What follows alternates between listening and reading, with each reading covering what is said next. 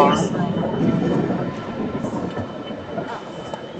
my goodness, I'm sorry. Because my foot was like covering it the whole time. I'm just gonna see if we listen to it. Okay, could you talk? Testing one, two, three. Testing one, two, three. Okay, you're gonna have to be closer. I can hear myself better than I can hear you. Yeah, you need to point it towards your mouth. Or is that this? That's this. Like maybe like on the this part. That's my Yeah. computer. Point it towards this part. Yep. Perfect. Testing one, two, three. Testing Just give me 1 second. I'm so sorry.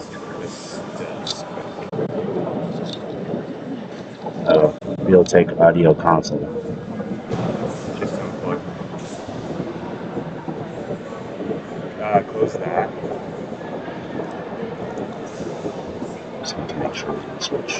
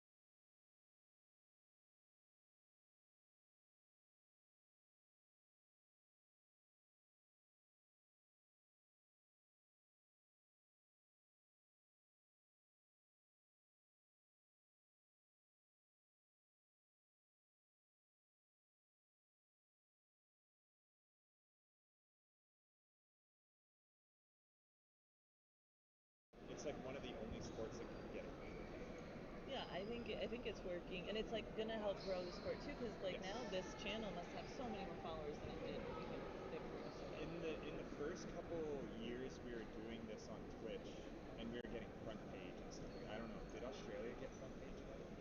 On Twitch, I don't know. I don't pay attention. A manager, Twitch manager, me. Hey Rosie, how you going? Alright. Oh, one of them.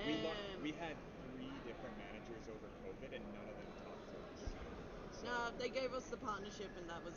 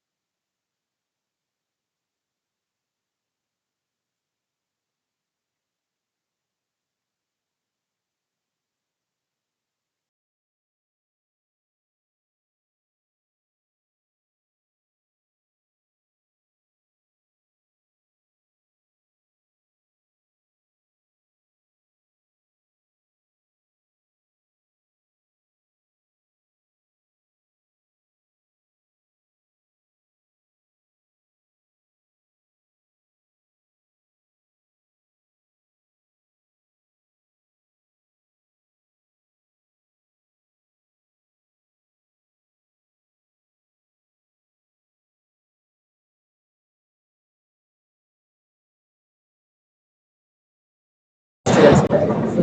Yeah, we're going. Well, I'm going to too. Yeah, yeah. So yesterday they went If all you the way speak, from I think that's this one. Where's the mic on? Test, test, test, test, test, test, test, test. Stop hitting things. They're Mitchell. Yeah. Yeah, that audio's going out by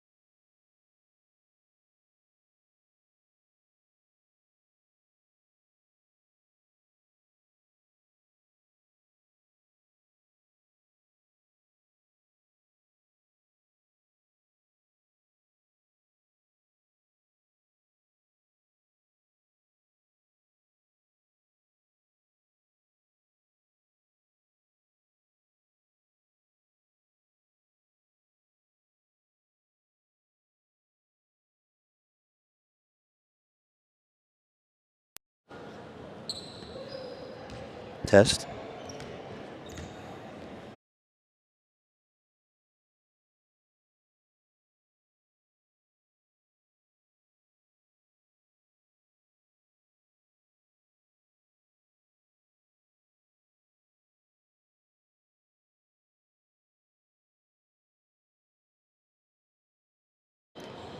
Go ahead. Testing 1, 2, 3. Testing 1, 2, 3.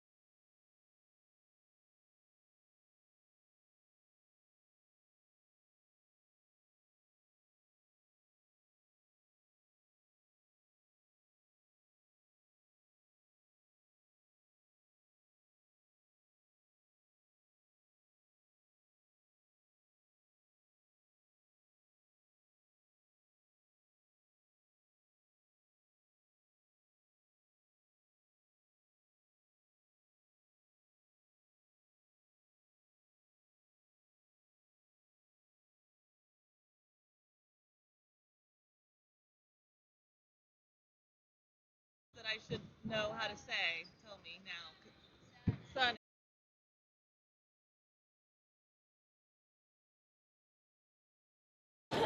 Let me look at them.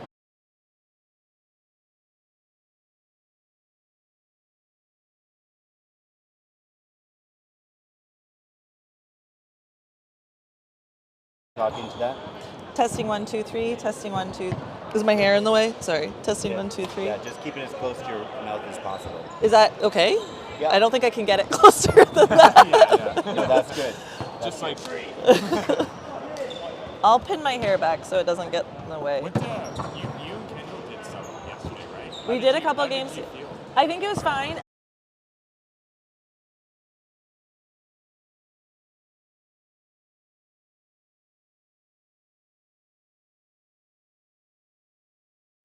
The chemistry was good, but I do think for like listening to it, it's more interesting if you have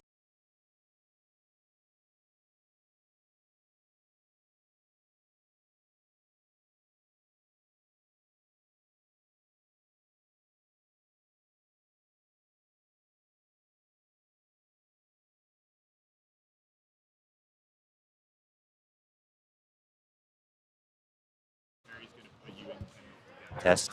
Test. Kendall's supposed to be doing this one with me. Okay. But I don't know if she is. But yeah, I thought our chemistry was good. I just don't know how interesting it is to listen to. But you would have to tell me that because you listen to us. Right. Yes. So like I think I also think if two guys have a very similar voice, it gets boring. Like but like Greg, for example, has an accent, so you know that one's Greg.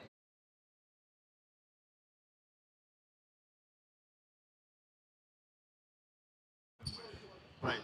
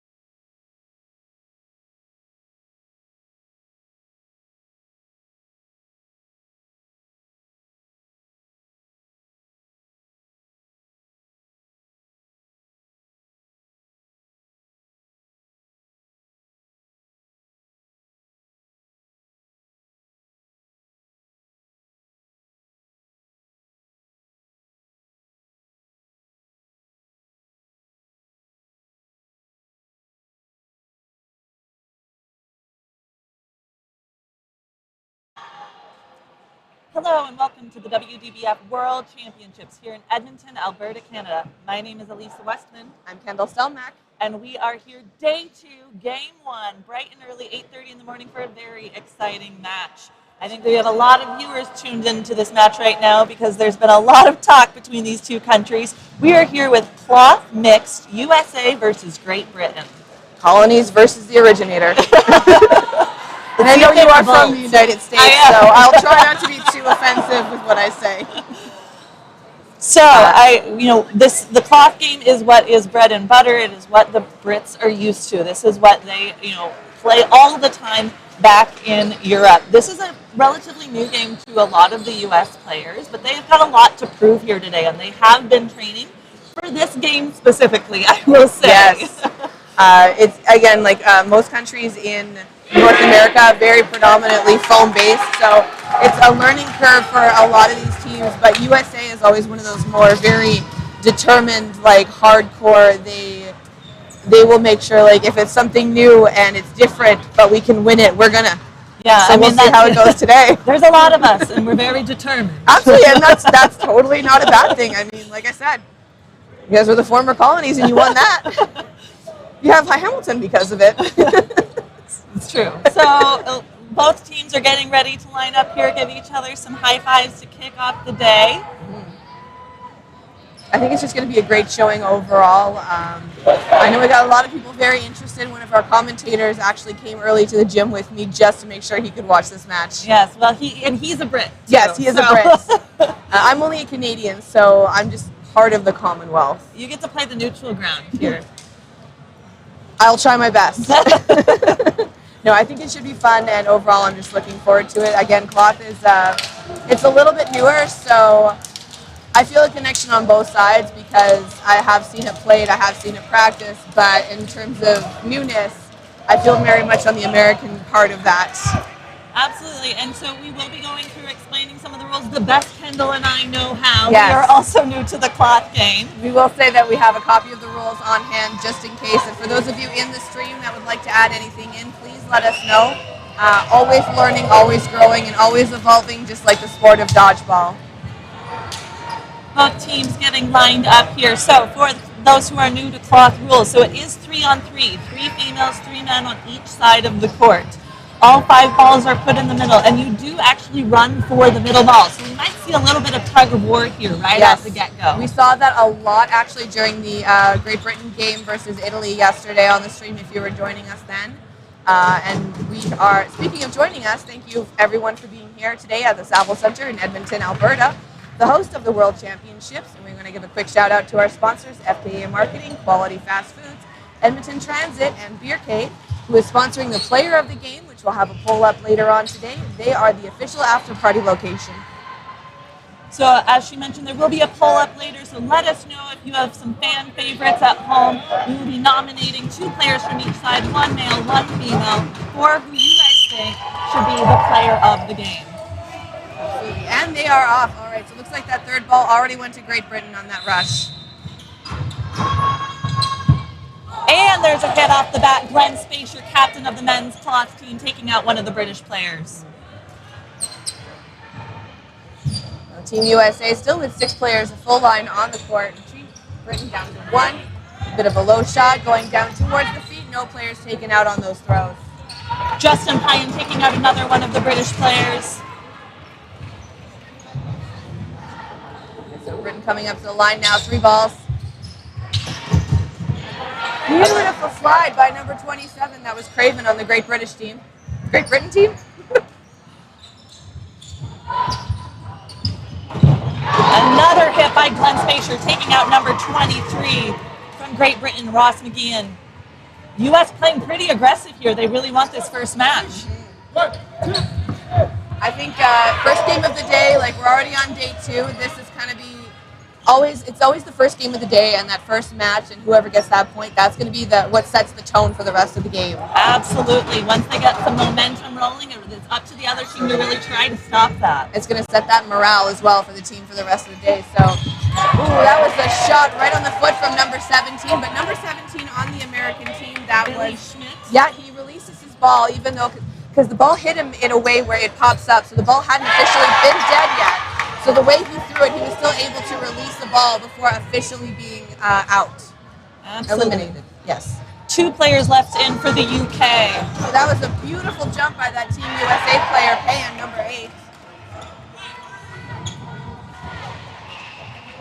We don't really see a lot of aerial moves, I find, in the cloth version of the game, but I think that USA, being more a foam-based team, we're going to see a lot more jumping and a lot more movement from those teams. It was a very polite shot from number 8. Yes, Speaking of which. that was a push pass from Justin Pyan.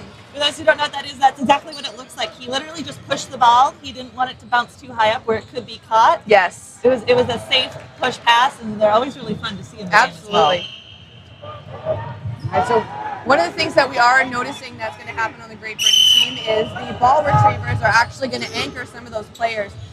So the one in the middle who runs up to grab that third ball, the ball retriever anchors his foot so he gets a little bit more of a push and leverage so he can rush faster to that ball. It's like a track move. Yeah. Dodgeball's a little bit of every sport, isn't it? You know, it's done so recreationally, so much. The dodgeball is still not a professional sport yet, so a lot of these people are coming from recreational sports, so they bring a lot of that experience and talent with them, and so it translates over, which makes every athlete very unique in their own way. Billy Schmidt walking off for Team USA. Great Britain with all 6 players still on the court. Yeah, Schmidt went down and they threw at him. He tried to get it back with his foot, but unfortunately just didn't connect. Justin Pyan walking off, number 27, Craven taking him out. So number 18 is a player that we're going to see on the Great Britain team who's going to be going into that neutral zone and up to the line a lot. He's got a lot of movement because he is one of the tallest players that I have seen. So his team is able to cover him so he can push the line in order to get that advantage for Great Britain. Absolutely. 3 players left on the court for Team USA. Glenn Spacier, Joanna Chen, and Nicole Chasen. Big catch by Nicole Chasen, bringing in Billy Schmidt. Absolutely beautifully done. And catching is one of those really essential things in the cloth game, especially with the way those balls are thrown. You do have to be careful because they are a little bit harder, so we don't really want to see any injuries happen. We're only on day 2. The medal matches are coming up. These are still the qualifiers. Good work by Joanna Chen there, holding back the British team, making sure they wouldn't charge the players without a ball. Yes. Smart play.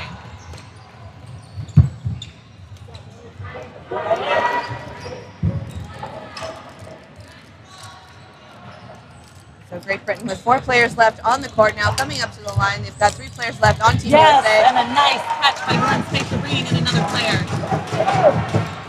That's going to be a huge bonus for Team USA, and we are still on this first set, ladies and gentlemen. Like, we haven't even seen the end of that 3-minute match yet. The referee's going to call it that there was a hit on Schmidt, though. 2v2. Both teams with balls in hand. Oh, 3v2, apologies. A little bit of a hard to see angle from the commentator's table right there on the USA court. So we are trying to make sure that we have the most accurate numbers of who is still there. And that's going to be that first set, and that is going to go to Team USA, I believe. Yes, Justin Pyan taking that as well. So Team USA takes first blood today. Once again, the colonies just sticking it to them. And those who don't know the cloth scoring system, each game is worth 2 points. That's why the U.S. is up 4-0 at this time. There are 3-minute sets. That means there's 3 minutes for a team to win a game. If they do not win the game, let's say there are 3 players left on both sides of the court, each team would get 1 point. So it is a very different scoring system than what we are used to seeing on the foam side of dodgeball. One of the things that we are going to notice, looks like there was a line call made by one of the line referees, so the refs are just kind of making, just kind of having a little conference to confer there. So one of the things that we are going to see that we do notice the difference between cloth and foam is the points. Like you had just mentioned, the way that it's scored. There are much higher points in cloth games versus foam games because foam is just elimination based on point. Cloth, you can get those points even if you may not have won the set, but if you have players still left on the court, your team will be able to get a point. Absolutely. And again, they were just conferencing about a line call. So these lines that you're seeing on these court, these white lines, outside of these lines are lava. You are not allowed to be very cognizant of where they are standing. So it looks like because that happened with Team USA, there was that line call on the opening rush. That middle ball, we didn't see it on the court, so it actually was given to the Great Britain team. So that was a little bit of an advantage for them because of that line violation. Justin Hines stepping off in that hit. Big throw by number 18, Johnny Day. And Johnny Day has been doing an amazing job all tournament. We've seen a lot of good throws from him, especially just with the his lateral movements and just being able to get across the court there. He usually stays up because compared to some of the other players on his team, it's only 2 steps for him to get all the way to that other side of the neutral zone. Last player left in for Team USA, Joanna Chen. This is her premier experience on the world stage, and she's been putting up a very great fight. So,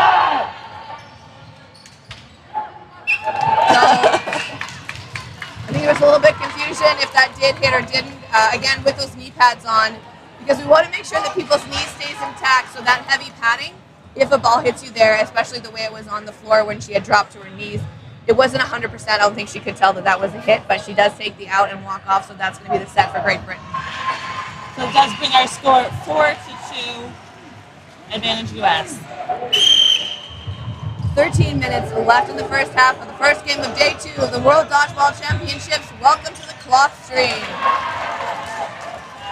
Honest out by Glenn Spacer. Yeah, The British team actually giving him a little bit of a round of applause for that. That's what we like to see. We like to see honest play. Lots of great sportsmanship in that cloth game. We've seen a lot from Team Ireland. We've seen a lot from Team Italy lately with all that sportsmanship. Kind of a thumbs up, way to go, good job, walking off, taking the outs. We've seen a lot from both sides too, where players like, you know what, that's an out, that was a good job, way to go. Like, I bow to your talent, kind of thing. We appreciate that because we're all friends here. We're all doing this recreationally to some degree. We want to have fun at the after party, don't we? Yes, and like we said, we've got 13 minutes in the first half, so we're going to pick those players. And in that second half, we're going to be putting up that poll for the Beercade, which is the official sponsor of the after party. It's a great venue. I happened to be there for the 2022 Canadian National Championships because it was here in Edmonton. So I already know all of the games that I will be playing at the end of this tournament because it's an arcade with alcohol. What's better than that? Looks like the coaches and the refs coming together. They have been disputing a call made.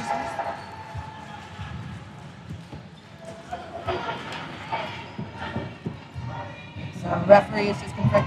Again, I want a big shout out to all of the volunteers making this possible today, especially those referees. There's a lot of tough calls that need to be made.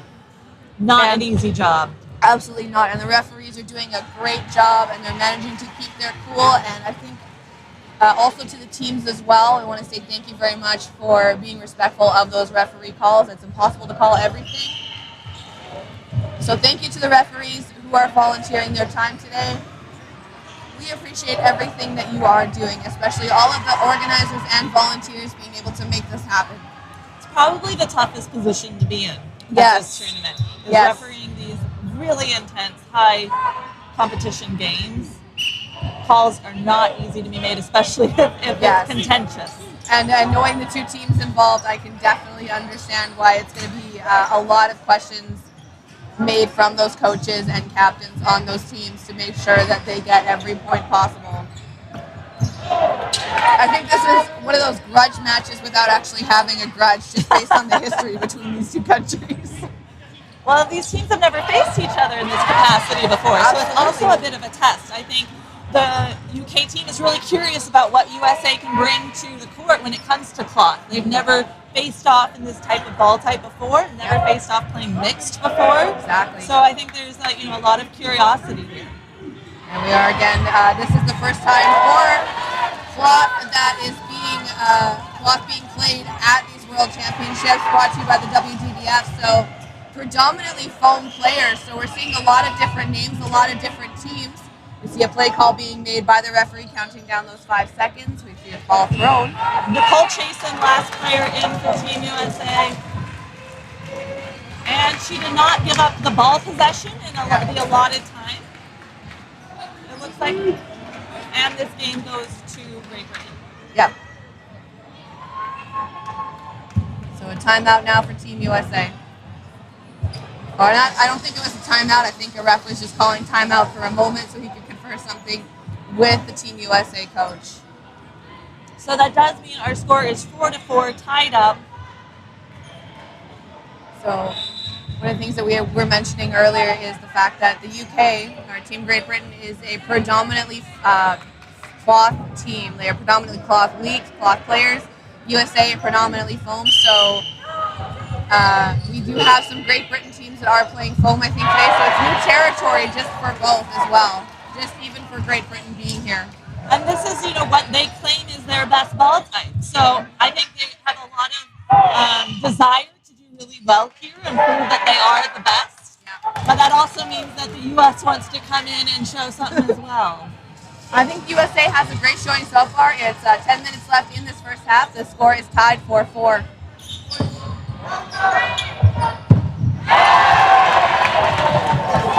Once again, Team Great Britain, Johnny Day taking those hits. He has got an amazing windup. It's almost like just the wingspan on him alone, he is able to really launch those balls. So he doesn't have to move too far around on the court, but he does push the line for his team. Absolutely. 3 players left on the court for Team USA, Jessica Sexton, Nicole Chasen, and Glenn Spacer. Ref calling that one safe. All right, so they're coming up to the neutral zone line right now. Catch and a hit by Day. So it did look like that catch was good. So he got a catch and out. So he brought in one of his players, but he is stepping off. So that's why there are 5 players left on the court for the UK. Yeah. Day going down, catching that ball, but that second one connecting with him right in the face. And that is one of the rules of cloth as well, is placing that ball down on the ground. You cannot pass it to a teammate. You place the ball in front of you and exit the court when you are eliminated. Oh. Nice push pass by Jess Sexton. Very smart play there. She was getting charged and she just went right for the knee. Absolutely. That was a very smart move. It gives you more time to be able to retreat back to your corners, and then they have to throw a little bit harder because you two are able to dodge that a little bit. Unfortunately, she doesn't make the connection, but that was a really hard one to be able to dodge. She had 3 of those Great Britain players coming at her. She was the last one on the court. She did retreat back to that line. She was trying to make sure she was dodging those balls, but maybe being able to get a catch. Unfortunately, it just didn't happen this time. But great move strategically from her. Absolutely. So Great Britain does take the lead here, 4-6 in their favor. About 8.5 minutes left on the first half.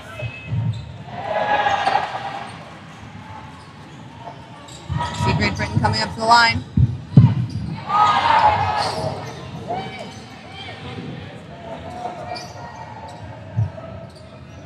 This is going to be a very intense matchup throughout the day. A lot of things are changing up, a lot of hits being exchanged. Marchbank swatching off the court, Glenn Spacer making a connection, leaving 3 players left in for the UK. Yeah, lots of hits being made very quickly after those opening rushes. Very determined effort on both sides that we're seeing. Pregame coming in, taking out a player on Team USA. A beautiful shot right in the knees as she was going for that jump. I do feel bad though because it looks like she's injured. On Team USA, yeah. Did that happen recently? It happened during training camp, Oh, unfortunately. no. Yes, so that would be... It sucks that it happened, but good thing that it happened here because we have free healthcare. Emily Farrell from Team USA did hurt herself during training camp, but it was a finger injury on her left hand, which is not her dominant hand, so they have wrapped it up with an ace bandage so she can commit here. It does look good. It does look safely wrapped up, and I wonder almost, I know she's probably not going to use that hand, but you have to wonder if there's a little bit of an advantage being able to just kind of have that ball being held on there. It gives you a little bit more leverage. Absolutely. Glenn Spacer taking out one of the 2 UK players, giving the advantage to the U.S. 2-1 on the court. Heidi Chow left in with him.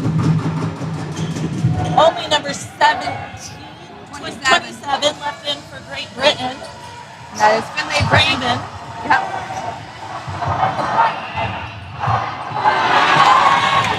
1v1, Glenn Spacer and Craven battling it out. Crowds are excited here in the gym at the moment.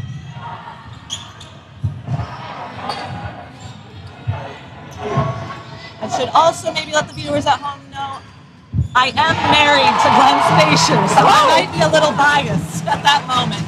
And he did make the connection, taking 2 points for the U.S. Well done. Good job, honey.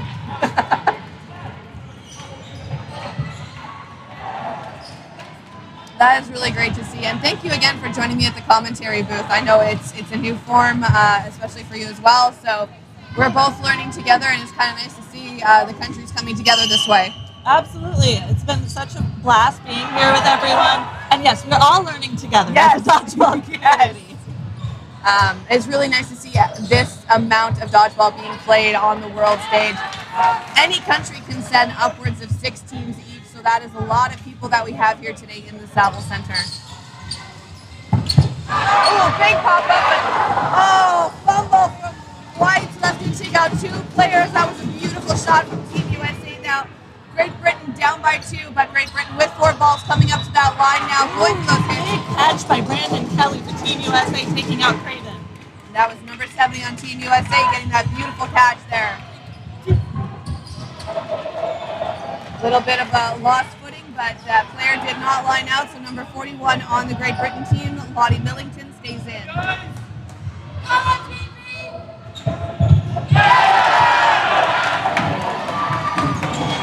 British fans are pretty excited about that one. Bringing this 4 players on each side of the court. Big catch by Jess Sexton, bringing in another player, Casey Moses, stepping onto the court. 5v3, advantage US. We're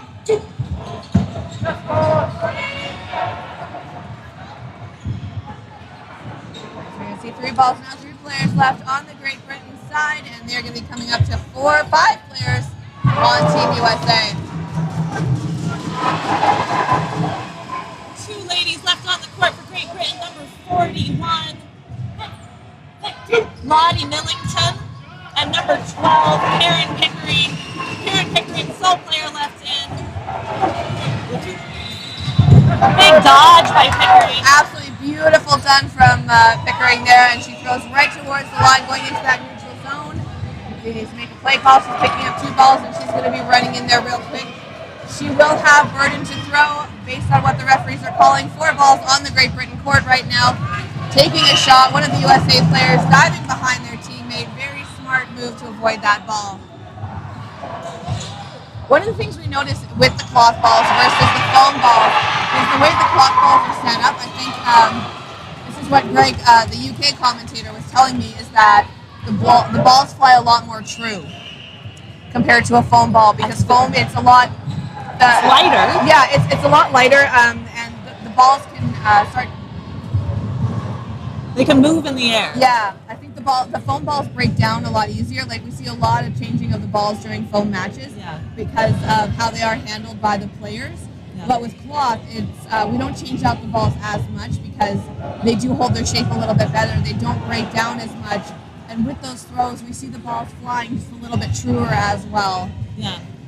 Consistency and how much air is put into the balls as well. Which makes it a lot easier for that line of sight, so those players can get those catches. We do tend to see a lot more catches with the cloth balls. I know we see a lot of catching in the foam game as well, but not a lot of catches are made in cloth outside of your catching area on the body. Compared to foam, there's a potential of being able to reach for a catch, but with how heavy some of these foam balls are, that can result in a lot of finger injuries. Absolutely, yeah. My husband likes to say that foam balls can float. That means they can move in the air as they're coming at you. Makes it really difficult to catch. Whereas these cloth balls, like you're saying, are really like an arrow. They're really coming at you, which is why you're seeing some push passes. No one wants to make it super catchable for somebody. If you get the toe shot, go for the toe shot. Speaking of floating foam balls, I think it was a game yesterday that I happened to catch. It was Team Malaysia versus Canada. and there was just an amazing cross-court shot made by a Malaysian player, and it just sailed across the court so beautifully that Team Canada player did not see it coming. And even as a Canadian, I couldn't deny that was a beautiful shot from Team Malaysia. All right, here we are. Score 8-6, advantage US. Both teams lined up again. 3.5 minutes left in the first half. Both teams definitely playing very smart. We're not seeing a lot of height in. We're not seeing a lot of change in those numbers on the score. It's being very consistent. Both teams making sure they get as much time in as possible. Looks like Billy Schmidt walking off the court for a back line call. Like we mentioned, those lines are lava, so if you accidentally step over, you are out. Definitely a lot to take in, especially when you're coming to a new gym. It may not necessarily be a floor that you are familiar with, so it can change up how your equipment works. Like your shoes might be a bit slipperier based on the type of floor that you see. So it's always interesting to see how those international teams do adapt. Definitely.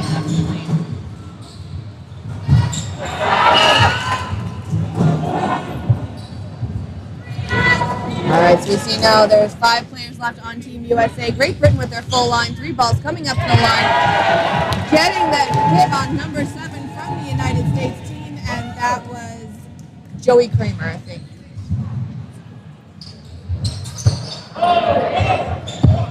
All right, so we see Day coming up to the line again. Day taking a shot.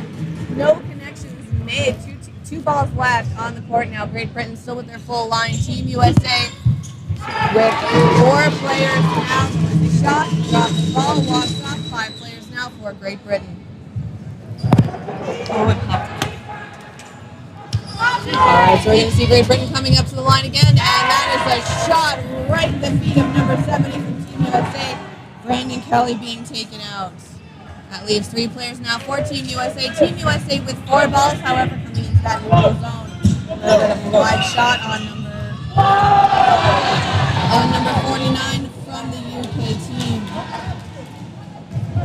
UK fans are really excited for this match. You guys might be able to hear them at home. Every single play there is cheering happening. And cheering happening for a hit right there, taking out Casey Moses from Team USA. Oh, and it looks like we might have an injury.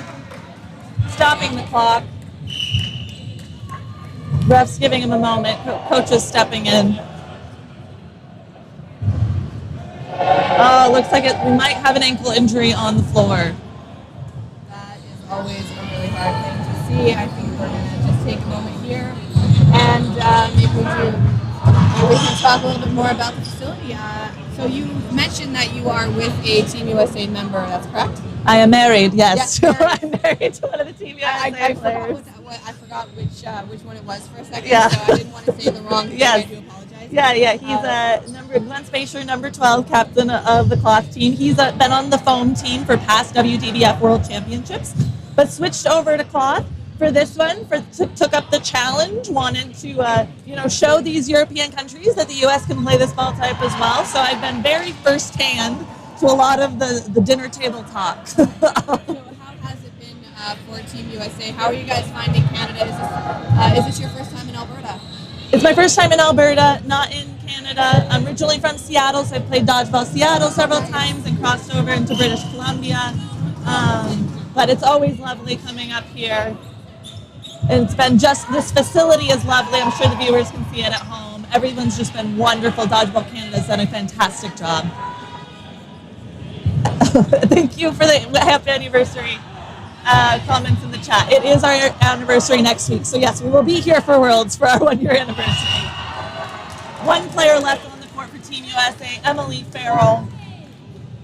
Jenny Hodge just stepping off. There are 5 players still left in for the UK.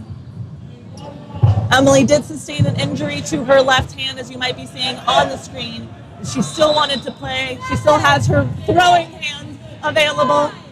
See if she can make a catch, pull something off here. Reminds me of like the highlight thing for Bandage. Yeah.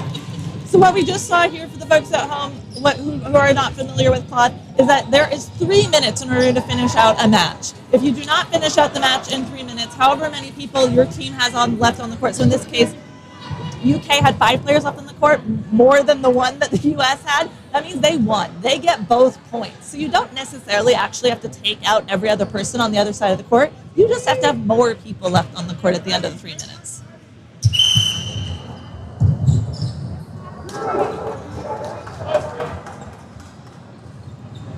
And we are tied yet again here, 8-8. They're keeping it really exciting for us, Kendall. We wanted a good dodgeball game and we got it. Ah. A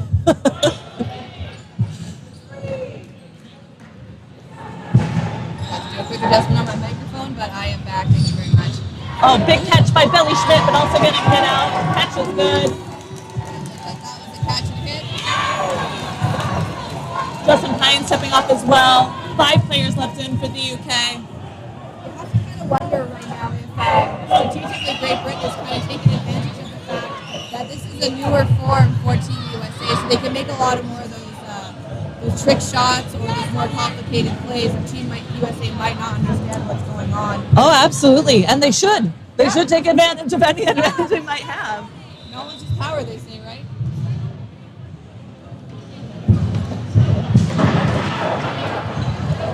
Yes, they absolutely should. And that's what we're going to see here in this first world with both of these ball types mixed for the first time. These European teams are coming in with more experience, more strategy with this ball type, as they should. Here, USA, that was a beautiful dodge by number 7 on the USA team. It looks like it's just 3 of their women's players left in the mixed cloth division. Great Britain still with a line of 5 players now coming up into that neutral zone. That was a beautiful block by that Great Britain player. I think that was number 48 on the team.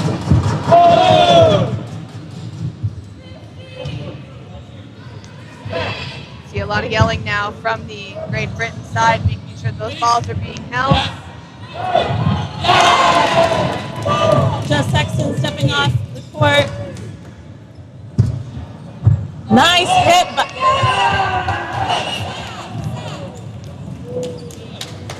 think a little bit of a hardy foul there from that player.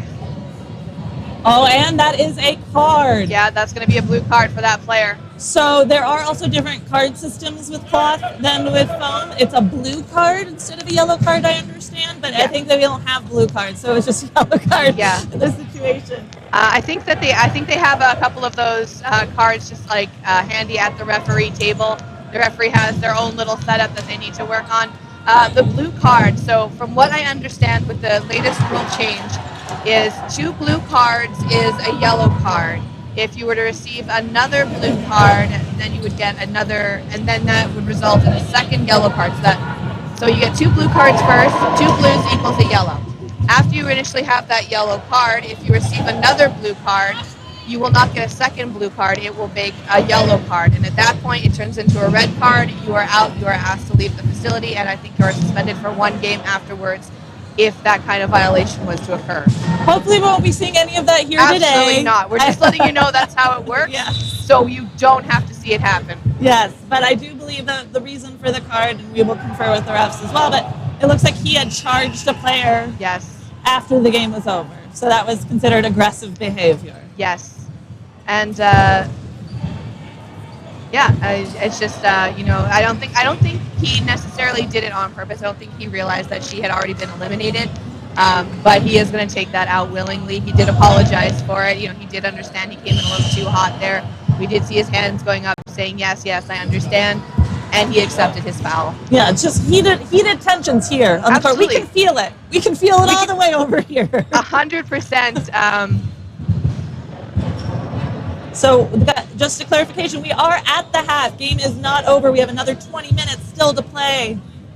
Score 8-10 in favor of Great Britain. But again, a lot of dodgeball still to go. This is about as neck and neck as I think I've seen any game in this tournament thus far. Absolutely. Especially because of that long history between Great Britain and Team USA as well. Just with the 2 countries, this is definitely going to be one of those matches that everyone is really looking out for.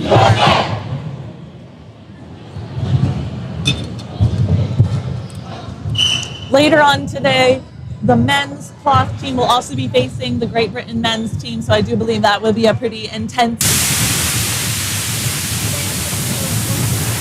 watching right now, do tune in later today. Yes, and Schedules are available online and on Instagram.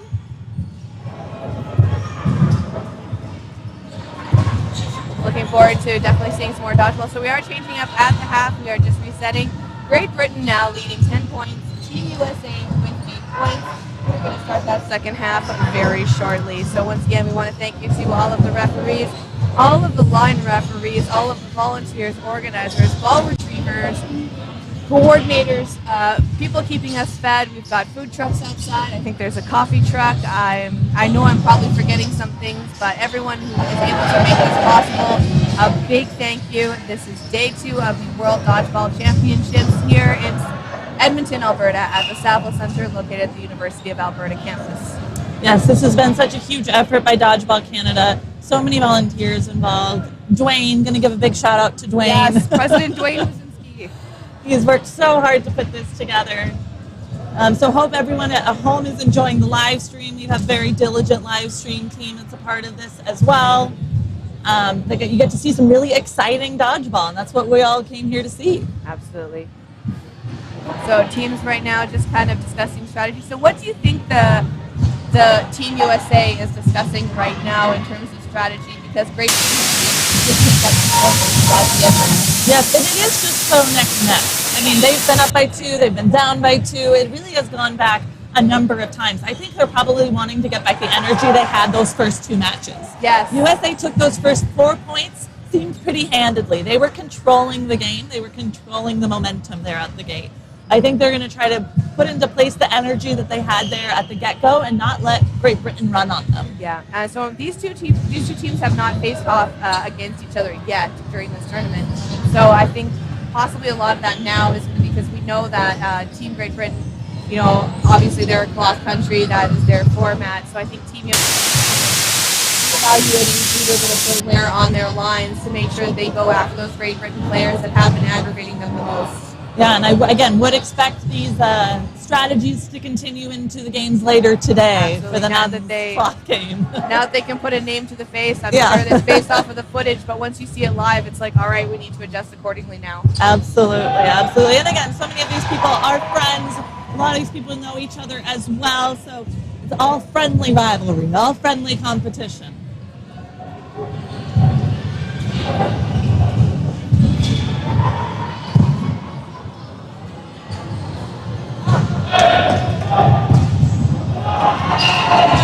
So do let us know who you think the player of the match should be. Beercade player of the match will be putting up a poll of 1 male, 1 female from each of these countries' teams for you to vote on who you think should win the $10 gift card that will be used at our after party, and also we'll be doing a player interview following this game with the player of the match.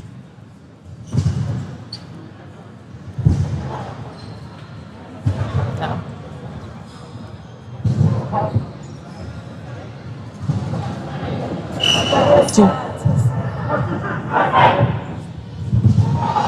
Alright, so it looks like the referees are just having a chat right now. Team Great Britain going, resetting, getting ready. We are going to start that second half very shortly.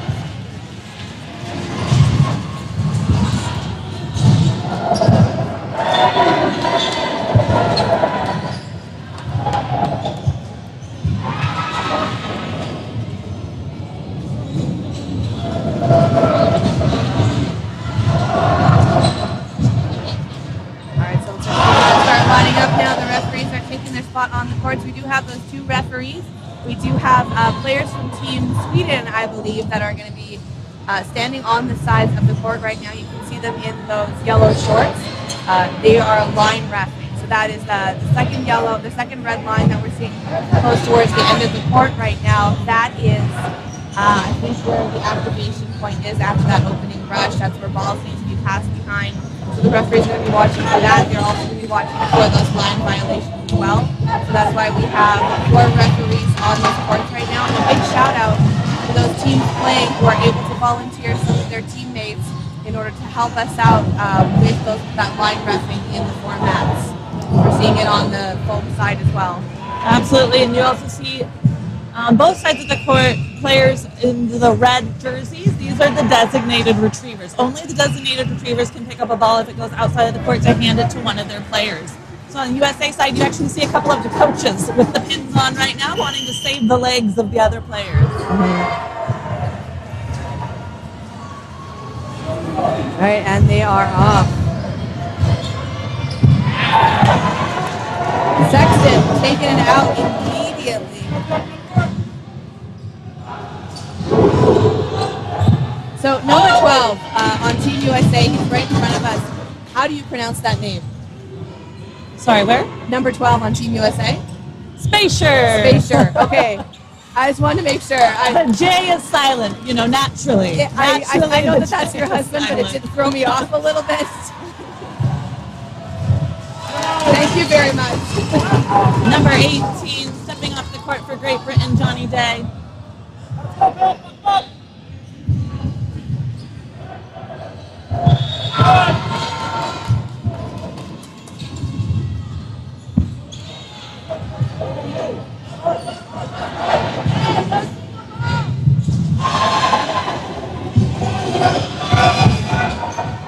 Nice catch by Billy Schmidt, ending that first match pretty handedly, now tying up the score 10-10. This is exactly what we were talking about at the half. U.S. coming out, controlling the pace, taking that game quite quickly.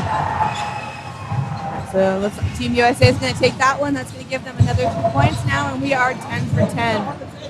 So it is a tied game right now. We do see that they're making sure the ball retrievers do have those lines on the pieces of tape that are on the court right now. So we do see the center line, the balls are spaced out evenly, and there are little pieces of tape on that center white line to make sure the balls are placed in the correct spot. And they're off.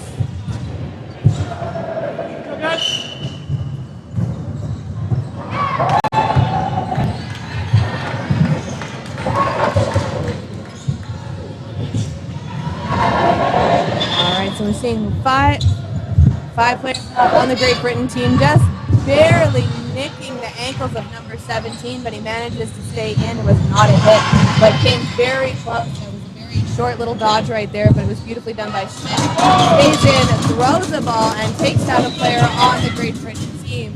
Well done, Schmidt. Big hit by another hit from Team USA. Johnny Day still in. Day takes out Schmidt, though. It looks like there's going to be a little bit of back and forth between Schmidt and Day. I think those two are going to be major contesters throughout this match. I mean, those are some big arms on both sides. Yes. So those players have some big arms you got to look out for. Definitely helps.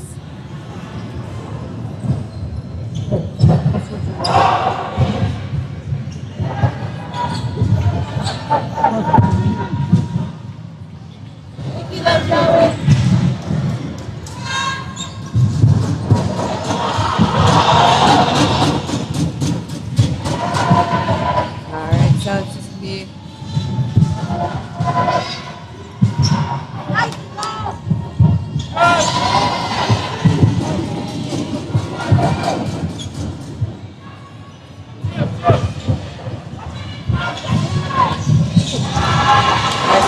left on Team Great Britain now.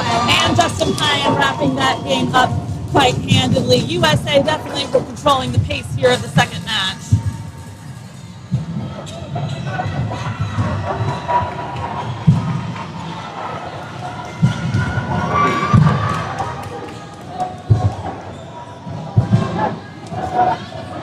All right, so we're going to see another lineup happening right now. Not a lot of difference on the lineup based on where Team Britain is. Day still staying in that corner. See the rush from Team USA now. And Team USA gets that third ball, so Team USA is going to start this one off. 3 balls in. Taking out Schmidt right away. That was a great job by number 8 on Team USA. And that was Justin Pyan. Pyan, thank you. Justin Pyan has many, many years of experience in this sport, all different ball types. This is not his first time on the U.S. team, but of course, everyone's first time playing this ball type. Yeah, that was his second hit just now, and it was just skipping towards the line. He enjoyed every moment of that throw.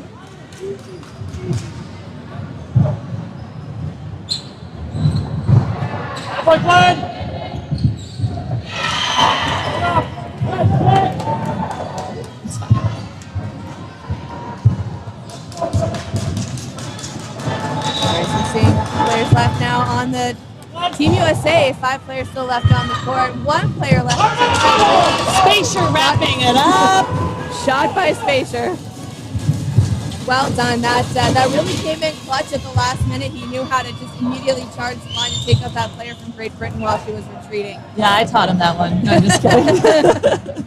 I mean, he's not here to say otherwise, so take all the credit you want, Lisa. He can't defend himself.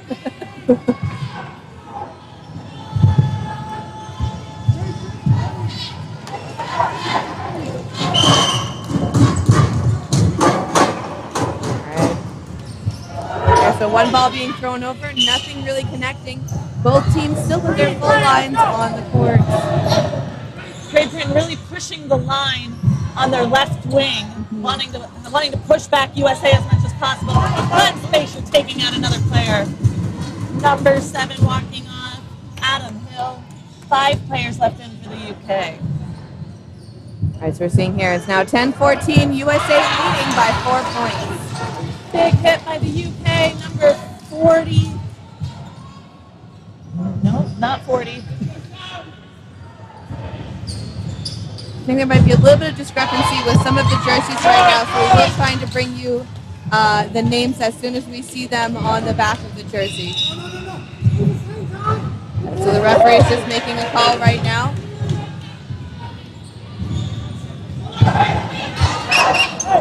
Yep. Referee's just taking a moment right now. They're just trying to figure something out.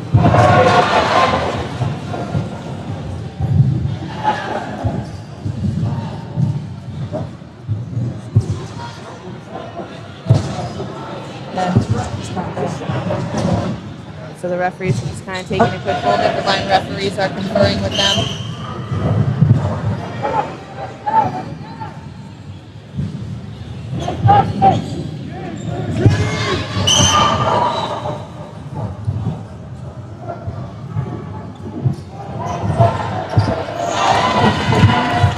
All right, so it looks like we're going to get those votes out shortly. We're just writing down our picks for the Beercade player of the game, Great Britain. Right now, with 4 players left on the line, coming up to that neutral zone, taking a shot. Looks like number 12 from Great Britain, Karen Pickering, being taken out in the ankle. It's a great shot by the Team USA players. All right, so Team USA coming up again. Huge jump by number 27 on Great Britain. And that was Craven. 41. One of the team captains, that is Lottie Millington.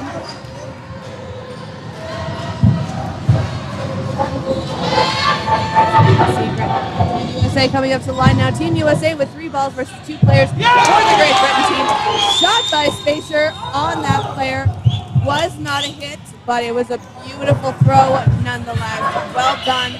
A lot of athleticism from these Team USA athletes with their first international outing with cloth. Great Britain's really trying to take out 1 player right now to at least tie it up so it is 1-1. USA just needs to stay alive for another 10 seconds. Yeah. So at this point, it's pretty much Spacer versus Craven. They are just throwing shot for shot at each other.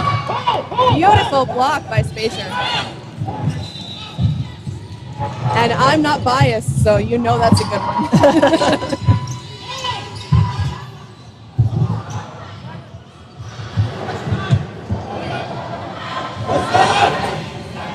All right, so we're going to see Jess Craven left in the court now.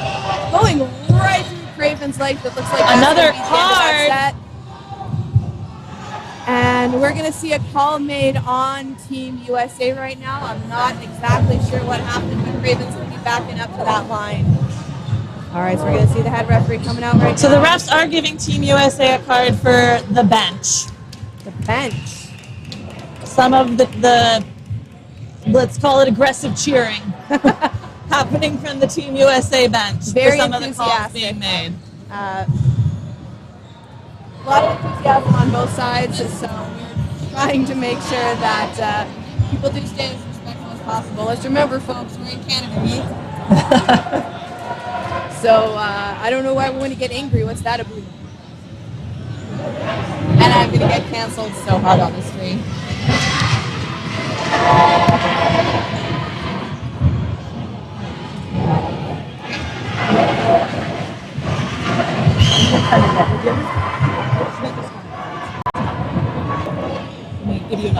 once again, thank you to those of you who are joining us here today at the Saddle Center in Edmonton, Alberta. This is the World Dodgeball Federation Championships. This is Team USA versus Great Britain. We're just having a little bit of a conference between the referees and some of the coaches for the two teams right now. Thank you so much for joining me on this chat. I am joined by Lisa Westman. We are just coming up with our player picks for the Beer Cave player of the game. So for those of you who are in the vicinity, Beer Cave, it is located on White Avenue here in Edmonton, Alberta. It is not only a bar, but it is an arcade as well. They have a lot of games there. Official sponsor of the after party. Some of the sponsors we also have today are FKA Communications and Marketing, Quality Fast Foods, and the Edmonton Transit Service. Thank you again to all of the hotels that have been hosting these athletes, the Airbnbs in the area as well. Lots of people here today to enjoy some dodgeball in Edmonton and the great shuttle services that have been provided by Edmonton Transit. So it does look like the teams are lining up again, and that last match should have gone to the U.S. because it did time out. The 3 minutes timed out. So that is why the score you are now seeing is 14-12, USA advantage. And now the Beer Cave Player of the Match poll is up on Twitch. Please let us know who your favorite player of today's game is, and we will do a player interview with them following this match. We've had some really amazing hits and catches from both sides. So please let us know who you guys think the player of the match is. All right, so we are going to see there's a little bit of a spelling mistake. Johnny Day is actually not a member of Team Great Britain, but it is Johnny Day. So maybe we'll get Johnny his payday. So that would have been my poor handwriting again. That's all good. I'm just letting those of you at home know that these are the correct athletes that we are going to be voting on. So it's Johnny Day, Lottie Millington, Len Spacer, and Nicole Chasen. You see in the chat here, Johnny Payday. That's going to be his new official nickname. I mean, that's a pretty good nickname. You know what? That's a pretty good sports nickname. Yeah, I mean, we are here playing sports, so getting one of those nicknames from the chat and something little like that happening is definitely one of those big clout moves that they're going to take up for the rest of the day. Johnny Payday. I mean, I don't know why he wasn't already called Johnny Payday. Like, he's been making it rain with those balls on Team USA. He's making Team USA work for it. Seemed like a missed opportunity from Great Britain if they weren't already giving him that. Well, Team USA, or Great Britain is going to be reviewing this game later on. Hopefully the rest of the team hears this, and they're going to start calling him that. And then maybe buy us a beer at the Beer Cave later for coining that great term. So early in the day still, this is only our first match of cloth of the day. This is USA versus Great Britain. We have a lot more games coming up next throughout the day. It's going to be a fun-filled day of dodgeball. Next up on the stream, we have Great Britain again. And they're going to be facing off against Italy, and that is going to be the women's cloth division. Yes. So it does look like there is still some discussion happening with the refs. Yeah. We'll give you guys an update at home as soon as we hear, but they are still conferring. Yes. There's a lot that goes into games like that. So again, thank you to the referees who are making the calls and who are doing the best darn job possible. All right, so one more time. My name is Emma Stomach. I've been joined by Elisa Westman, and this is World Dodgeball Championships 2022.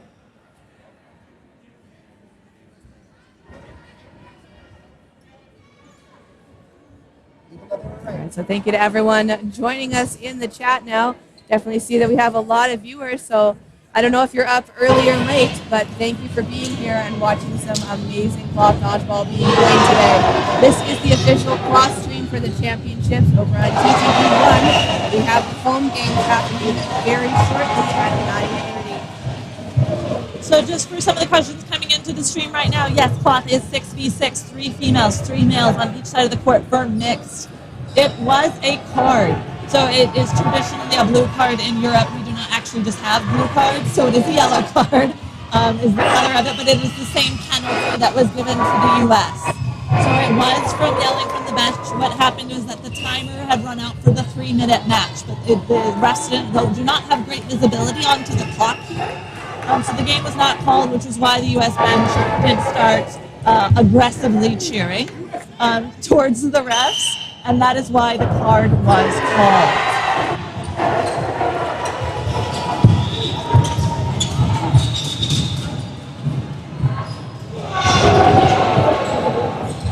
All right, so we're going to see some gameplay here. So Schmidt going for that hit, but that's going to be out anyway. So number 12 from Great Britain. Microsoft, that was Megan White.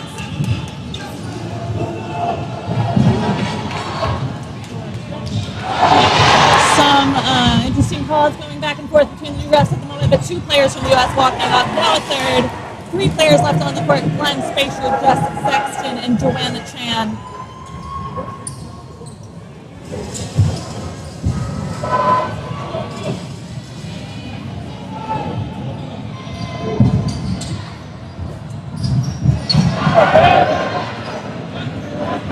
All right, so we're seeing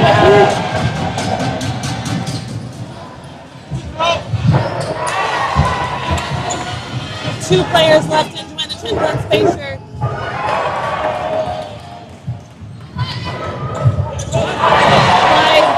5 left for the UK. Or Great Britain, pardon me. Glenn Spacer, sole man left in. And the crowd is excited. I will do my best not to cheer. Andrew gets a catch. That was me holding it in all fairness. all right, so we see 2 players left now for Team USA. Brings in Billy Schmidt. Billy Schmidt trading, taking out one of the Great Britain players. 3v2. It looks like it's only 3v1 now. 3v1, excuse me. That's okay. A lot happening very fast in this game. Lots of fun. That one's going to take out Spicer, so that is going to be Spatial. So that is going to be the point now at the end of the set. It's going to go to Great Britain. So that does tie up the game 14-all. Very close game. About as close as these games can get. Just over 9 minutes left on the clock. A lot of dodgeball left to play. Still have 9.5 minutes left on that stream clock. All right, so we're going to see now that the score does change. I'm not too sure what the referees are chatting with the Team USA representative, but it looks like they are talking something out real quick.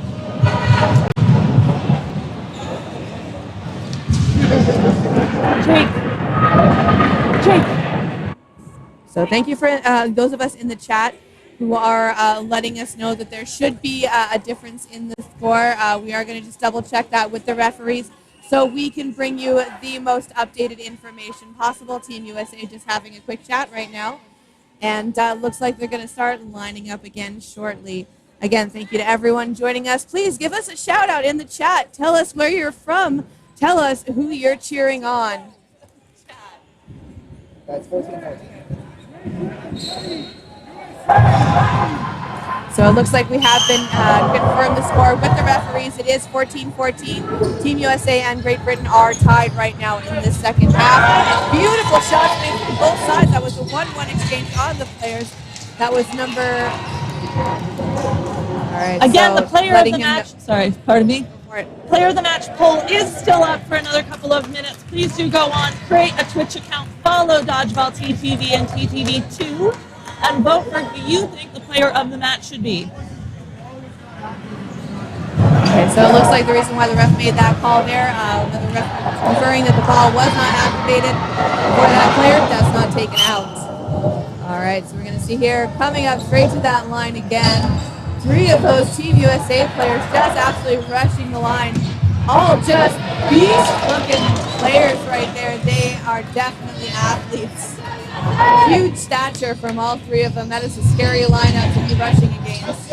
Beautiful block by Payan.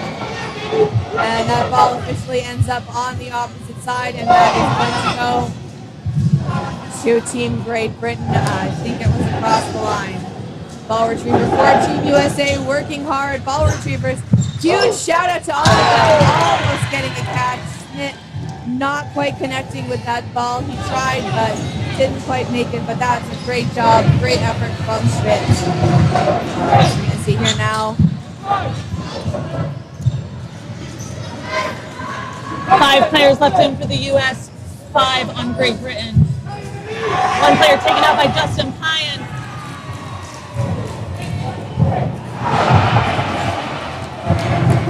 All right, so Team USA now, 4 balls coming up to the line, taking shots on that player on Great Britain. That is number 27. We are seeing him being mentioned a lot right now. He has been taking a lot of the shots for his team. Now that Day has been removed from play. So that was a double out. Catch just slipping out of Spacer's hands and hitting Sexton on the way out. Well done.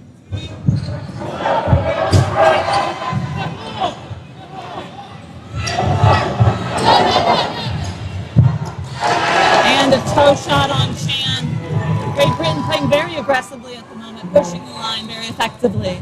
Yes, that's Craven coming in hard, making a lot of those shots, and that is another hit for Team USA. Looks like they still have Justin Pyan left in. And he's a fantastic catcher, so they should not underrate that at all. Absolutely not. He has been playing a hard game. He has been rushing that line very fast, and he's doing an amazing job right now. Lots of athleticism from those Team USA players. Again, brand new format for them, but they are having a great showing right now against Team Great Britain, who is a predominantly cross country. It does look like Justin is trying to bait that catch at the moment, waiting for the right one. Mm-hmm. He wants to bring in one of his players back.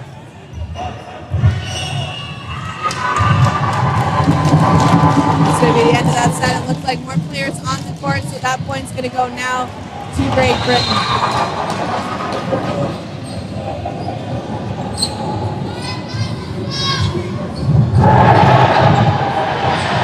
Just over 6 minutes left on the clock. Great Britain up by 2 points. About as close of a nail biter as games can get. We are coming down to the line. We only have 6 minutes left in the half. Team USA versus Team Great Britain. Anything goes almost. We've seen a lot of heated rivalry starting to happen during this game. It's been a very intense match. Both teams playing so well during this day.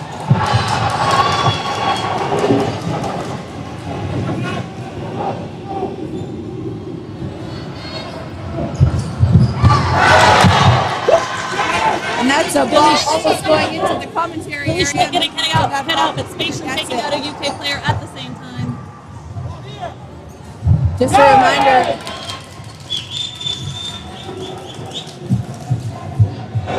Three players left in for Great Britain. Let's see if these ladies can make something happen.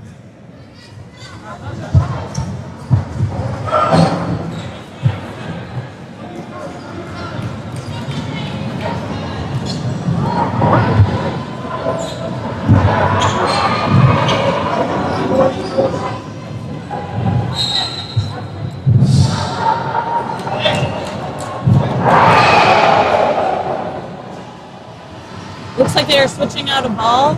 There might be an issue with one of the balls being deflated a bit.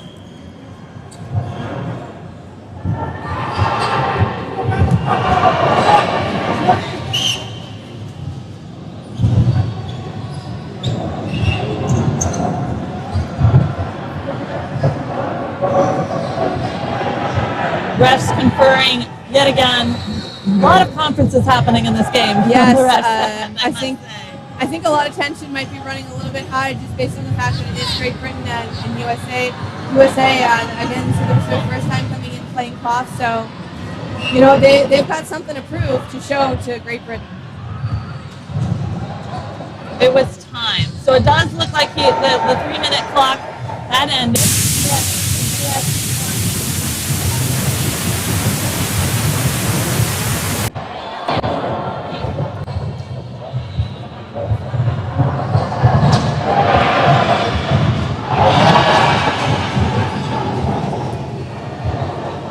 All right, so we do see the referees just chatting it out right now. They're talking with one of the players.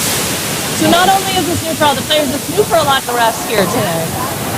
So this 3-minute set clock is rather confusing for those of us not from Europe. The neutral zone, the 5-ball rules, the play calls, the illegal faith throws, all brand new terminology that we've been learning. And we're still only on day 2. I was lucky enough to sit in with Team Australia during one of their practices. Really enjoyed chatting with them. They helped me go through a lot of the rules. We do see that on the opposite court on the stream, those yellow and green jerseys that we're seeing in the background, that is Team Australia, and I believe they are playing Team Mexico right now. I'm not sure which teams those are, but we are seeing some other matches being played in the background. Right now, here at the Salvo Center, we actually have 12 full courts of dodgeball happening simultaneously. It is very loud in this gym. Not to mention there's a lot of spectators up in the stands. This is, we have the stands behind us as well as the second level of the gym where players can look down onto the courts. So the cheering section is possibly a lot larger than some people might see. Definitely. And what does happen occasionally is the games are delayed due to situations like we're seeing right Absolutely. now. So if you join back in later today, if we are running a little bit behind, just do stay tuned. We'll announce as games are being scheduled and when they're planned to start. Absolutely. But keep it tuned here to Dodgeball TTV2 for World Championships for the cloth stream all day. Got by Team USA, not connecting with it. No players are out. 3 of the women players remain in for Great Britain. 5 players still on the Team USA line. Blocked by Sexton. Sexton drops the ball, walks off. Still 3 players left for Team Great Britain. One of the players accidentally kicking that ball towards the retriever, but it goes into the stands. But the players are okay with it. They understand why she did it in order to keep that ball on her team's side. Great Britain coming up to the line right now in that neutral line, throwing and taking out that player. Pass from Great Britain off of Spacer. 2 players left now on Team USA. 1 player revived for Great Britain coming up to the line to throw. And this is just how fast Yes. momentum can swing and momentum can change in this game, especially a catch is so massive. Not only does it take out the thrower, it brings in one of your own players. Nice to see another ball coming up again. Oh, that was a great shot by Payan there. Payan taking out one of Great Britain's players. Payan has been playing like an absolute Taking out another one. Bringing it back to 2v2. About 15 seconds left on the set clock.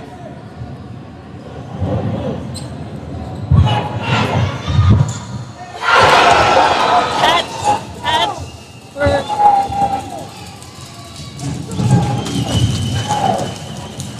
Payan did get a catch there, so that means he did take out one of the players right before the set clock ran out. So U.S. does take the 2 points for that game. All right, so we're now going to see 16 and 16 again.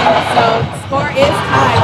Tied up. Left in the match. Great Britain versus Team USA. You can hear it in the gym right now. Looks like the match is over on the far side of the court. So now Team Australia is joined in watching behind the stands. Don't blame them. This is an exciting game. Absolutely. Literally coming down to these last 3 minutes. This last 3 minute set. The crowd is in. We're starting to hear that USA chant. USA chanting, Great Britain chanting, Billy Schmidt getting hit, jumping off the court. Yeah, Schmidt going up for a jump there, but unfortunately landing on that back line.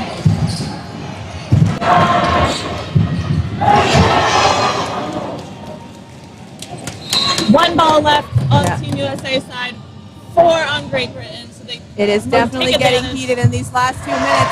A beautiful hit from Team Great Britain. Great Britain still with a full line of 6 players. Johnny Day actually now just walking off. I'm not sure what happened there, but that is going to take them down to 5 now. 3 catch by number 12 from Great Britain. That was amazingly done. And that was Karen Pickering getting that catch. That's going to bring Day back in, actually. He's going to take out another player on that side. Number 70 on Team USA. He is just dodging everything being thrown at him. That's Brandon Kelly. He's doing a great job.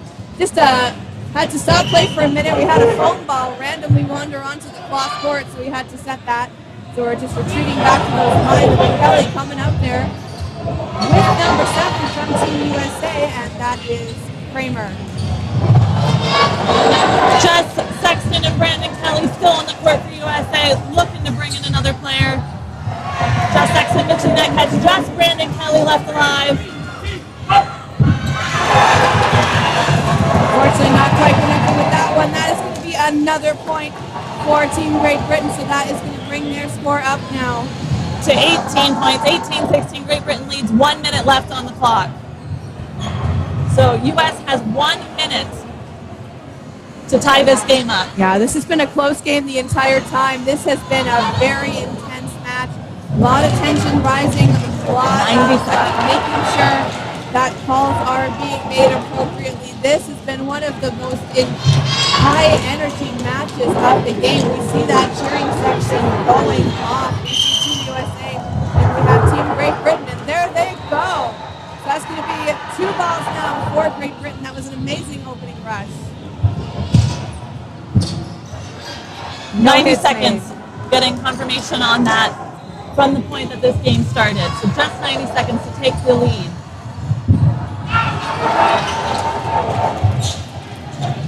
One of Great Britain's players walking off Craven.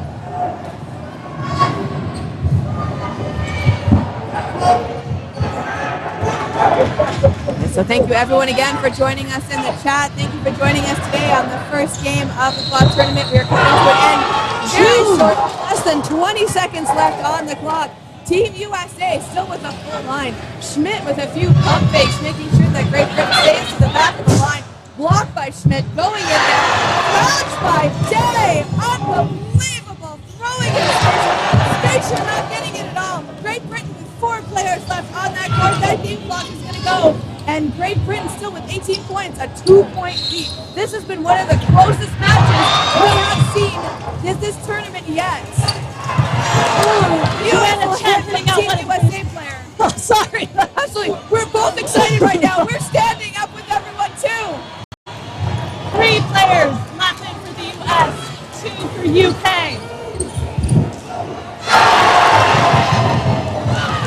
That is a catch by Great Britain. And that's going to be the end of it. All right, so we're going to see here, the refs is conferring real shortly, but I think we're going to be able to call it that as a win for Great Britain. So they're going to take that one. But you know what? Even though Team USA did lose, I want to give them a huge round of applause because this is their first time out with this format, and they made Great Britain work for it every second. They played fantastic despite this outcome. Absolutely, and again, this is still round robin, folks. These 2 teams can absolutely face off with each other in bracket play, potentially in a medal match. That was about as exciting as cloth matches come. First time these teams facing off each other. If they do go head-to-head again, I expect it to be just as exciting the next time around. Absolutely. So if you guys didn't see at home, we did have a winner for our Beercade Player of the Match. It is Johnny Day.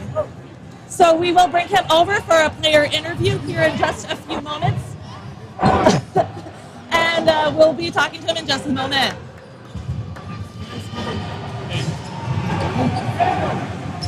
Is it just the one?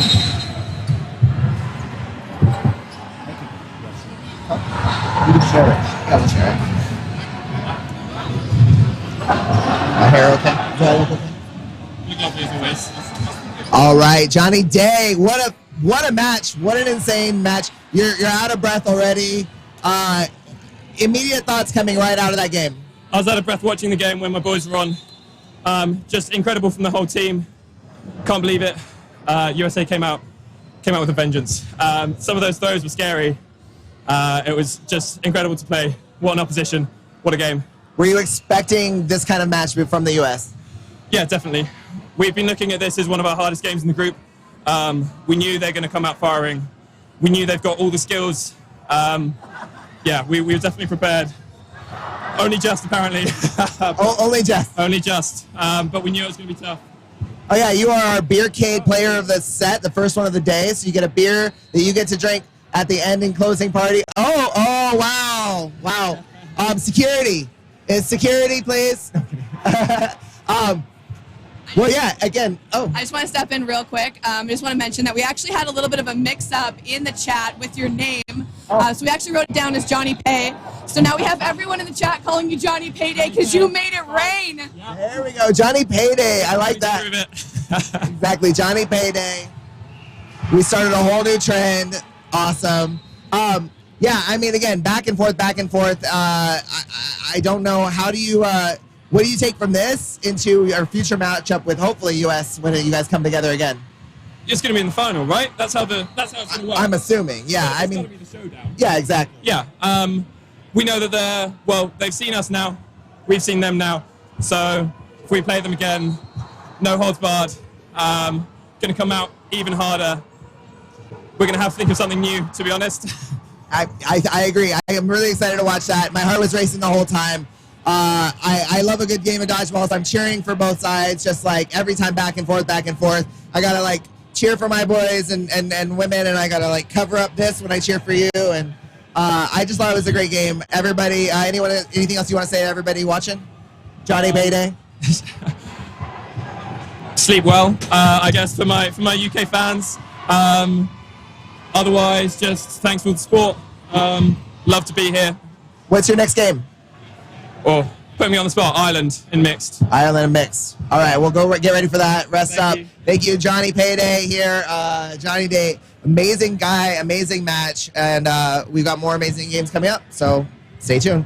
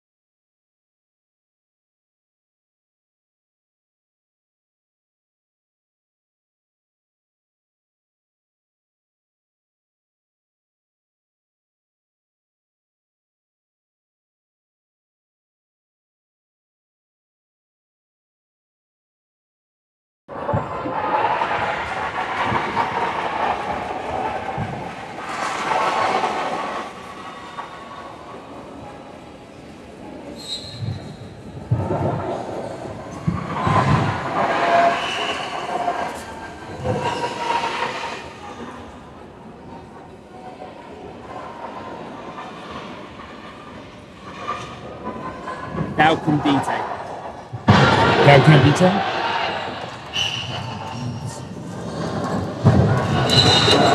Good morning, ladies and gentlemen. Maybe not good morning from wherever you are, but it's certainly a good morning here. We're back at the 2022 World Championships. My name is Greg Whitehouse and I'm joined by... I'm Bill Fisher. Ready for this game? We've got an exciting game ahead.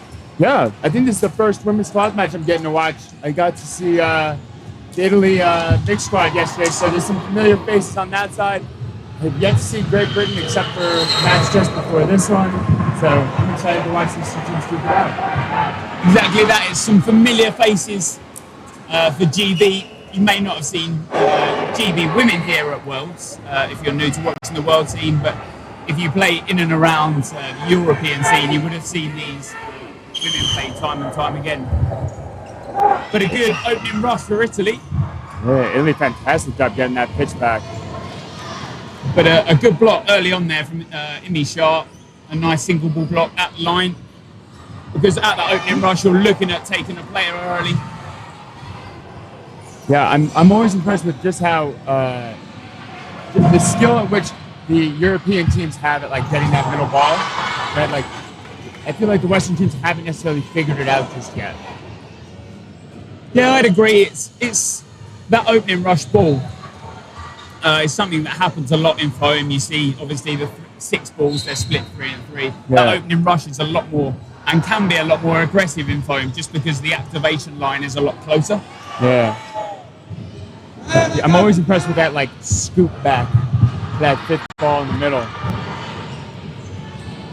The Italy girls, they're known for that high court pressure. They like to use that whole neutral zone that is on offer, that larger neutral zone that we have in cloth. That's signified by the red lines in the centre of the court. Fantastic work.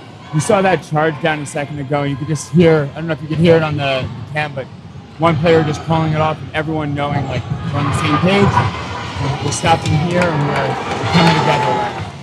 And that's such a key thing. You normally have the player that makes the call is the left side.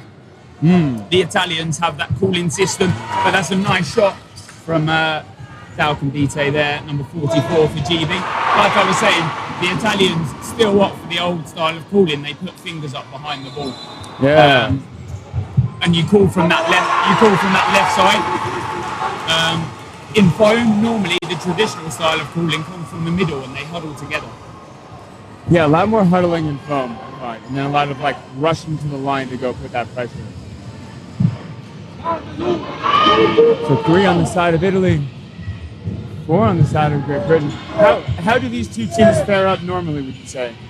Italy have kind of always been up there. They had a bit of a change of their roster. They have a lot of juniors that come in time and time again. You'll see a lot of these Italian, the Italian ladies team, the Italian women's team. They have a lot of youngsters in their squad, and that's a 1-for-1 there.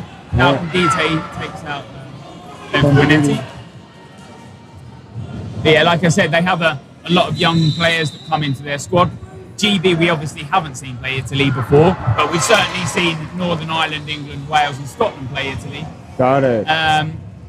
You'd probably say Wales are probably on the equal page as them, especially these days. Scotland slightly behind Italy, England ahead of Italy, and Northern Ireland, I'd say ahead of Italy, obviously. Northern Ireland starting to come out of their woodwork a lot in the past Euros. Now they took their first 2 golds, their first ever gold and their second at the same tournament. That was last month in the Netherlands. So yeah, Italy, a couple of years' time, you'll see these younger players starting to develop a lot more, and it's only going to get experienced as we go by.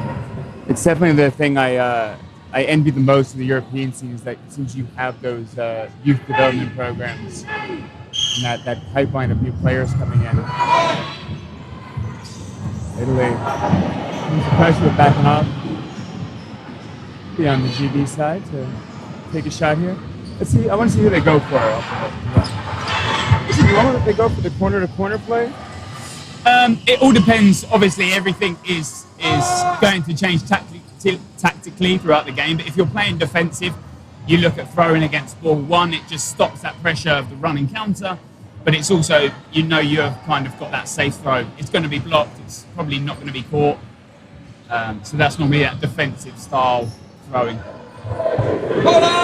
Yeah, I guess with the 20-foot throw line, right? And you throw at the guy with the blocker, and they have to take that stutter before they can really charge you down. And that's it. You'll see those fakes come in. That's a good dodge there from Beth Redmond there, and a good double running counter from GB. Sharp and Smith on that running counter. Sharp obviously plays for England under the European rule set. Shannon Smith plays under Northern Ireland. And so that is the biggest thing here that GB have to learn. And, they've had trainings, but it's a completely different style of play when you're on that world stage. These players don't often play a lot at home because of the Northern Ireland leagues. They play in a different league set than the England leagues. Got it. Can you see the differences in like the default between some of the players in the team that like? It's a tough one, really. A lot of the European play style was somewhat leveled out. It's everyone follows that same sort of play. Beautiful dodge there. Yeah. Campo, a name you've seen many a time for Italy. She's been around, I believe, since 2014. Yeah, so that experienced name. Yeah, that jump was fantastic. Like not only committing the jump, but getting the knees up and getting every inch out of the way of the ball.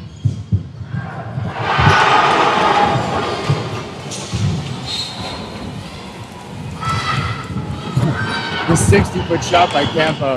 Yeah, Dalcandite there, probably a little too high up court. She's got no cover, so throwing her single ball there leaves her open at that. Where we have that neutral zone, you're a lot closer to the opponent, and that is so unlucky. As probably not the best double throw, one slightly later than the other. Benelli not quite taking advantage of that and picking up the catch.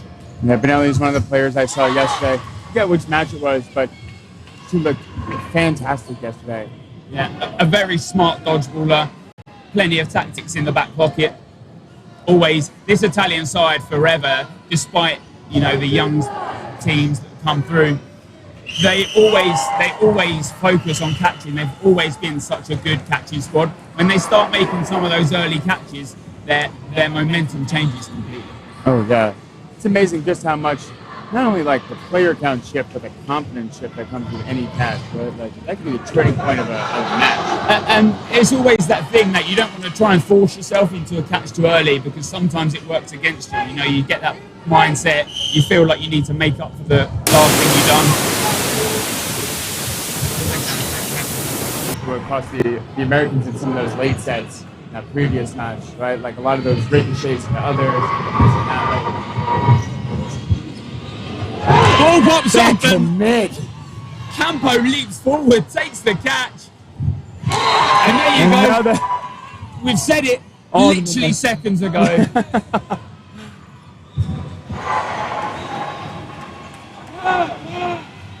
What? That was... Sometimes it's so good it just leaves you a bit speechless. Good double team, yeah. Comes in from the sides and gets that out and Brooks. Oh, sorry, that's... Yeah, Brocky there just tries to get that dodge, but the ball comes off the ball and is still live and then hits her in the end.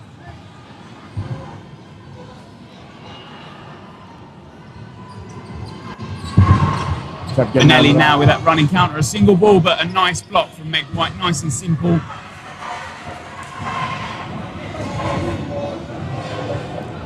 So the more I've been talking to the European players, the more I'm hearing about like teams who would rather play the 2-ball game than the 3-ball game, right? And like it seems to be like one of the bigger hinges of like what separates rosters.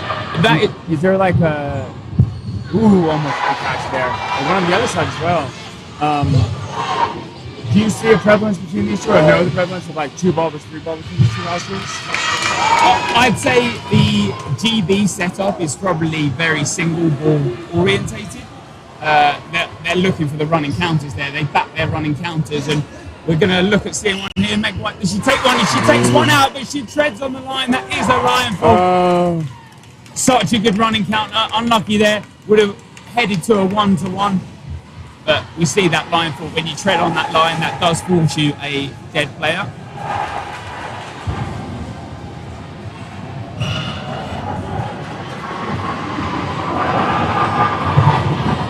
This is another one of those things in foam and pop that there's like one of those differences, right? Like the prevalence of like completely stack aside pop as opposed to like being evenly spaced out on that rush.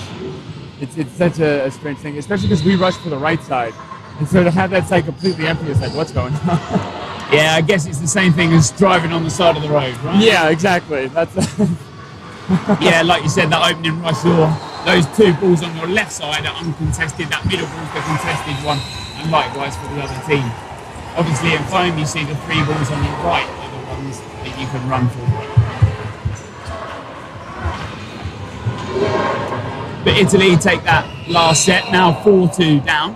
Only 1 set, and the game's 10 minutes longer than the normal European games. These ones are 20 minutes a half, but you get an additional timeout per half. So Turkington just hit out by that single, the second delayed ball from that right side. You see that running counter. They like to spread nice and wide on that running counter. Bertuzzi slips and falls on her hip. That is not a nice one.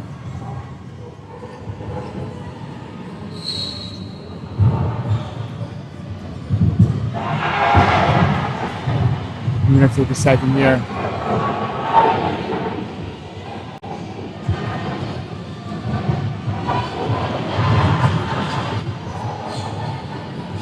So the scoreboard will be updated just as they do that. So that should be able to be reset.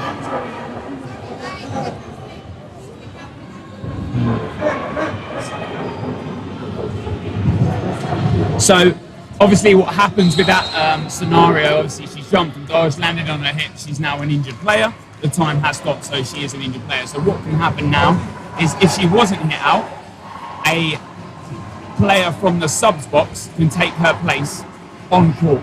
Mm-hmm. So if she was hit out, was she hit out in that situation? I think she dodged. I don't know. So if she is hit out, what happens is the substituted player heads to the outbox instead of the court. Got it. Yeah. Is there a? So I think in foam, if you're marked as an injured player, I don't think you can return for that match, and I think in some cases you can't return for like the bank. Oh really? I forget exactly like when that comes into play. Maybe it's like playoffs, right? Because you don't want people abusing like roster swaps like that. Like, oh, they should terminate this and that. Normally, it's dependent on the injury, I guess. It's normally head injuries. The time is paused straight away, and you have to then not return for that game just to be checked over by a paramedic. Yeah, which makes sense, right? Like getting hit with this cloth ball anywhere is tough. And headshots are not legal in club, right? No, headshots are legal. Okay. It's just the closer the range, if you're taking someone's head off, you're probably going to be carded for it just because of dangerous play. Got it. Okay. Yeah. So, got it. It's ref discretion. Ref discretion. Got it. Oh, that's a good catch from Beth Redmond. She picks up the single ball. Dalcandite probably not needed to throw that ball there. They could have had 4 balls.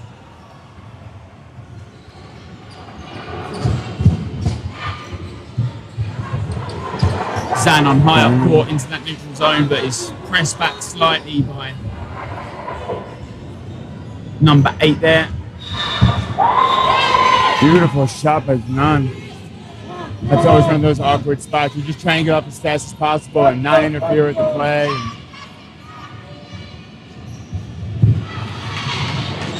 Great job staying alive. Yeah, no hit for that one. That sliding dodge from Meg White. Looks like she was committing to the catch. They'll back themselves, like you said, when they start making that one catch. You mentally prepare yourself that you're going to start making catches a lot more. Italy unlucky there because a couple of seconds left, and they probably could have made that play into making a hit. Yeah. Unfortunately, set is called, and GB do take that set, so they're 6-2 up, and Italy call that first time out. Like we said, both teams take one timeout per half. Where do you think this Italian squad needs to make some adjustments in order to swing things back in their favor?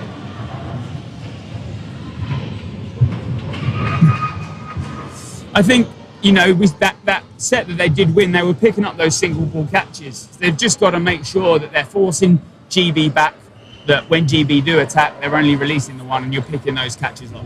Yeah. You know, we've seen that already from Italy, and how well they can take those single balls. Right. So that's a lot of, for those back at home that are like me and play much more cloth than dabbling, right? Getting ahead, and because it's a 3-minute set, right? Like that's the end goal. That's the secondary win condition. Get ahead and keep that lead. And that's such the different dynamic, because we have that set timer. The tactics can change mid-set. You know, you play up ahead, you then start playing defensive because you know you back yourself in that blocking scenario, that running counter scenario. It's always that debate that a lot of teams have, that when you're up in the set, some people go, why do we need to play defensive? We're playing well in that attacking formation. Yeah. We're doing what we need to. We'll just carry on and we'll win the set like that.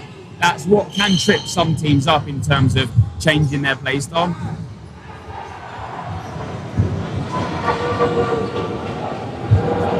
At what point, what minute mark would you say is almost that shift to let's just play this defensively? 1 minute mark is 30 seconds. Where does that usually come into play? It probably is about, you know, that minute to 30 seconds left. Obviously, the time is forced down to make you throw. That's good from Benelli. Plenty of fakes. You know, she's putting those pump fakes in. She's making Dite make the dodge early on. Yeah, right. She did a fantastic job there with those pump fakes to force the error. Like, I have such a hard time pump faking with this ball and getting that grip, and to see 3 or 4 pump fakes come out, waiting for that committed move and just taking advantage of it. Fantastic work.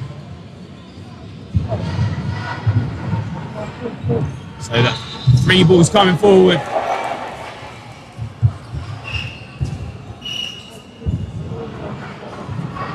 So Sharp just asking for confirmation of the ref. Sometimes it's a bit of a weirdness. It's something that I found out a lot more here at Worlds in terms of how players go out. If it's that, you know, if you're not sure it's hit you, do you go out first? And it's that neutral zone play that we've seen just there. Italy forced back on that 2 balls now. They are 1 player up. But like I said, it's some players ask the refs to say, have I been hit? Or, you know, I'll go out myself. It's a bit of a tough one because every player does it differently, and sometimes the opposing team can get annoyed in that situation. They're like, why aren't you heading out? Yeah, but especially when that person is 20, 30 feet away from you, you know, and they're kind of shifting around the ball. It can be hard to tell, like, if they skimmed them or if they got around it. My eyes have lied to me enough that I know not to trust them, you know, to see what the opponent felt.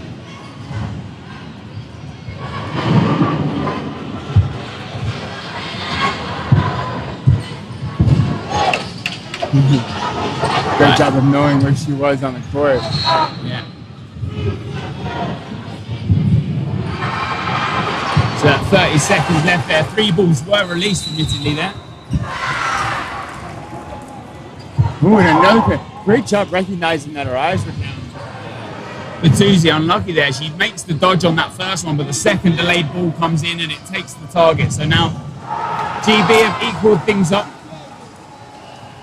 Like we said, we're in that dying seconds. 5 seconds left. Beautiful shot by Campo. And there you go, the dying seconds. GB were happy to take the draw in that set. Campo charges forward, she gets that hit. Timeout now called from GB. maybe starting to use the timeouts a little more. It's something that we've seen, in this tournament mainly, that we're not used to that. We have one timeout for the whole game over in Europe. So now you've got to acclimatise to, okay, let's actually use our timeout, not just tactically, but you swap the players out. You're maybe looking for a tactical change. It gives you that extra minute to maybe reassess some scenarios that have happened. Yeah, especially with the added 10 minutes for you, right? Like, it used to be one timeout for the whole, 30, and now it's 40. That extra timeout, a lot can change in that extra 10 minutes.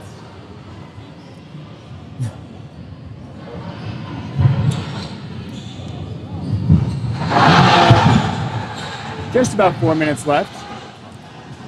I'd say we'll see probably 2 sets after this, right? There or thereabouts, depending on how Italy will want to play coming up to the half. Like you said, we have that different set timer in cloth as opposed to foam, but we also, if the set ends and there's under 90 seconds, 1 minute 30, you'll play a final 1 minute 30 set, as opposed to the foam format where even after that time is up, you'll continue playing but in a no blocking situation. Yeah, I heard it put yesterday that foam is almost technically like baseball, right? Where the inning just keeps going until it's done, right? And that's the thing. In cloth, we can have the draw. Obviously, in foam, you have the draw as well. But in cloth, you can have a draw at the end of a set. In foam, almost you'll play out until a winner is found. Yeah. Benelli charged with the centre ball. Okay. Yeah. They're saying that skipped in.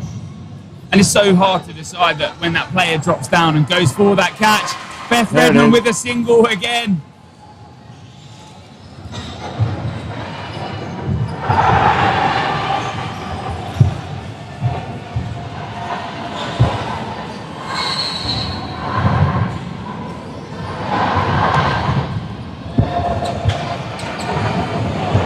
Good job just keeping it simple on both sides, not overcommitting to anything. And that's it, that 3 minute timer almost plays out that you can play a lot more reserved for the opening minute and a half, 2 minutes.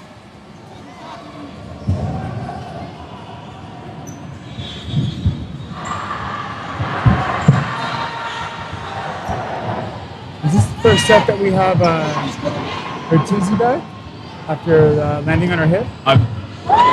No, she played last set, and that is Beautiful catch off the foot and into the hands of her corner. Firm by the ref. Shannon Smith a little confused there. She believes that when she's made the hit, it bounces up. It's a little tough because when you're flicking that foot up, sometimes the ball almost scoops with it. Yeah.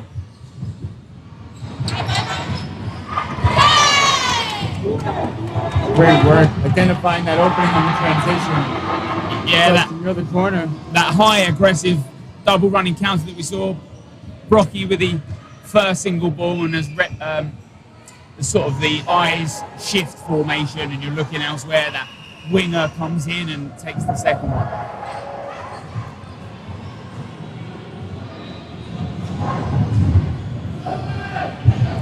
One minute remaining on this one. Getting under it. Zanon with a dodge, and Benelli falls over in the neutral zone, but GB don't want to press it. There are a couple of players down. We got about 30 seconds left in this set, right? Oh, Benelli staying with it. Getting the catch. She just pops that ball up, and it's almost free real estate in that situation. Yeah. Nice and easy. No need for the double running counter. Campo just wants to slow things down, make sure that they can play aggressive with the 4 balls rather than the running counter on the 2. Makes sense, right? You want to go into that last 90-second set to the half and have that confidence that you won with 6 on the court. Yeah.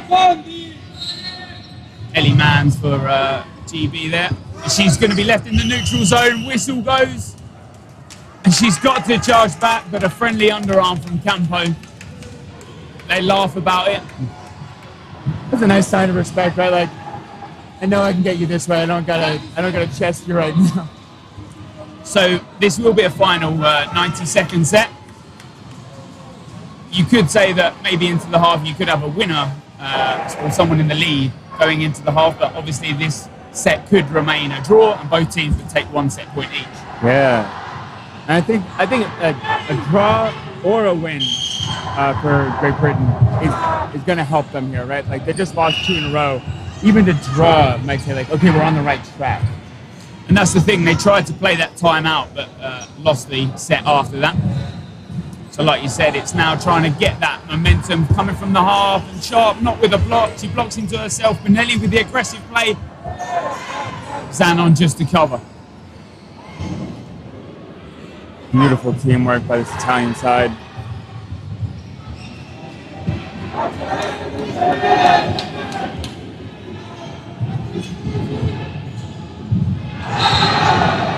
Not long left now in this set timer.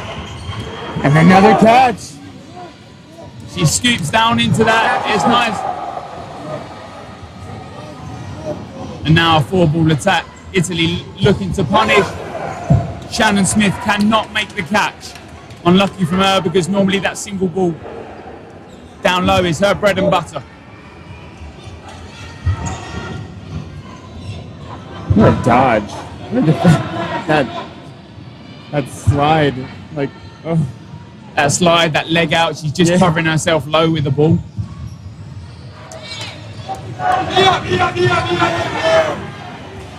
Three players down now, not long left. They've got to throw at different targets. 5 seconds left. And it's unlucky from GB. Italian side. Italy playing unbelievable dodgeball.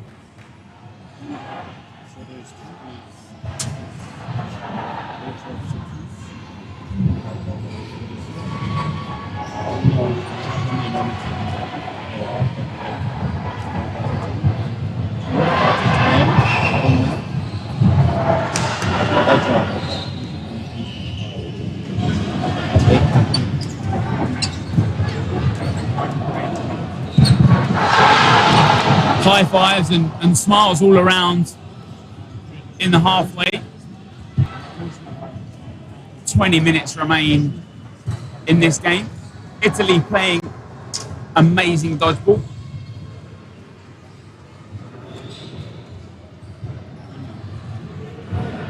Italy last time they were in and around the top parts of the European scene. They actually won back in 2015. Bit of a controversial one. They actually came second when the tournament finished. Wales then had been found out that they had ineligible players under their team, so they forfeited their gold medal. So it actually goes back that Italy end up taking. It was actually, I believe, like 2 or 3 years later after it even happened.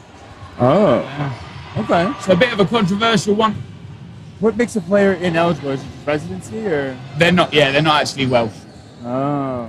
So it was a bit of a weird one, I believe. I'm not sure in terms of the exact ruling and how it used to be.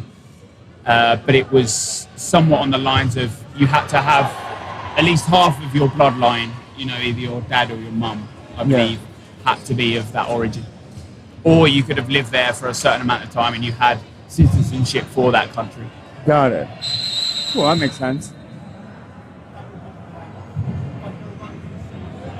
As per always, when the Italians play, their fans always turn up in the, whether it be on the sidelines or in the Twitch chat for this game.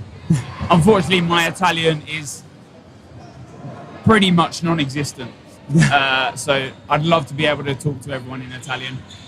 But I'm sure it's all being said that good things, especially them taking the lead going into the second half. Yeah, I mean, to start down essentially 6-2, right, and come back with what, 3 sets in a row? Like, fantastic work coming into that half of momentum. Like, that's got to feel good. Like, you already made the big adjustment. Found your groove. Especially, I find like with these early matches of the day, that I'm sure this is their first match. Right? There's only been one time back before, and teams really don't play back to back. That you find the first couple of games, teams don't have like their eyes warmed up, so to speak, right? Like the tempo was like not there. But then you get a couple games in, and sure enough, like everything's at full speed finally. Yeah, indeed.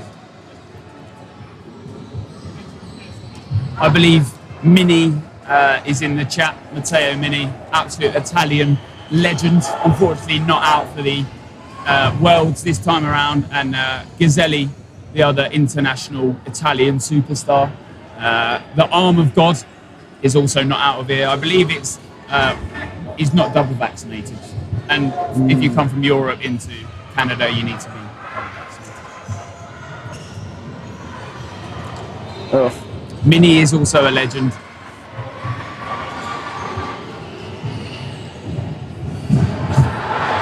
Hello, Twitch chat. So there's a lot of Italians right now in there? Italians in there, some British in there. Zoe Wells of Switzerland, who plays for Switzerland, but plays in England leagues, the English leagues.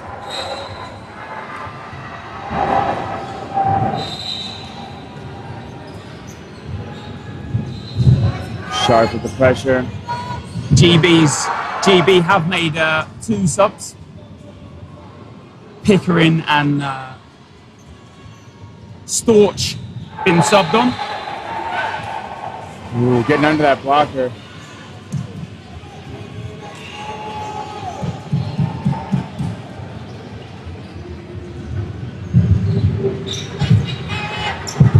Oh, and a great catch from Pickering. She picks it up. Now 4 balls in the hands of Great Britain. Pickering just picking it off. And a nice 2-ball attack. That change in mentality as we head into the second half. Maybe it's what GB were looking for. There's another. We talked about it earlier, right? How much of a momentum shift catches can be, not only in this set but in the entire match. And Pickering showing up and doing work. Smith on the cover. Storch unlucky there because it just bounces before her. But some nice cover from Shannon Smith. Unlucky not to take the catch on her. Spin around. And a good attack from GB. They take that first set in the second half. Yeah, bring it back to even with set 1. It's 3 in a row, 4 in a row for the Italian side, and they come back and squash that immediately. I'm being told to use Google Translate to translate some Italian into English. If I had time to translate every comment, you wouldn't hear much from me. I'm not sure if that's a good or a bad thing.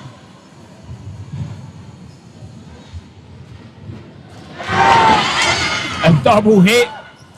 Was it? Oh. Yeah, 2 go out for the Italian side. If only referees were transparent. That would be.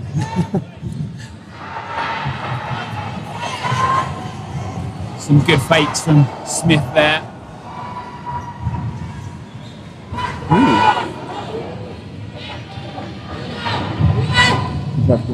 Getting low.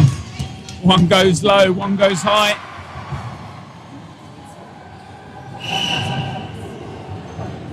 And you'll see 3 balls come forward, but only the single release from Pickering. Ooh. And the second late ball comes in from Smith.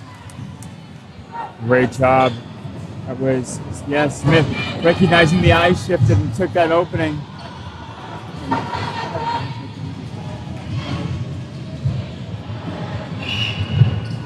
Good ball play for Italy. Italy would take one without repercussions. Unfortunately, giving away that 4th ball to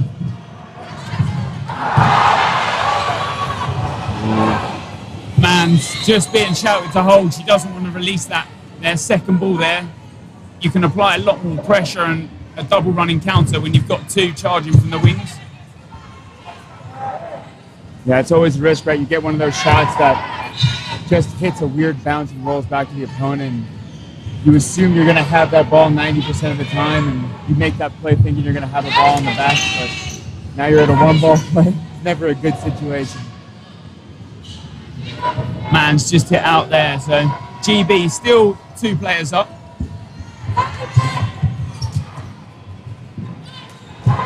The fake comes in from Smith, but she doesn't even have a ball in her hand. Sometimes it's the distraction. I was looking for it.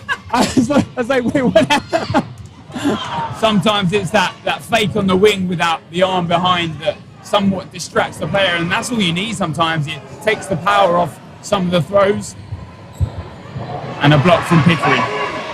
You got to choose what you're looking at, and ooh, beautiful shot.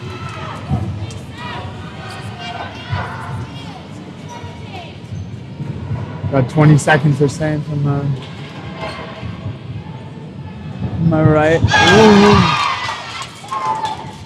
And GB take that the second set in the second half as well.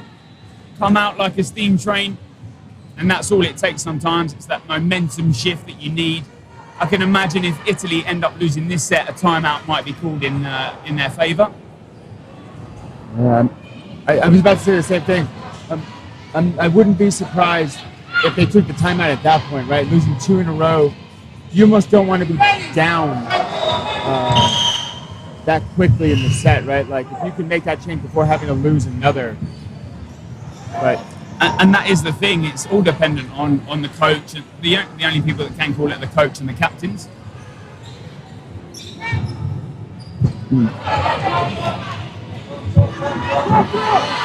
And Smith releases that second ball. A little unlucky there. She's looking for that high press counter throw. But a nice dodge, and they'll now have 3.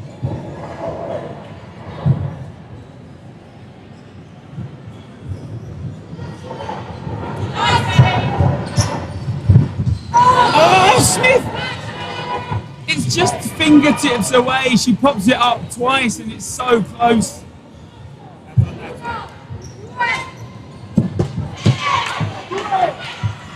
beautiful shot there. Unlucky there. She drops low and looks at taking the catch. Normally, you'd like to back her on that. She's that scoop low catcher. Elbows to the ground. But Pickering again on fire.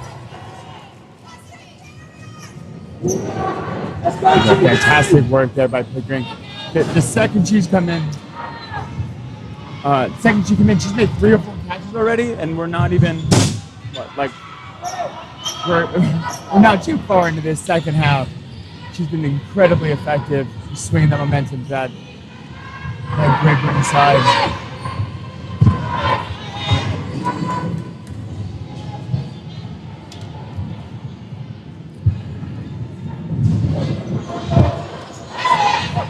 Good catch.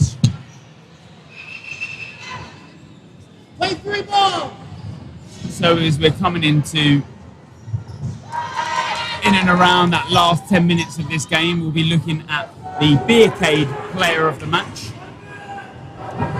where 4 players, 2 players from each team will be put into the Twitch poll to vote for Player of the Match. That's unlucky there from Padawan. Yeah, please participate. It means a lot to these players. Everyone who gets chosen, they're very, it's a great sentiment to hear, like the people at home watching thought you did amazing, right? Like it's one thing to hear from your peers and, to feel like, a lot of people focus on their own mistakes. So to get that praise from the folks at home, like, means a lot to them. Cast those votes. Nice blocking today. Let's go. 3-ball attack. Probably looking at releasing one, but there's some high press.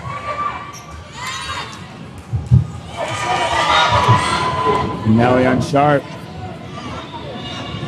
Just being told to. Hello. And that ball went right to the commentator booth. I thought that was literally going to take my head off, but dips low.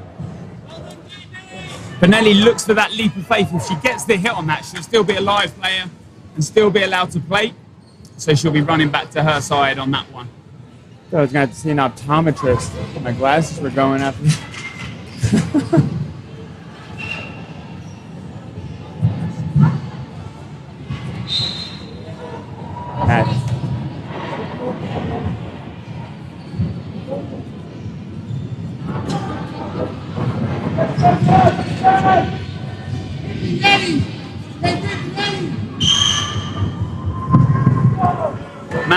taking that single ball from the middle, that centre rush. Could have had 4 there, but the ball heads back from the block. So they'll have 3 instead. Sarah McCloskey, the next sub on for Little push pass. Yeah, that forward chest pass, not enough power on that. But a good high-low dodge from her. Good job of getting herself out of that situation. Sometimes you just get stuck out in front and you got to find a way to do anything. So using all the tools to get back. You go from the British side, Benvenuti. Campo with the cross court. It's a play style. It's one of my favourite play styles, that chest pass at the centre line. It's normally because I'm not quick enough to get back, so it's my way out. But a good 2-ball attack from Sharp and Pickering there. That Beercade player of the match is now live, so you can vote for that. Pickering, Redmond, Campo and Bonelli all in for the vote there. That ball slightly wide of Pickering, and that's where you're looking to force that player to fish out of their central region to go for the catch. Yeah, she did a great job of just getting her hands back in, noticing like, no, this isn't on target enough, getting small, not reaching. Big catch. Yeah, Mans with the catch and hit out. Unfortunately, no one heads in for the GB side, but it does take out Campo. And that's a good 1-for-1. Campo been very, very good. With just about 9 minutes left in this second half. Great Britain looking to put some insurance on their lead. Really not going to let that happen for free, though.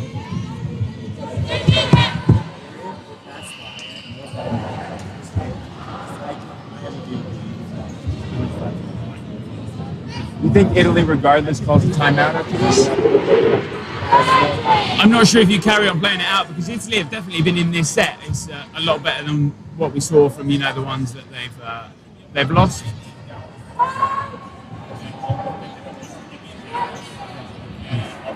Ball up the court is uncorrected.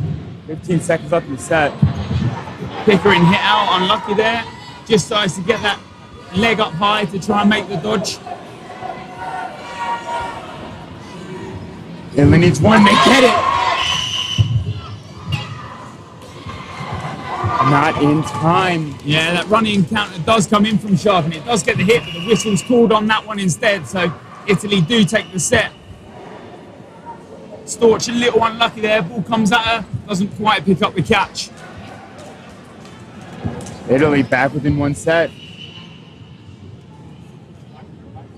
Yep, there's that Italian timeout.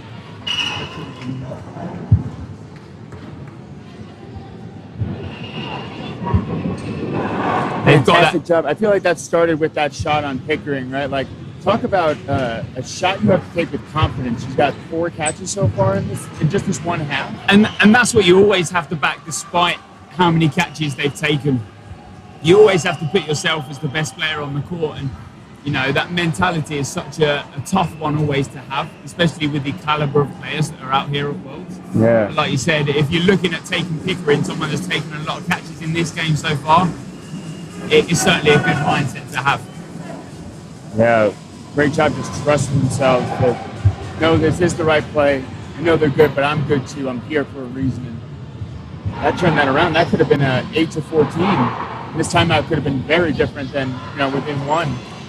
And that's it, it's that timeout. You know, sometimes it can be a little late to call upon, just because you feel like you've maybe lost track of where you were. It's a good timeout from Italy. They've won the, you know, that last set then. They bring it to the 12-10. It's now, you know, that reset, that mental reset, you know. What have we been doing right? Let's pick up on that. Let's make sure we're forcing GB to the back of the court and they're not being able to play.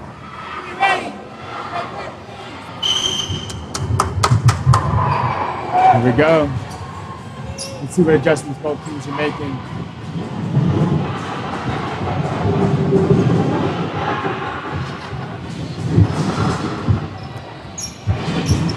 saw Storch playing in the corner, right? Sharp was the corner. Is that one of the moves that? Yeah, that's now Storch on the corner. A Welsh player from the European side of things. Pickering was hit out early in that set though, so it takes out probably one of the strongest players from this game. A good out from to take. Oh, that is unlucky there. Wonderful spot for that ball. Yeah, nice and low. It's that shins that you're aiming for, the harder ones to catch. Fantastic. Campo just called out. That, yeah. Yeah, slightly invalid. So it's that rest discretion on within a meter and making sure that ball is a catchable one. Oh, that was the call, was the invalid throw. Okay.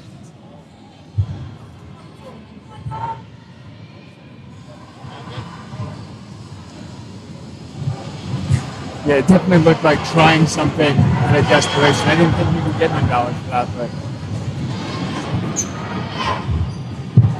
beautiful shot. The toe snapper, that's what we call it. Very nice shot. Storch goes to pick up her leg. A little too late on that. The ball comes in too fast. Takes the toes off.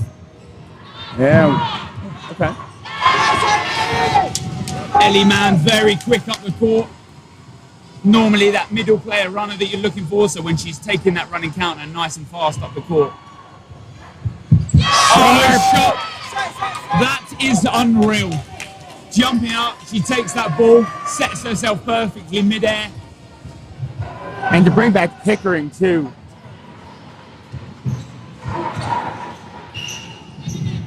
Catching out. Yeah, the first out they had was Benelli on the Italian side. One of the strongest players on that. And that catching out is big as well. Mann's with that high dodge. Just trying to protect her feet with the ball that she has in her hand. Fantastic jump by Mann, getting out of the way.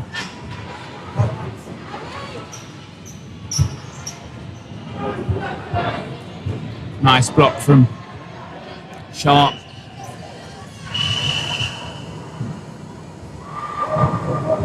Is that a 10-second call or? Oh. But Mans finds her way out of that two-ball attack. Italy not finding the target they were after.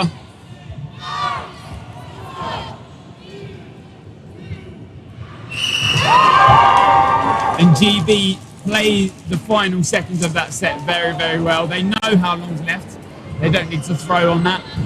Fantastic work. Just catch you win.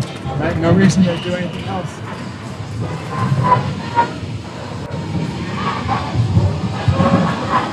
Two sets up GB against Italy in this game. 4 minutes 35 left on that second half. 20 minutes. This match is going in my list of if you're gonna watch anything from Worlds, watch these. Italy playing very, very good dodgeball. Very aggressive, taking those right catches. Pickering hit out with a double there. Not quite found her way into the last couple of sets. Maybe being slightly targeted on that double ball, so she's not picking up the singles that she has been. Campo takes a shot. Nothing. Oh, did she get the out? Was that? Nelly. What a move! And takes the catch as well. That was a veteran move. Benelli coming across the court, not committing, turning the block. And there it is. So Nelly, that is sensational at centre court. Oh my God, what?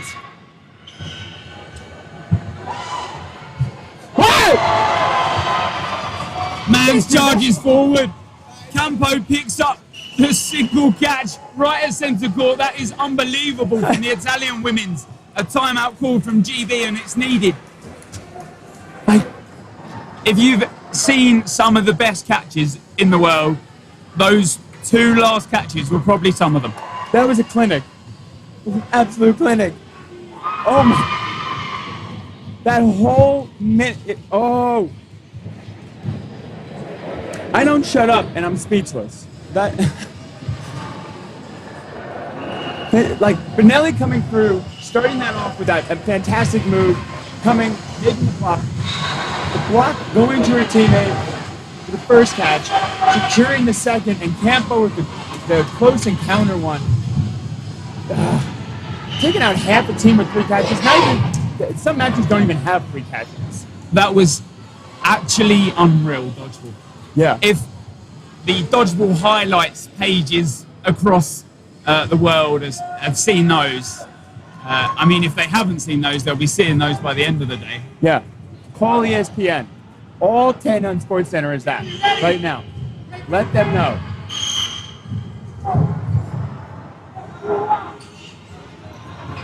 The tussle. Italy yet again with that sensible rush, very aggressive off the start. Pickering. Another fake.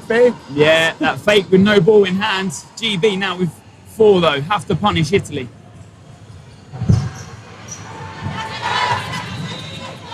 Like that shot by Benelli, just taking a safe shot, trying to get the feet of storage. She's committed to that rollback.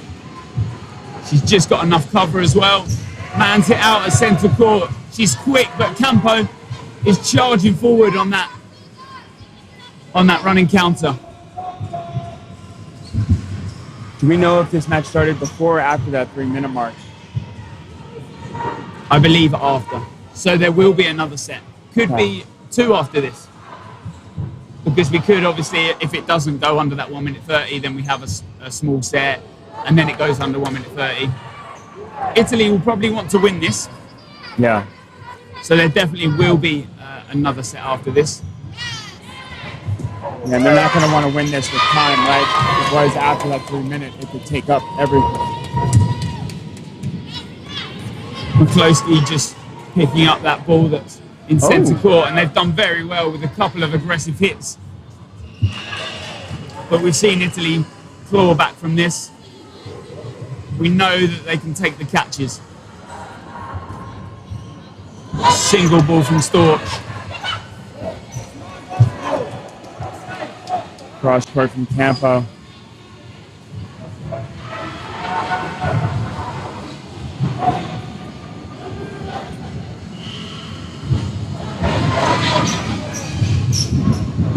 Good time staying alive. Campo can't connect though. And now 4 balls with GB. I can imagine a 3-ball release might come out here just to stop that catch. And it is.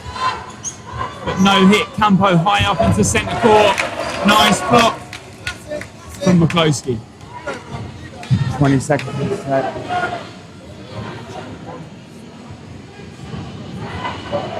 30 seconds left. Campo charges forward. They've got to play smart. Block. Yep. Nice and simple. Storch with a single ball. Campo is tired, and you can see from that throw the power wasn't there. Storch securing that catch, securing that win, securing the match. And GB play very smart dodgeball.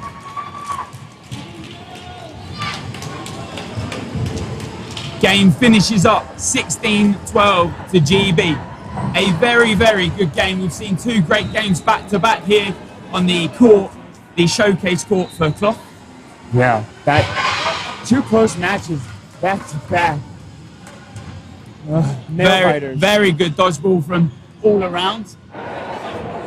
And we have our player of the match. Yeah, Karen Pickering. Karen Pickering deserves that player of the match. Her and Campo played unreal dodgeball. Pickering taking those single ball catches in the second half. I hope the rest of the day on this court is just like that. Well, let's hope so. Whew. Welcome to the Dodgeball World Championships. And that's it, Bill. If you've not been watching Clough before, this is probably the perfect showcase to show what Clough can be. Yeah. And it's a very big future ahead of us in terms of foam and cloth running side by side.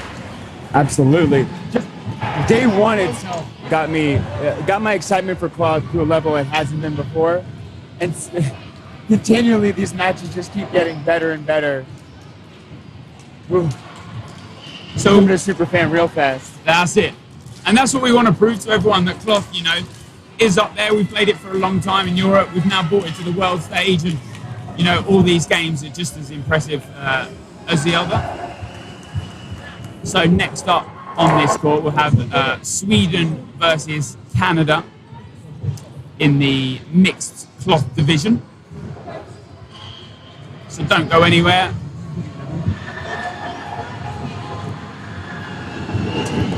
We'll be joined by Karen Pickering, the Beercade player of the match.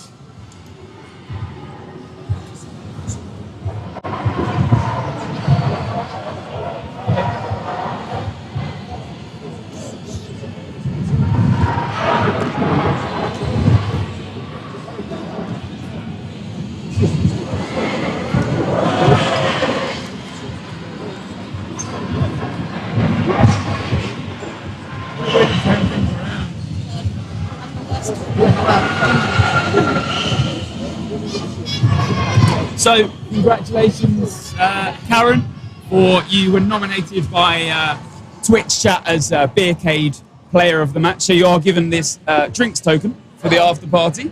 So not just voted by the Twitch chat, but a nice little prize there as well. How do you think you played? You obviously came on in that second half. You played a bit in the first half, but when you came on in that second half, the catches, an unreal display of dodgeball from both sides. But how do you feel yourself played and the team? Yeah, I think obviously I came on second half when it was a bit cagey. Italy, fantastic team. Like, we always have a great game against them. Yeah, I don't know. I think the catches just stuck. Sometimes they do, sometimes they don't. And today it was one of those days. So yeah. And it was something we were talking about in terms of that momentum that you get behind yourself. It was on Italy's side for a lot of them. When you start making that catch, it sort of starts running in a momentum. You take that catch and you're straight away in that mindset.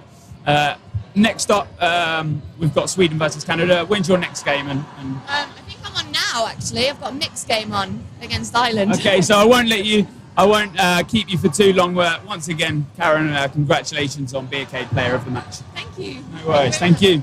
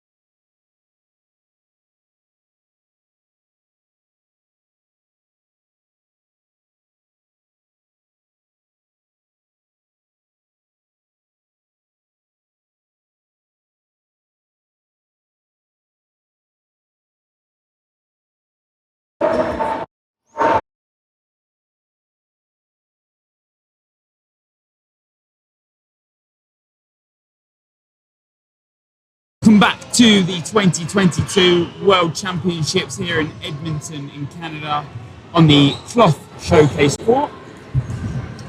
My name's Greg Whitehouse and I'm joined by Kendall Stelmack. Thank you for having me back. We saw the first match of the day. That was USA versus Great Britain. Now we're here to see Canada taking on Sweden.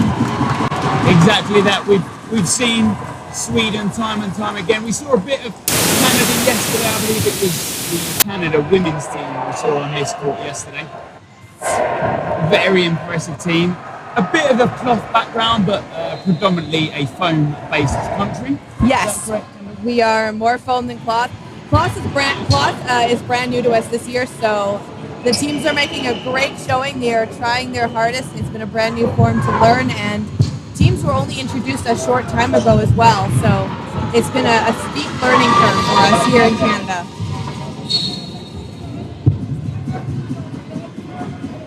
All right, so we're about to get started. The referees are just confirming with the line referees. I think we have a line referee from Sweden taking over for the Canada co-ed cloth line, and we're seeing someone else from Great Britain on the Sweden cloth line as well.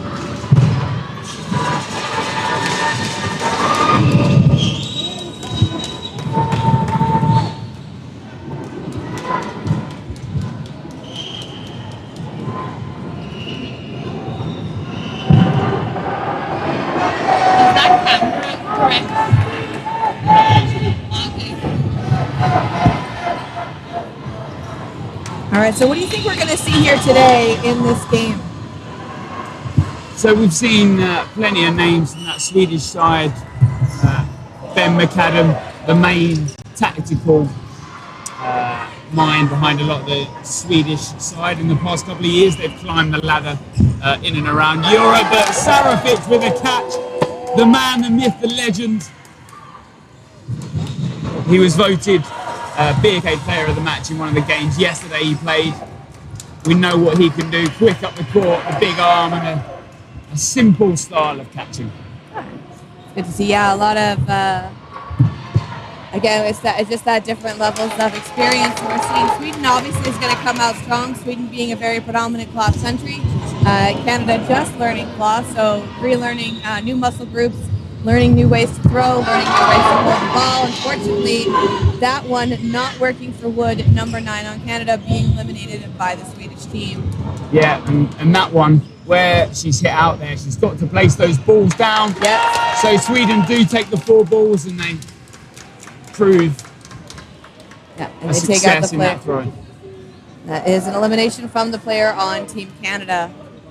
So a lot of these players, have they played foam before previously? Have they played foam internationally before, these Canadian players? Or? No, this is the first time playing foam for Canada, unless a player happens to be traveling and knows someone in Europe or the UK and were invited to join. Otherwise, this is brand new for them. No, so in terms of, they're playing cloth now, but in terms of how, were they internationally foam before that? Yes. Oh, okay. Yeah, Canada has always been an international foam team. That is predominantly where the country is proficient, I would say. But Canada are leading this set, 6 players to 3. Very good from them. They've some very good catches. Ooh, that was a great throw by the player on the Canadian team. Taking out that Swedish player, she was going for the catch, ended up just going right through down to the floor. Yeah, Nero there for the Swedish side. Yeah, another great throw from number 9 on the Canadian team. That's Chris Wood. Absolutely well done. You see number 24, Somerville, calling out the play there, but blocked by number 14 on the Swedish side. And that was Eriksson. Eriksson throwing at Somerville and missing, but Wood coming up and guarding that shot, taking her out from the wing. Yeah, very good from Canada. They're winning that second set, so now the score equaled up at 2 sets each. When you win a set in cloth, you take 2 set points. A draw will give both teams 1. Teams are tied up now. We are still in the first half right now. Not sure how much time we have on the game clock, but the ref is calling that third match right now rushing for the ball. Canada gets that third ball. Canada is going to have that burden right off the start, off this third rush. Ooh, but he stepped over the center line, so he's got to drop it and head out. Yeah, luckily his teammate comes and picks up the ball. That middle line from the centre ball rush is what you believe, what you call a hard line, is that right? What you call in foam, like a hard line, so if you tread on it, you're out. Yeah. I think, I don't know if we call it a hard line, but it's basically, it's just, if cross the line, you're done. Okay. Only time you're ever allowed to run over the center line, I believe, in foam and cloth, is when you are on the opening rush going for the ball. It's the only time you cannot step over that center line, however, changes up in cloth, and that is running for that middle ball, because cloth is only played with 5 balls as opposed to the 6 in foam. Okay, so we spoke about yesterday, Sarafic, obviously that winger for Sweden alongside Ben McAdam. Sarafic was voted men's Euro MVP. Oh, that's impressive. Yeah. Well done. It's a beautiful block by number 6 on the Swedish team, McAdam, and he manages to swipe the ball right back over to his teammates.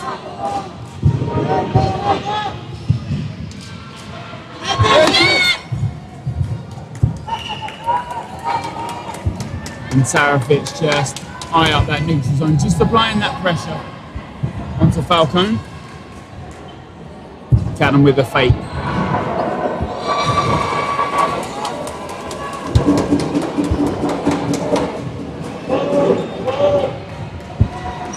Play ball called on Falcone as she releases one. McAdam hit out from the block. Sarafic heads high, leap of faith from him, and a successful hit.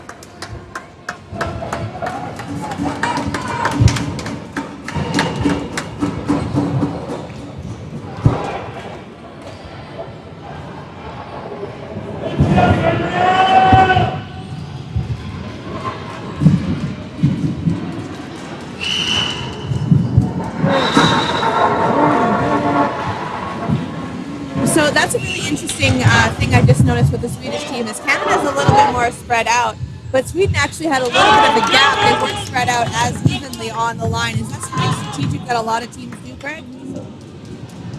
Yeah, it's something that we see, Canada obviously adopts that foam opening rush style where everyone bunches together. Sweden, normally you only send 2 or 3 for the rush, and some nice volleying from both teams there as a 2 for 2. But like we were saying, in Canada, obviously, they bunch together that foam rush. Is very... And a good catch and a double catch! That is unreal! Somerville just going for it. Looks like 14 was going to throw, but a little bit intimidated by that. Somerville is on fire this game. Some smart dodgeball from Somerville. Somerville he knows that second ball's coming in. Absolutely. Somerville is definitely one of the elite Canadian players. He has done a lot of national tournaments in the past. This is a new form for him, but he is adapting absolutely well. Catch! So they're saying that one is a catch. Yeah, very nice catch from Johannesson. All right, so we're resetting again.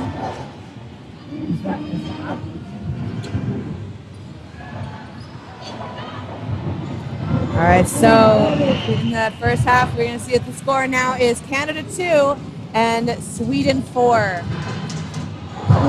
Pardon me, Canada 4, Sweden 4. Score is tied out. Ref's calling it, and they're off again. It looks like no hits were made on that opening rush. Both teams still remain with their 6 players on the line. Canada with that third ball coming up now. Sweden taking a shot, removing number 9 from play. Another block comes in as Canada are forced to play 2 on that play. You see number 6 on Team Canada, Newlands coming up to the line, retreating just a little bit, but managing to make what we call in Canada, it's a money ball play where you have someone kind of stay up at the line to distract the other players on the team, so your team can. So they're kind of out there as bait. So the team wants to throw at him, so you can get those balls thrown over to your side, and then your team can get advantage. So that's what we call a money ball play. Okay. Yeah, it's a predominantly cloth one, but it's still a really good one. McAdam not quite finding the full block on that as he heads to the outbox. Only one player down now, Canada. So Canada now 3 players. Ooh, catch by number 26 on the Swedish team, and that was Nordmar. Very nice catch. Absolutely. In at chest tight. Ball pops up. Catch will still count. Number 12 getting the catch, but getting eliminated on that second catch, but that does revive a player. And that is going to be a hit for Wood. So Wood coming back in. Looks like he wasn't sure if that was a hit, but the refs were calling it. So didn't get a chance to try and get any points back for his team. So Sweden is going to take that one. And they are now leading 6-4. So for anyone slightly confused on that last play in terms of why the catch counted, the second ball that does hit him is still a live ball, so he isn't classed out as an out player. A new rule change that we've got at these Euros. Yeah. That catch was made before he was hit by that second ball, so really well done. You see him placing the ball right where he's hit out and then walking. But we did have someone do a line violation on Team Canada going for that third ball. You can't step over that center line. I think Canada's going to be struggling with that a little bit throughout this tournament.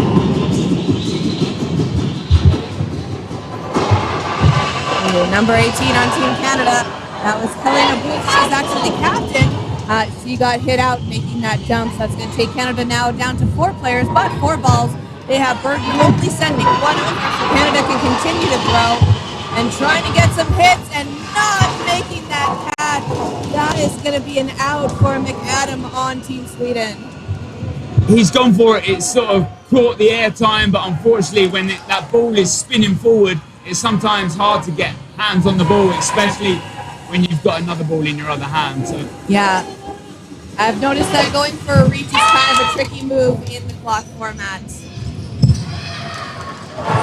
no catches found on that play from Sweden.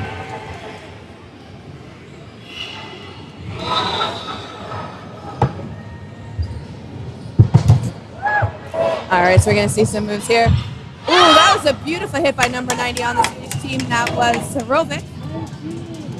Throwing that ball over, taking out one of the players for Team Canada. That leaves 3 players now on Team Canada. We have 1 woman and 2 of the male players left on the court. That second ball thrown from Sarafic. And Beautiful he takes the catch. And takes the hit out with Falcone as well. Yeah, taking 2 players out at once and getting that catch immediately. Throwing the ball right back out and taking out that Team Canada player. Just Wood left now on the Canada line. What is he going to do? He's only got 1 ball in play. Blocked by number 22. Going for the catch, not making it. Hitting him right in the stomach. So that's going to be another set 1 for Team Sweden. Yeah. Unlucky there because they were up in that set. Some smart plays from Sarafic.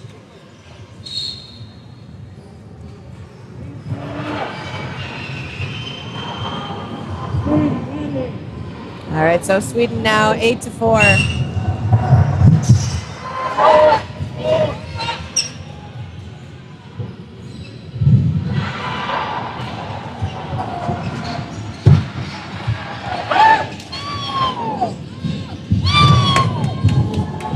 Sarafic ruling that wing. He's such an aggressive player. Loves to play high up in centre court.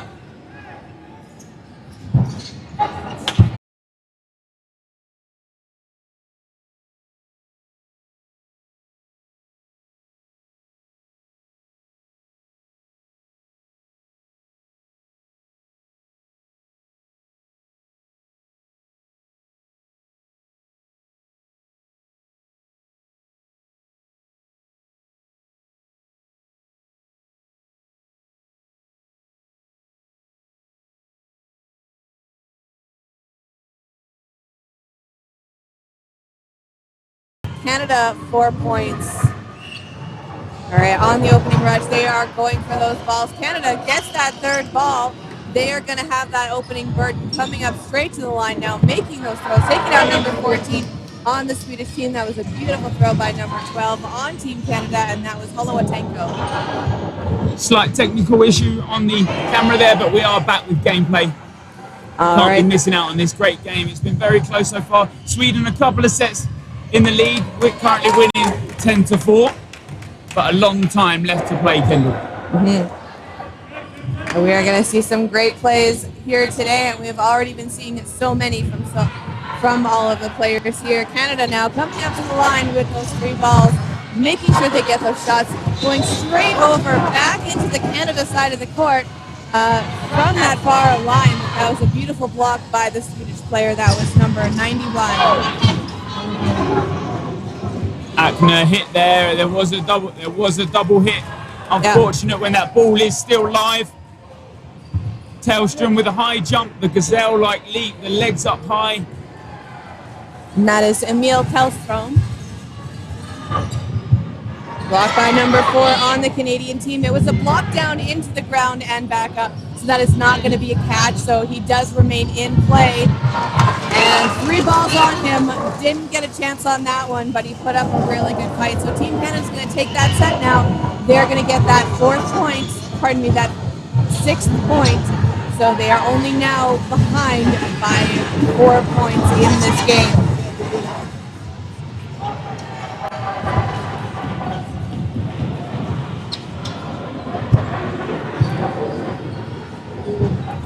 All right, so we're seeing that Mark Michael before calling a timeout real quick for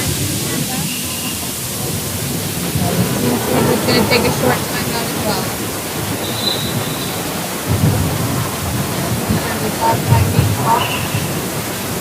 Five left, 1 game, first night, and with the referee that we do have that correct time on the stream for you now. Canada lining up again, ready to take those shots on the Swedish team. Canada, great showing so far. Normally we see a lot more points in some of these games, but Canada has been doing great at holding their own and really making Sweden work for it. Tellstrom there now being subbed off. Looks like maybe a slight dislocation or a finger cramp. Ooh.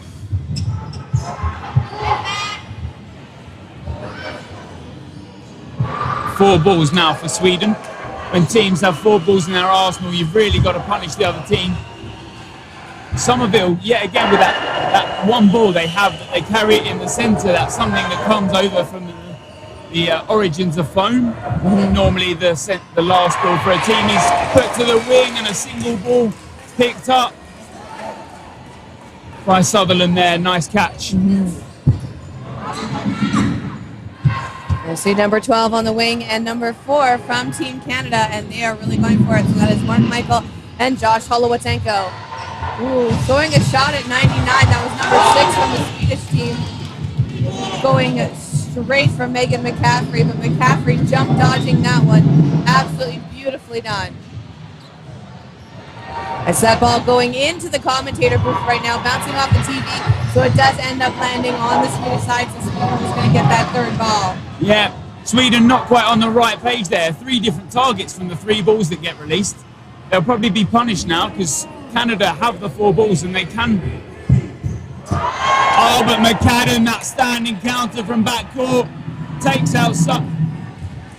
out Somerville, and then the catch takes out Sutherland. So from what was...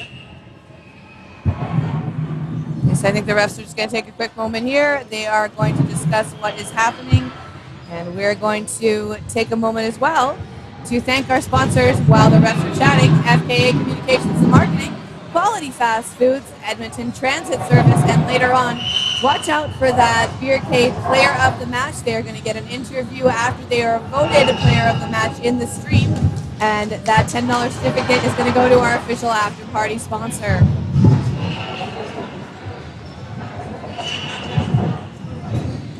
So we're just going to see a bit of conference going on here between the captains, coaches, and the referees for these teams. We are just confirming the time right now. 3 minutes. So 1:29 of the set, 3:52 of the half.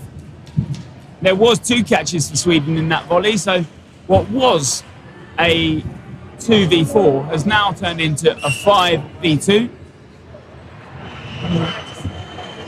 Beautiful there, throw there from number 8 on the Canadian team, and that was Andrea Falcone. Ooh, going for number 99, that was Megan McCaffrey, managing to dodge that one. That was a throw by McAdam on the Swedish side. Beautifully done. McCaffrey is dodging like crazy. She is holding it down very well on that right wing for the Canadian side. McAdam hit out on the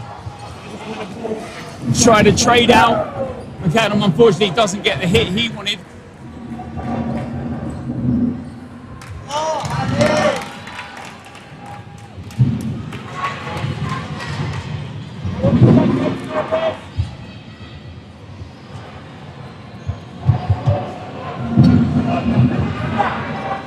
All right, so we're going to see the team Sweden lining up again. McCaffrey again holding her own. McCaffrey is doing such a great job making sure she doesn't line as well. Here comes that ball retriever throwing her that ball. There is another ball just sitting on the court right now, but she is not going for it. She is making sure she hides in the back. The ref is saying that was not a hit. It was floor first, so McCaffrey still in. McCaffrey against 4 Swedish players. Look at her go, and she is trying to go for that ball. Manages to dodge that one. Push pass. End of the match. Sweden gets the point, but McCaffrey stayed alive. Well done. Yeah, very good from her. Timeout called now.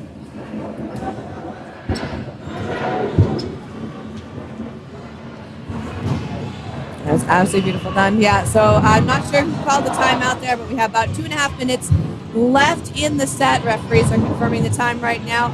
Sweden, 12 points. Canada, 6 points. How do you think this match is going so far, Greg? It's going well. Sweden playing very smart dodgeball, and the sets that they've been winning, they've been taking those single ball catches. They're playing smart in and around that. They know Canada like to play aggressive, but Sweden will happily take those single balls at themselves. Mm-hmm. And Canada is doing a really great job holding her own. Do you think Sweden is going to be changing up their strategy at all in the second half based on how Canada has been playing? Based on the point differential, there is a 6-point change-up right now.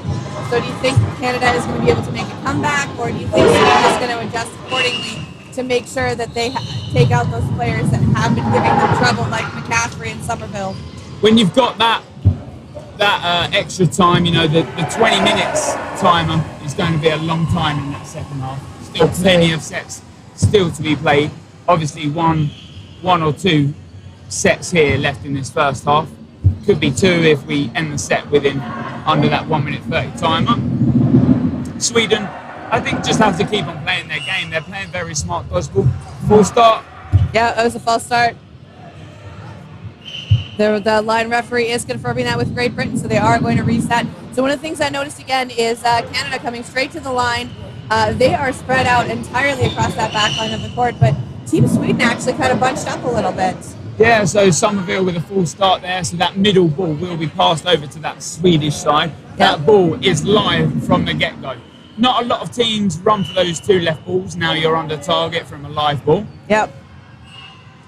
And you'll see that there. Exactly. Decide it's probably smarter to play your life. Those balls can then be retrieved once the 2 that are on your side have been passed behind that activation line. Yeah, that is almost like one of those perfect examples of a rule just being perfectly played out. So everyone at home not familiar with the cloth format watching, that was one of those perfect things that you'd like to see. Unfortunate for Team Canada, but it was a really good explanation of how that works. So Team Canada up to the line, throwing, blocked by 99 on the Swedish team. Number 90, pardon me. And that was Sorovic. Sorovic, I believe he was out for a few rounds, but he is back in and his hands are taped up even more than they were before. Very easy to get a lot of injuries in this game, both in the cloth and the foam format. Finger injuries are very common and can happen very easily. So we want to make sure our athletes stay safe. We still have 3 more days to go. Tomorrow we're into the semifinals, and then Saturday and Sunday we're going to see the medal matches. And Sarafich with a block out wide, now been subbed back on, had a couple of resting sets. When you're out on that wing, you're mostly throwing all the time. Oh, and that's a shot from McAdam. Yeah, I don't think she was expecting that one. Bill Calton and with a a block. catch! Yeah, that's a save and a catch been brought in. Way to go, McAdam. That was well done. We got the chat here saying that they want to Photoshop a broom underneath Ethan Somerville from Team Canada. He is getting air. And that set ends in absolute disaster for Sweden. The ball pops up from Vilkalten by getting hit by that single. McAdam goes to jump off to play for the save and the catch, but it just bubbles out of his hand. 2 players out in the dying seconds. Canada end up taking the draw in the set despite them being down, those 2 players, with 5 seconds to go. So we're going to the half now, 13-7 to Sweden. Yeah, they're just going to switch sides right now.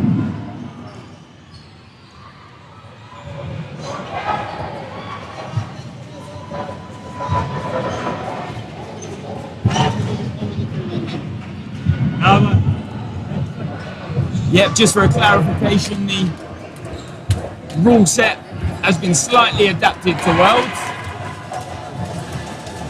The main rule changes, I believe GB Dodgeball posted some good stuff on that. If I just grab it up. There was a lot leading up towards the World Championships here. So it is a little bit of an older rule set that is on the World Dodgeball Federation page. However, some of the rules have been changed. It just has not been updated on the website, which is why we are letting you know with the most relevant information that we do have a set of the rules. And that's why we are here doing commentary to help everyone get accustomed to this rule set if this is a brand new format for you. So thanks again to everyone joining us in the chat. Those of you at home, I don't know how early or late it is there for you. Thank you for staying up to watch this. This is our 3rd match of the day on the Cloth stream. I'm Kendall Stelmack, and I'm being joined by Greg Whitehouse. Awesome. So those key rule changes that we've briefly spoke about from the court rule sets, from the cloth rule set, is a larger court. We play 18 metres by 9 metres here at Worlds. It pretty much it fits the volleyball court. Yes. And that's the main reason it's easily adaptable to any hall that you can access. A bigger neutral zone, a 4-metre neutral zone, 2 metres each side of that centre line. Longer games, 2 minutes, 2 20-minute halves, so a 40-minute game in total, that 5-minute time at the half, and both teams now get 2 times out. 2 timeouts, where it used to be only 1 per game, you now get 2 timeouts. 1 can be taken in each half. The players start on court rather than off the court, with 1 foot touching the back line. A player is not considered out until the ball hits a dead object, so you can make a catch even though you might be hit first, as long as that ball that has hit you first is still a live ball. A catch can be made to save a teammate if they are hit first. That means you'll save the teammate but also bring another player in. Both teams get 2 challenges per match, so if they think there has been an incorrect application of rules, you can't challenge a outing if you think it was a hit or not, but you can challenge a rule. And play ball is called after 5 seconds of having advantage, whereas in Europe we have the play ball after 5 seconds if a play isn't being made, if you're stalling time, and then you have another 5 seconds to throw. Awesome. Thank you for that update, Greg. I really appreciate it. Quick shout out to sponsors again before we get started. FKA Communications Marketing, Quality Fast Food, Edmonton Transit. And now that we are in the second half of the game, we are going to see that poll for the player of the game very shortly, sponsored by the Beercade official after party. And they're off. Canada, absolutely beautiful rush that time. Managed to get the ball. No line violations. All balls activated. Very well done. I'm really catch by number 8 on Team Canada. That was Andrea Falcone. Absolutely beautiful done. Holowatango coming up to the line. accidentally almost hitting a Team Sweden player out. He was in the moment. So that first out from that opening rush just been called by centre ref there. The ball was not live from that centre rush.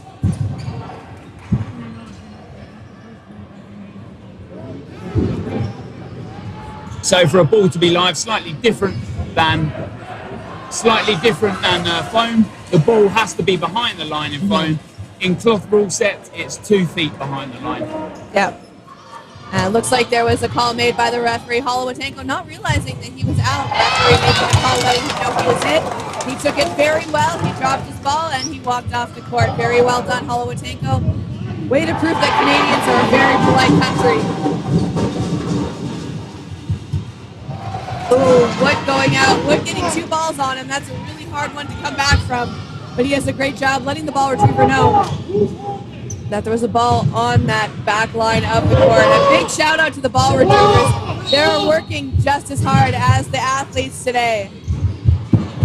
Somerville not quite getting the catch there. He set himself so perfect for it. Fortunately, doesn't get the hands round it like he's after.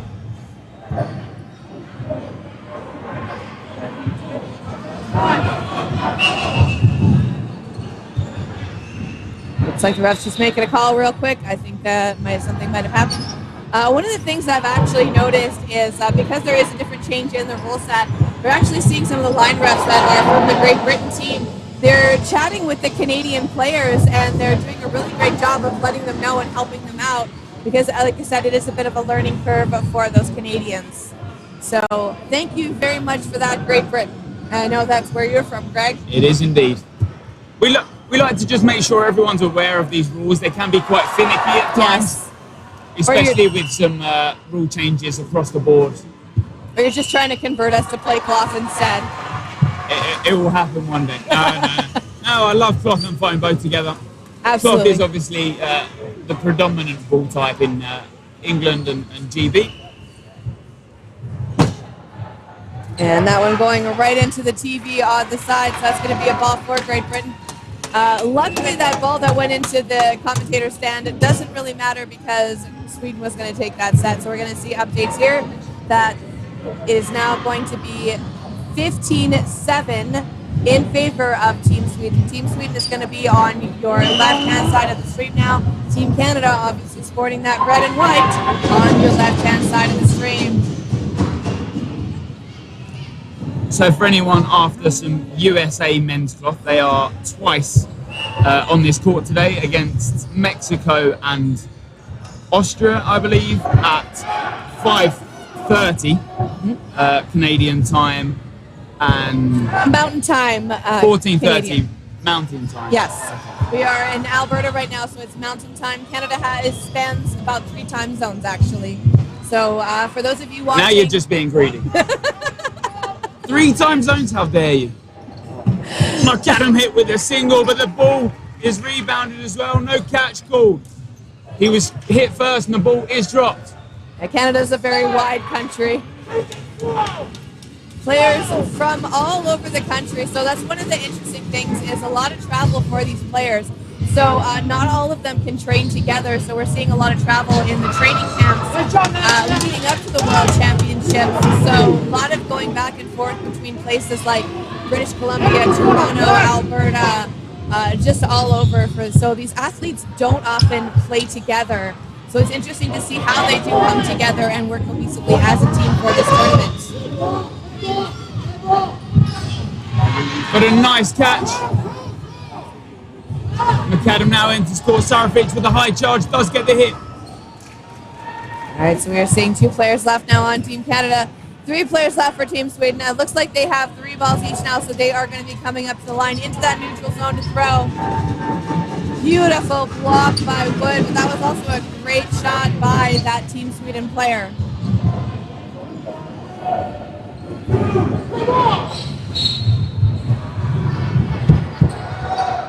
Number 8 being taken out, so it looks like there's still players left on the Team Sweden side. Still 3 players left. They are going after Wood. He is the prime target. He is going to want to throw and block as hard as he can right now. He is hiding in that wing. Ball going down, hitting the floor, bouncing back up to him with 3 balls now. Ball retriever throwing those balls back into the court for him. I don't know if he's going to take 2 to the line, but there is a ball just barely rolling out, throwing at number 10. And that was a leap of faith throw by number 90 on Team Sweden, and that was Sorovic taking that shot. Yeah, we've seen a couple from Sarafic throughout the tournament. That's the second successful one he's had in this game alone. That ball does pop up, but when Wood is down low and on his knees, it's hard to recuperate and get the energy to pop back up into that catch. Mm-hmm.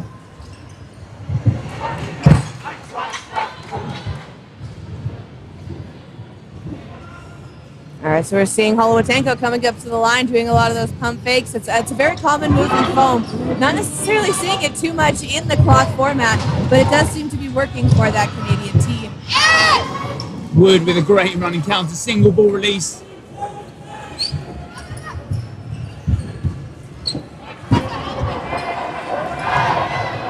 Somerville with that back up. McAdam looks to go for the catch, but it goes through his arms, doesn't actually touch him.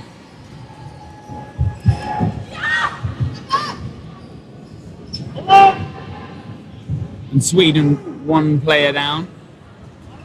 13 minutes left of this game, so still plenty of time. Wood hit on his leap up, does place the ball down to stop himself getting a blue card.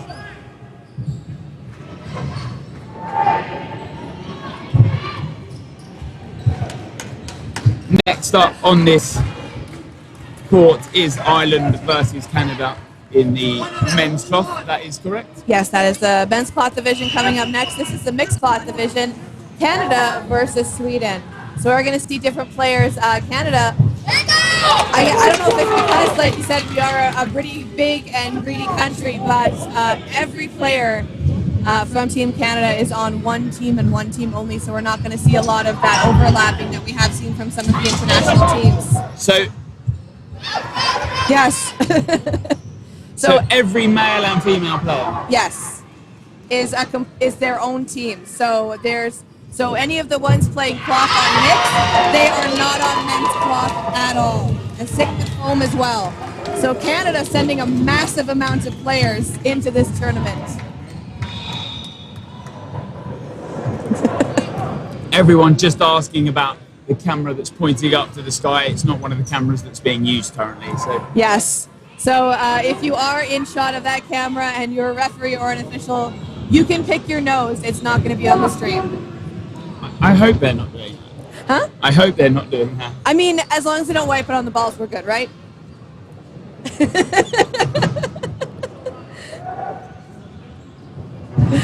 Time is currently boards are just making sure both coaches have the time available. 12:15 left on that clock. All right, so we're seeing here the Swedish team lining up, Team Canada going for it. Team Canada taking that center ball, absolutely well done. Wood and Holowatenko coming up to that line, and they are just massive with that aggression and making sure that they are dominating on that side of the court. Holowatenko, again, he's kind of a larger player. Like, he's a very tall gentleman. He's got that background in foam. He's got a very hard throw. So him staying up at the line like that is very common in the foam format, and he's crossing that over into cloth to make sure that Team Canada tries to get as much advantage on their throws as possible. Absolutely well done. A hit out, a 1-for-1 trade on that. So now both teams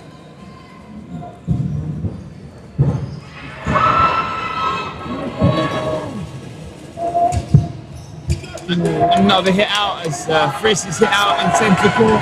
Another ball does have to get played. Somerville is hit out in that play also. So Sweden 1 player up. Sorry, my mistake. It's even at the moment. Didn't quite see Falcone hiding away in that centre there. Sarafic.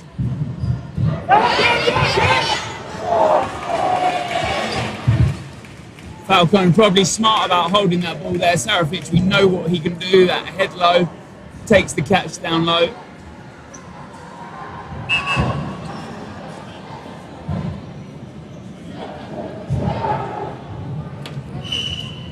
All right, so we are 10 minutes in.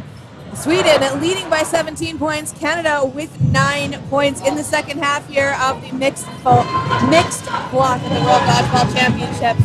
See the Aussie team waiting in the wings now. They are just watching the Canada team go for it. Not a hit on number 8 from the Canadian team, so they managed to stay in. It is getting really intensively. One player, and that is, 2 players left on the team Sweden court. I was a little bit scared by the referee, but we still have Sarovic and number 25 left from Team Sweden. That's double running counter. High from Sarovic again. Yeah, another leap of faith throw.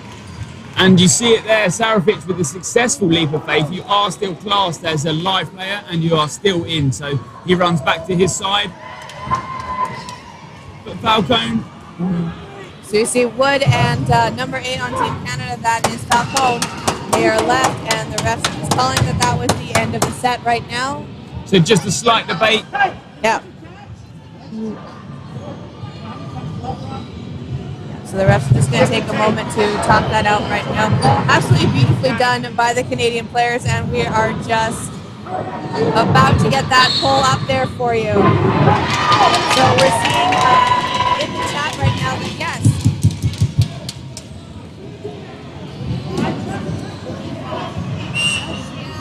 So yes, only if you hit someone are you allowed to stay in after a leap of faith throw. If you do not hit someone, then you are immediately rendered out. Referee's making a great call there, so just resetting the balls real quick.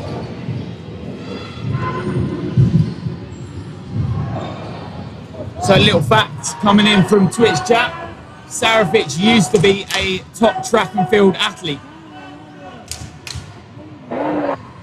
Points work in cloth. If you win the set, it's 2 points. If you draw the set, it's 1. You can hear the Team USA chant kind of wafting over. But this is Canada-Sweden that we are watching live from the Saville Center in Edmonton, Alberta, host of the 2022 World Dodgeball Championships. Team Canada versus Sweden. Oh, Sarovic blinded probably by the block there. The ball does come in late and he sees it very late, looks at grabbing it, but it bobbles out. Unfortunately, doesn't make that a successful going one. for it though. You want to try and get those catches. Like Sweden's been doing a lot of that lately. Sweden has been on catching Russia as well as Canada. So it's really nice to see that a lot of our players trying to go for it. Even though Sweden does have the advantage, they may not necessarily need to, but it does come in handy when you do revive those players. Sweden with only 4 now on the line, coming up and taking out Wood. And Wood unlucky there. It's something that could have been made into a catch if he'd taken that second one, because he still would have been classed as a live player. All right, lots of excitement in the gym right now. We are getting close to the end of the match. 8 minutes left. We are in the middle of putting that player of the match game up, so get those votes in as soon as it comes up. We're going to have an interview with that player at the end of the game. Sweden now coming up to the line with 3 balls. Canada taking a shot. Sweden are taking a return shot now. Third ball is going to go to Canada. 5 players left now on the Canadian line. Number 24 calling his shot. And that is Somerville again. And that's going to be the set for Canada. Canada absolutely celebrating that one. That was hard fought, and they are finally making that comeback. Timeout call just stops that momentum from that Canadian side. A smart timeout from Sweden. Absolutely well done. Only 4 points behind. 7 minutes 38 left on the clock. Plenty of time for Canada to play into this game.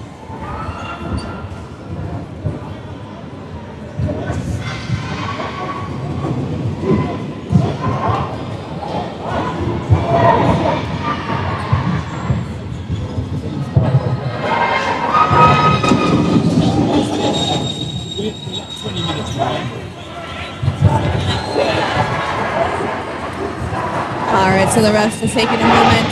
We have 7 minutes left on that game clock, so luckily they are taking a moment right now, so we do have that poll going up in the chat. Lots of votes going on there. Teams lining up again. We're going to see another rush real quick here, and that is Team Sweden leading 17, Canada with 13 points now. Only a 4-point differential as well. And that's it. Plenty of time to change things around. Canada with that momentum before that timeout. Just need to take a minute and mop off the court. It's very hot in here today. The gyms are very hot, but the athletes are managing to hold up well in this weather, I must say. Which city plays cloth? Out of curiosity. Hamilton, Ontario, I believe. Okay. Yes.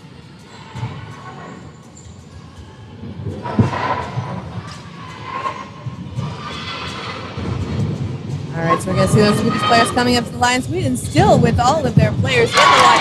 That is a catch by number 32. That was Sutherland. Doesn't even bat an eye and just drops it down. She is a catcher. Blocked by Holowatenko. Another block. Oh, that one going to be a hit, though. But he's taking his out. Very well done. There's another one. Somerville just barely missing that shot on him. We are seeing the Swedish players now.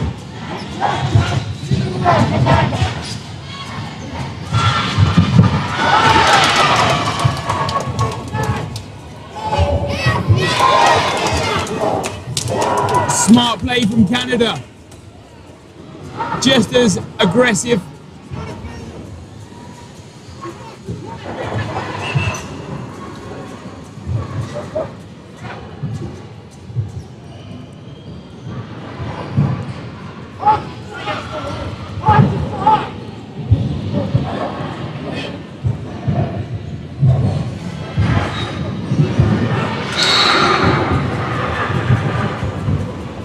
Slight discussion on the rulings there.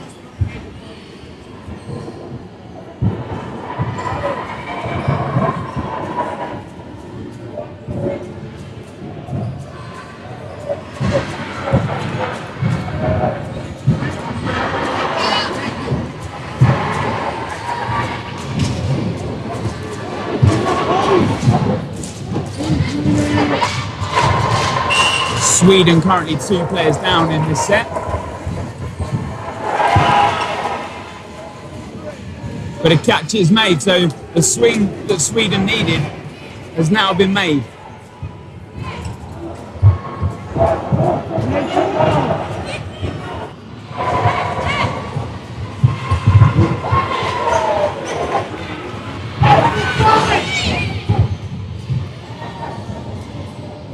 Block comes in and the rush tries to come in. All right, so we're getting close to the end of the match here. We've got 6 minutes left. Sweden still leading, 17 points to Canada's 13.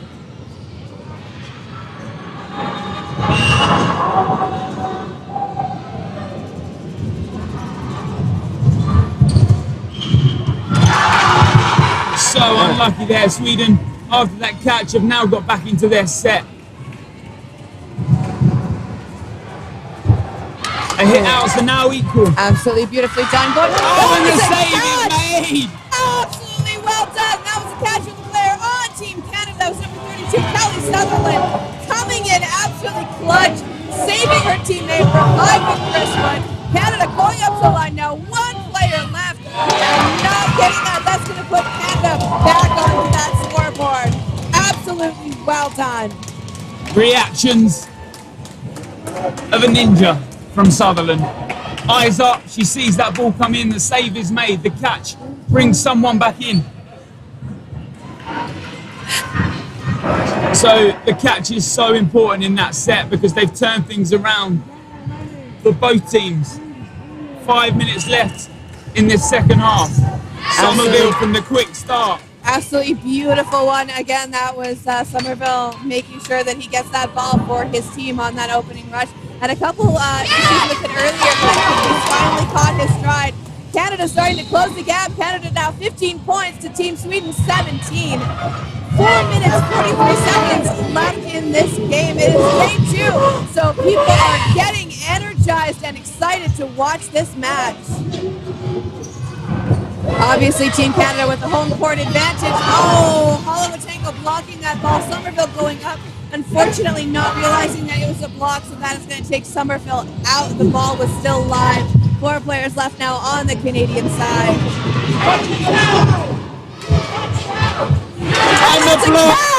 And the block catch is made successfully from Canada. I'm trying to reserve my voice, but 3 games so far on day 2 have all been absolute belters of a game. Ball comes in from Wood to try and alleviate the final player. The catch made. Canada now equaled up. They were 3 sets down. A timeout called.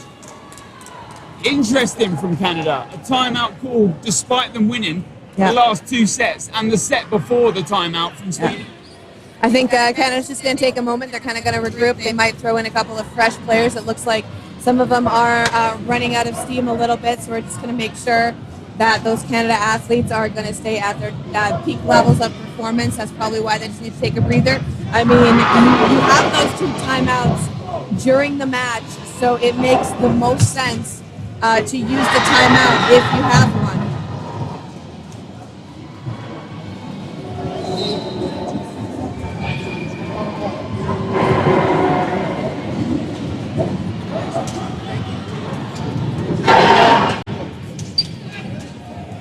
All right, so that's Team Canada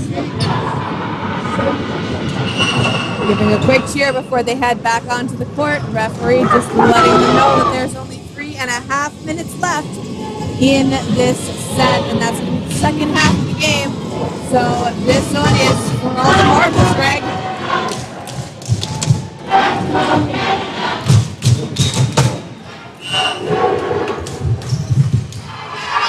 And the Canada crowd, obviously a huge one, home country. Call made from Somerville in the middle. But the low dodge comes in.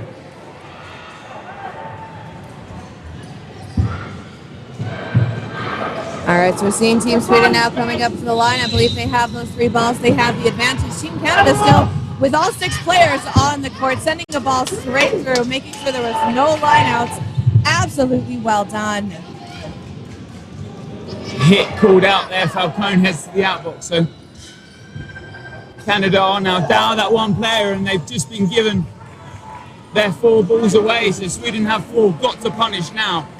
They'll want to be winning this set to get that momentum back in their favour. A nice dodge from Somerville. That centre ball held by him a lot of this game, and it's worked ever so well. Oh, and the catch is unreal. Sarafic, we know what the arm can deliver, but this time not as fast, and it's picked up.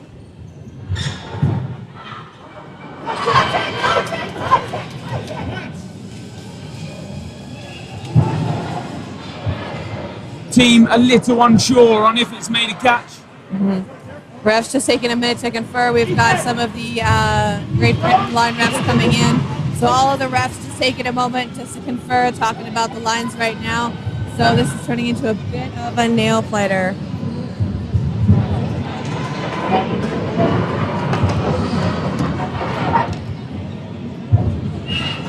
All right, ref calling play now. So 17-17, Canada and Sweden are tied. 2 minutes left in this game.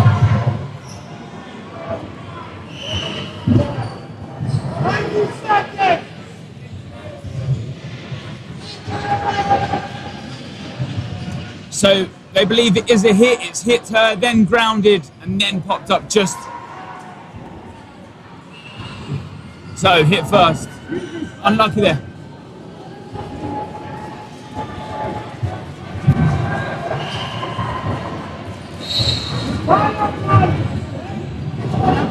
So we're going to see what happens with Team Canada now. Team Canada with 3 balls, just sitting at the back of the court. They have 5 players on, whereas Sweden has only 2 balls, but they are even with 5 players. That would have been unreal from Sutherland. But unfortunately, the call was made that it was a hit, and then she had to field it. Somerville with a block. That ball just pushing it down. 4 balls now. Balls come in, but not all thrown at the same target. Slightly not on the same page. The crowd's slightly louder on the Canadian side, so probably struggling to listen a little to the single balls, and Somerville does not pick up that catch. He'll be so disappointed because he's been making those look so simple all game. Five players now. 4-3. Oh, that's going to be a shot on Johansson. He is going to be removed from play. Luckily, that player that was a great dodge by her, but they came up, gave her a shot right at the line. And now a shot by Team Canada. Number 14 still in for Team Sweden.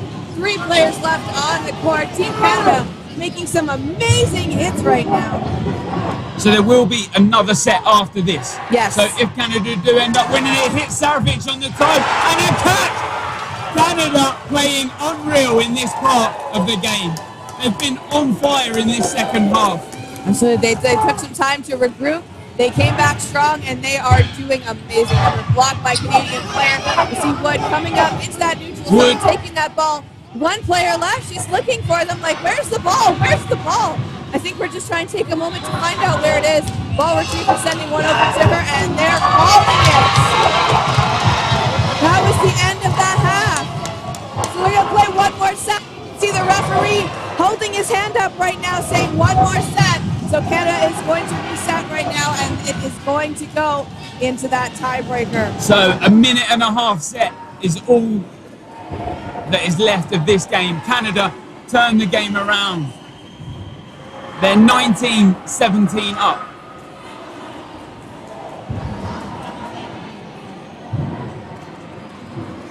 Lots of cheering that we're still going on in the Twitch stream chat. Again, thank you for joining us. Refs just conferring real quick. Coming up to the line, this is going to be a nail biter. We're hearing cheering from both sides right now. Sweden waving those flags in the crowd. Canada starting to chant.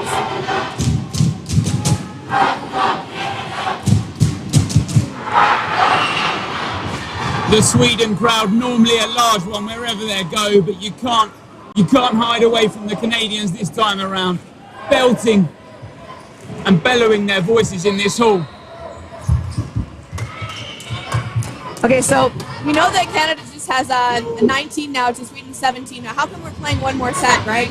It'll be any time under that minute and a half. We'll provide a 1 minute and a half set. That will be the final set, and this game can end in a draw. When we head to knockouts, obviously, there's no such thing as a draw. You'll be heading into final sets. Really appreciate that, Greg. Thank you for clarifying that for us. I appreciate you coming down here with your knowledge of cloth ball. Again, it's very new to us Canadians, so you are greatly appreciated because we know that you're a big name on the international scene for dodgeball commentary. Well, thank you very much, Kendall. But it's good to be here. It's good to be across the pond and watching some international dodgeball again. Yes. All right, so we see them coming up to the line again. That was a beautiful ball block from by Somerville. the player. That was bounce. That was a bounce. The referee's being called, so Somerville stays in. Wait, looks like they're calling a time real quick for Team Sweden.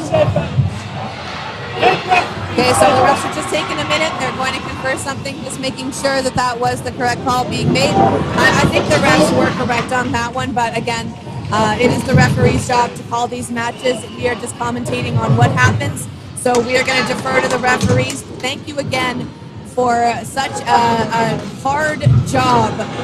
Being a referee, 100%, it's a very thankless job because you have to make those calls that are very stressful, and unfortunately feelings can get hurt, but they try to do the best they can. So a big round of applause to the referees that have taken time out to make sure that this tournament goes off very smoothly. So I believe a lot of their calls have been very well received by both teams. So 10 seconds left. 10 seconds left. It will go on the whistle. Yes. Canada draw this set, they'll win the game. If they lose, Sweden will draw the game in total, and it'll be gutted for Canada because they've made that comeback. They're now in the lead. 10 seconds left. Whistle goes. Canada now come forward. Canada going for those shots. Sorovic with that ball coming up to the line, kind of making sure that those players. And they draw it up. The final set ends in a draw. Canada, their hearts on their sleeves. An unreal game from both teams. That Beercade player of the match goes to Somerville.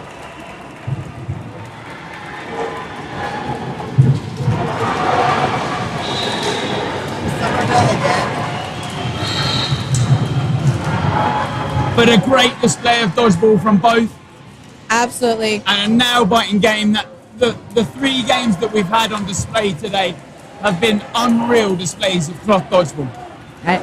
So yeah, our poll has ended. So it is going to be Somerville, who is the Beercade player of the match. Did absolutely beautiful.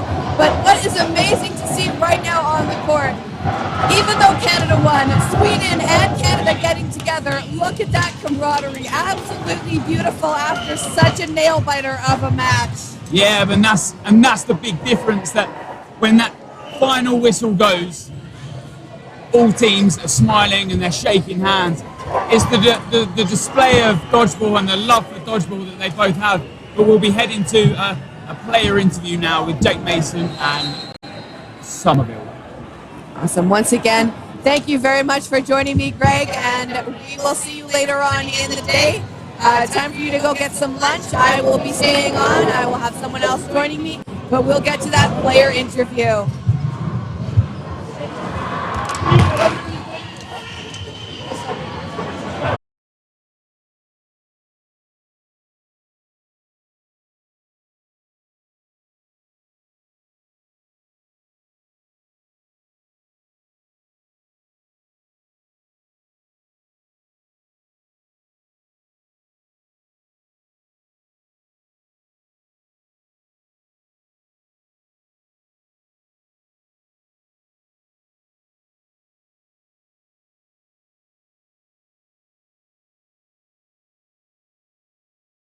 Back again with Ethan Somerville. You're very popular on this Twitch feed. I guess so. I mean, we've talked about strategy already, so I guess, have you ever thought about growing a beard and what that might look like? I've tried, and it's just a patchy mess. All right. I look more homeless than anything. All right. So besides that, what an intense game. Pulling out the win last minute, 20-18. Playing Sweden, I mean, this is a fight. What was that like? It was intense from start to finish. Just it switched from being actually in the game to just pure instinct, just what we've been learning and everything. It felt like I wasn't even really here. It was just autopilot. Was there a point where you consciously noticed that, oh, sorry, the Aussies are a bit loud. Surprise. Is there a point where you kind of noticed that switch during the match? Were you guys like in your heads at the beginning, or it just like? Yeah, at the start of the match, we had a little bit of a rough spot, but then I started making catches. Then we had a couple of our other players start making catches. And after that, it just snowballed. Everybody, the confidence level just shot through the roof.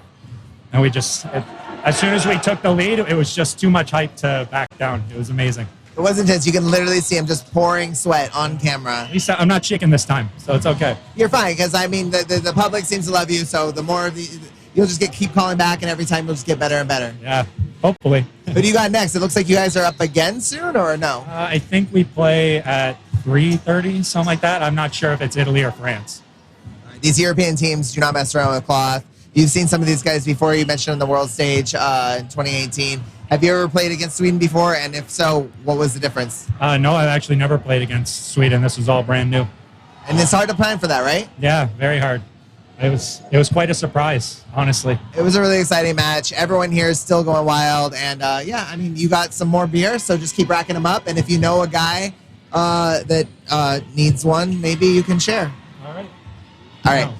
Thank you, Beercade. Thank you, Ethan. Awesome. Thank you.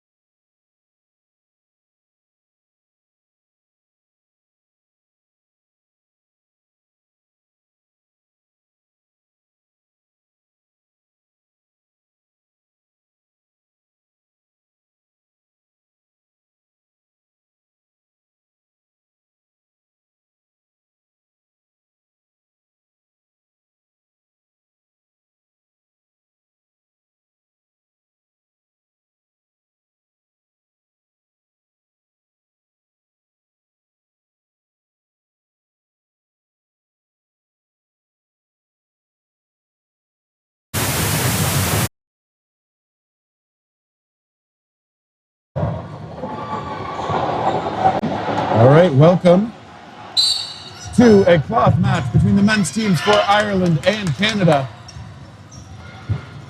Right away, we see a shot from Burke that is blocked. This is Terry Thrasher here in Edmonton, Alberta, Canada, at the 2022 World Dodgeball Federation Championships. And okay, we see Cameron Booth head out. This is a match between two teams that are probably not like necessarily the medal favorites, but that have a lot of cloth ability.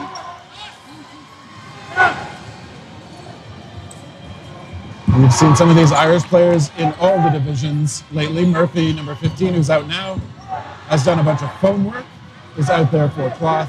Ireland as well, has done mixed, just done everything. Meanwhile, Canada's team is a dedicated group. The men's team is focused exclusively on the men's division and on cloth. And for those who were watching this stream just a short time ago, you would have seen the mixed Canadian cloth team. Yes, that was an absolute nail biter. Thank you for holding down the fort, Terry. I had to refill my water bottle. Once again, joining you on the stream, I'm Kendall Stelmad. Yeah, it wasn't a very long delay, and hydration is important. So yes, it's a very long day. The gym is not air conditioned, so water bottles are a must for athletes and commentary. Okay, we see Decker hit out. That one popping up, grabbed by Burke. That was a beautiful shot, bouncing right back up into Burke's hand too. So not only does he take out the player from Ireland, he revives another player for his team. Matt's ball going hard right now. Yeah, and we just saw Coombs hit out. Could not. He went low, but I feel like those Canadian throwers read it and tracked him down. So I was talking to a few of those Irish players yesterday. They have a very short roster on a lot of their teams. Not only that, but they are overlapping with the foam format as well. So, end of the day yesterday, I believe the words were absolutely knackered. yeah, I believe it. It's a lot of work that they're putting in. Mm-hmm. They are doing a great job. And again, big shout out to the athletes. I know I said it yesterday on the stream. I will say it again. You made a national team. You are here. You are already a winner in my books. I know we're going to see those medal matches coming later out in the week. We are going to be moving gyms for that. But this is still the round robin, so it's anyone's chance to see who's going to take home those medals. Okay, and Burke with the block takes a shot as well. Beautiful jump by number 10 on the Irish team. That was Garvin McAvoy. He is the captain of the men's cloth team. Blocked by number 2 on the Canadian team. That was Matt O'Brien. That's going to be the end of the set. So the point, I believe, is going to go to the Canadian team. So that's first blood drawn. Yeah, I feel like my guess would be you'd favor the Canadian side in this match. Not necessarily because they've got a good amount of cloth experience, but like they're fresher. Exactly. For all the reasons you were just describing. Yeah, Ireland is a predominantly cloth country. Like that's the format they're used to. It's brand new this year to not only the World Dodgeball Federation to have it at their tournament, but for it to be played by the Canadian teams, the USA teams. A lot of teams, not normally their standard format is usually foam. Ireland again, though, lots of experience coming in, so we'll see what they can do. Number 15 on Ireland, he was out. He needed to take a minute so he could walk off the court. Canada being a little aggressive in their throws. Yeah, there is. So we mentioned Canada is certainly overall more of a foam nation dodgeball-wise, but there is a strong pocket of cloth play, primarily concentrated in Hamilton, Ontario, which is where several of the members of this national team hail from. Folks like Jake Lowe rushing up there, making a sensible attack at short range. We were actually just mentioning it on the stream that Hamilton is the cloth city of Canada. Yeah, it might be the only hub. It's the only one I know of for sure. That's the only one the stream knew of as well, so I will take your word for it. And so folks like Cameron Booth as well play out of Hamilton, but it is no longer just Hamilton doing that cloth style, because now we've got members of this men's national team from BC, like Cody Burke. Yes. From some of the more Toronto-ish hubs. Yeah. Well, Potvin playing out of Sarnia, Ontario, which I think has a rubber league as well. Oh, wow. A few places in Ontario that has done that in recent years. rubber league. That takes me back to gym class, and a lot of those are just straight up traumatic memories. That's fair. It wasn't my favorite. No, I don't think it was anyone. So it's good to see that these new formats, it's a lot easier to play. And once you understand those rule sets, Canada takes that point again, hitting out that player from Ireland. Absolutely well done on the Canadian team. One thing that I was mentioning as well to Greg, and he actually didn't know this, was with certain teams you might see a bit of an overlap. So I know that the mixed cloth for Sweden, they have some of the men's players, they have some of the women's players, and then they come together and they play that mixed division. Canada, however, sending 6 teams, absolutely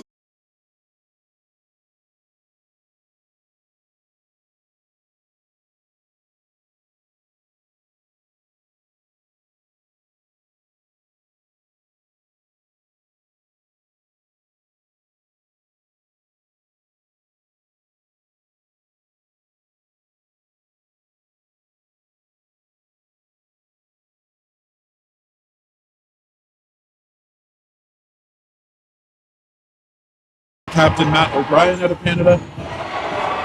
All right, rebound catch. Decker, unfortunately, is off. And yeah, I think the call is that 24 should be out after the ball hit him. Yeah, so the referees... That is what the Canadian players are calling. Yeah, referee's just confirming with the players right now. Absolutely well done on the referee side. So just taking a look at the schedule right now for the court 4 o'clock. This is day 2 of the tournament. We are not going to be seeing any France games on this stream. We did see France yesterday, however. Although day 3, we are going to see some of those elimination matches. We are semifinals, so France might get back onto the stream tomorrow for those of you looking to catch a France game on the stream. This is the dedicated cloth stream as well. France, one of my favorite jerseys of this tournament. Absolutely. I was chatting with them yesterday. Absolutely sweethearts of players as well. Like, really just chatting with a lot of these countries. It's really nice to get to know a lot of them, and was able to converse with some of the French players as well. Although I'm not fluent in it, I do speak a little bit of French thanks to the fact that Canada is a bilingual country. You learned it from a pineapple, I believe. So I believe, yes. Those of you in the stream, if you have ever watched Télé Français in Canada for French class, you will remember Anana and that theme song being an absolute bop. And meanwhile, O'Brien's shot really low, right on the foot of Hollinger. Well placed by O'Brien. Canada keeping that pressure up. Ireland still with 3, though, as they come to the lines.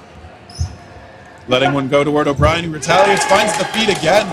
Brilliantly placed shots. Coombs heads off to the side. O'Brien threatening to do it one more time.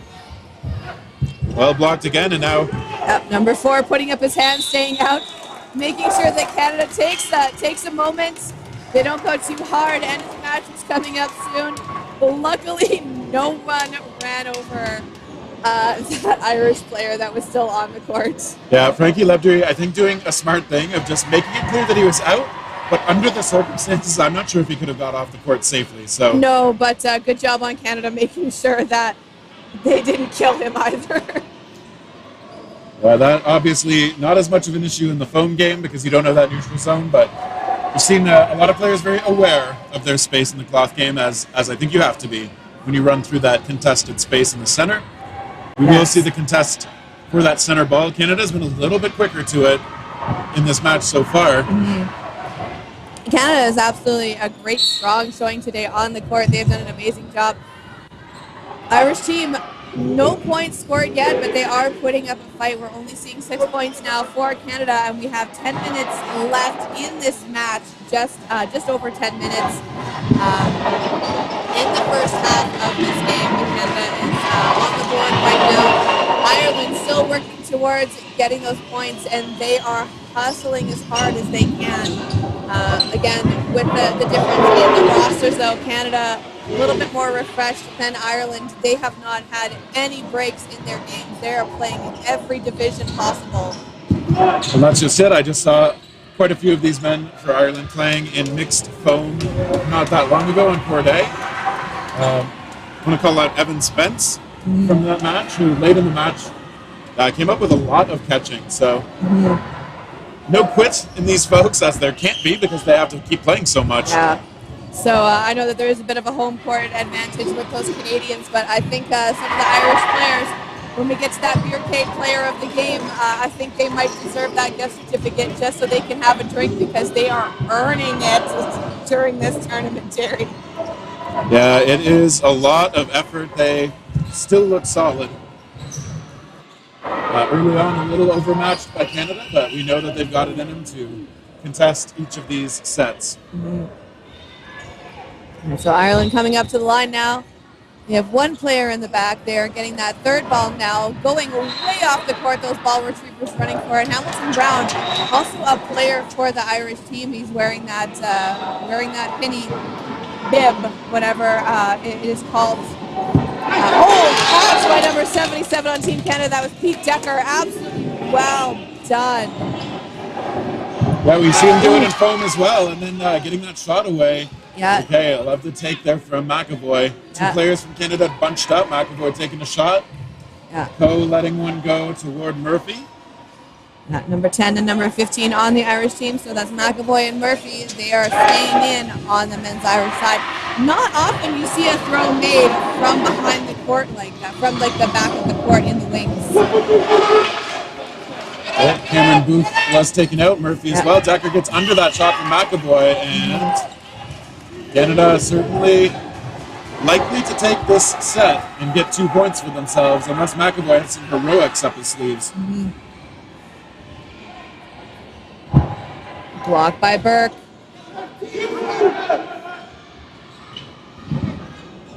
They're blocked by McAvoy, getting those balls over, going into the line, taking out number 8 on the Canadian team. That was Potvin. Potvin, I think, had also stepped over that orange throwing line a bit before, too. So Okay, yeah. Great job on it, though. Like, really, it's really great to see a lot of honesty from those teams. All right, so we're going to see the end of that match now. I think that a few more players on the Canadian side, so that might be another point for the Canadian team. We have just over 7 minutes left in this first half. Canada leading 8-0. I think maybe the Irish players just letting the ref know to look for those possible line violations. That said, I think we only have one referee on this court, so... Yes, I'm noticing that as well.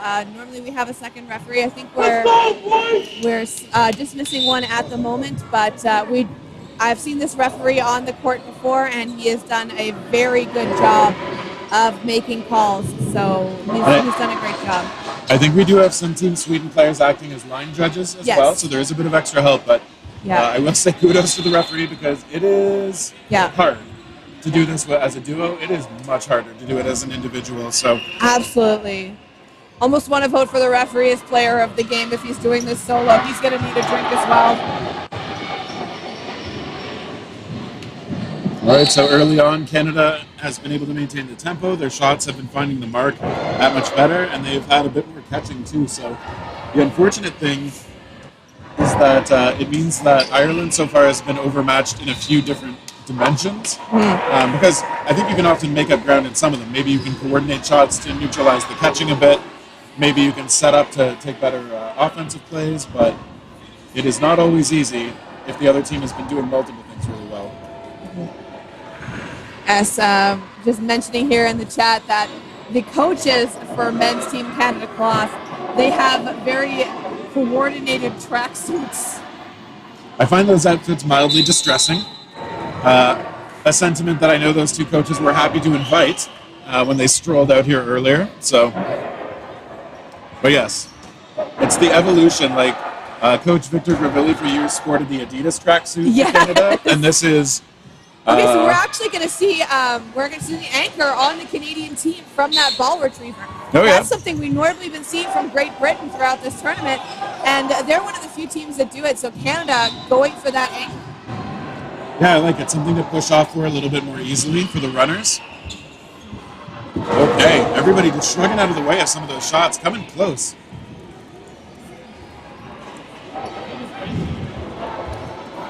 That shot coming out from O'Brien, coming close. Booth defers the ball over to him so that the corners can maintain coverage. Bryce Potvin is in that other corner. Ireland to the line now. They let it go from the middle, and Coe is able to secure it. And the respectful applause given by Tyler McBride.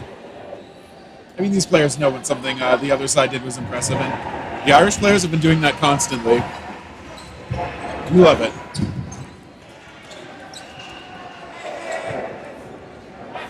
All right, so we're seeing a lot of those players from Team Canada coming up to the line. 3 balls now, 5 players left, on the Irish side.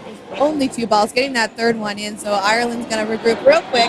They're going to come up with a strategy, going to go into that neutral zone, and they're going to take their shots, going straight across for the wings. Doesn't work out the way they wanted to. Hollinger getting hit out. No players on the Canadian team getting that third ball. And that was Dwayne Hoppenbrouwer. It's his first time, I believe, on the court in this match for Canada, playing out of Alberta. So home province. I think that's got to be a thrill. Playing in the World Championships in your, I'm not sure if he's from Edmonton, but certainly home province. It's pretty cool. It makes it easier. I was just saying earlier in the chat that Canada has at least 3 time zones. So even some of the players coming from British Columbia or from Manitoba, Ontario, further out in the Maritimes, it's going to be a bit of a jet lag for them, especially depending on when they arrive in the city. Catch by number 9 from Canada. That was Cameron Booth. He is the captain of this team, absolutely coming in clutch on that one. Thank you. Thank you in the chat letting us know. Yes, he is from Edmonton. Oh, bonus.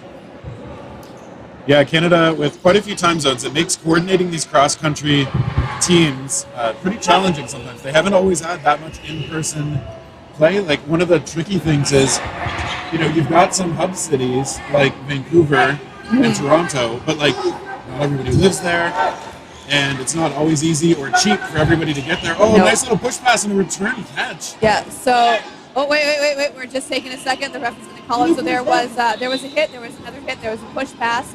So I believe the ref is just confirming that it was a hit on the side. So he's just taking a moment, just kind of explaining it to that Canadian player what happened and just letting him know. So that Canadian player is going to be, he is still going to be revived on, or stay alive on the court. Just giving a heads up, you know, doing the Canadian thing, saying sorry to that Irish team, got a little bit ahead of themselves, but Canada, great recovery, great sportsmanship overall. So we're just making sure that the correct call is made. Yeah, I mean, 2 Potvins. Thumbs up all around. Yeah. Way to go, Canada. Way to go, Ireland. Potvin, I mean, it's tough in that moment because if the player hasn't been eliminated and he's right there, you do want to take that shot. It is still Worlds, but it is a little tricky when we're trying to resolve what's actually happening. Awesome. And you know what? Honestly, it's just the sportsmanship that is really, it's amazing to see overall. That's one of the things that you really appreciate in a tournament like this. I mean, yes, you are trying to win a medal, but you really want to see that camaraderie going across like countries, across borders. Like, I think that the language everyone's speaking right now is dodgeball, regardless of where you're from. I was just looking at a map. I think Canada has 6 time zones. Wow.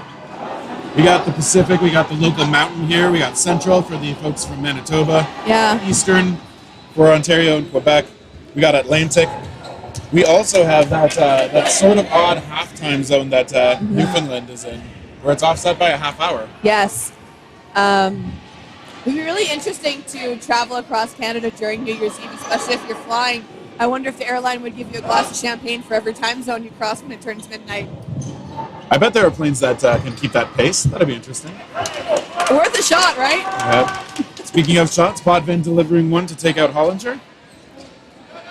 Absolutely. So Canada still remaining with 5 players on the court. We still have 5 players on the Irish side. Ireland with 6 balls.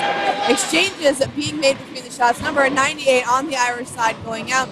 Canada just kind of regrouping there, coming up to the line. They actually have their full 6 players, 4 balls now, throwing at the Irish side. No hits made. Beautiful dodges done by those Irish players. Getting those balls back in now. It is 4 players on the Irish side. Coming up to the full line, 6 Canadians. It was a graceful sort of let's together fall down from Murphy. Spence letting go of that throw. It's still going to be on Ireland to throw. It's kind of interesting to see the difference between the two dodging as well. Ireland, like, you don't see a lot of the dodging that you necessarily see on Team Canada. Catch from number 24 on the Canadian team. That was Cody Burke. That was very well done. Greg was mentioning earlier on the chat, the balls fly a little bit truer with the cloth format. So Ireland doesn't dodge as much as some of the Canadians do because foam is their original format. And with foam balls, it is kind of a wild card with how those balls sometimes fly. Yeah, a lot of players can curve them in multiple directions. And so in foam, you often see people moving a little bit as they think the throw is about to be released. Not as necessary, perhaps, in cloth. We see Canada is really big on that counter style with this team. They've been, like Matt O'Brien out of the corner is doing it again. This is what he's been doing almost the whole time. He holds back on that one, waiting. There's no need to rush it. Canada has the player advantage. McAvoy is going to face down a couple of shots. Lowe draws out a move. O'Brien gets the hit. Canada going up 10-0.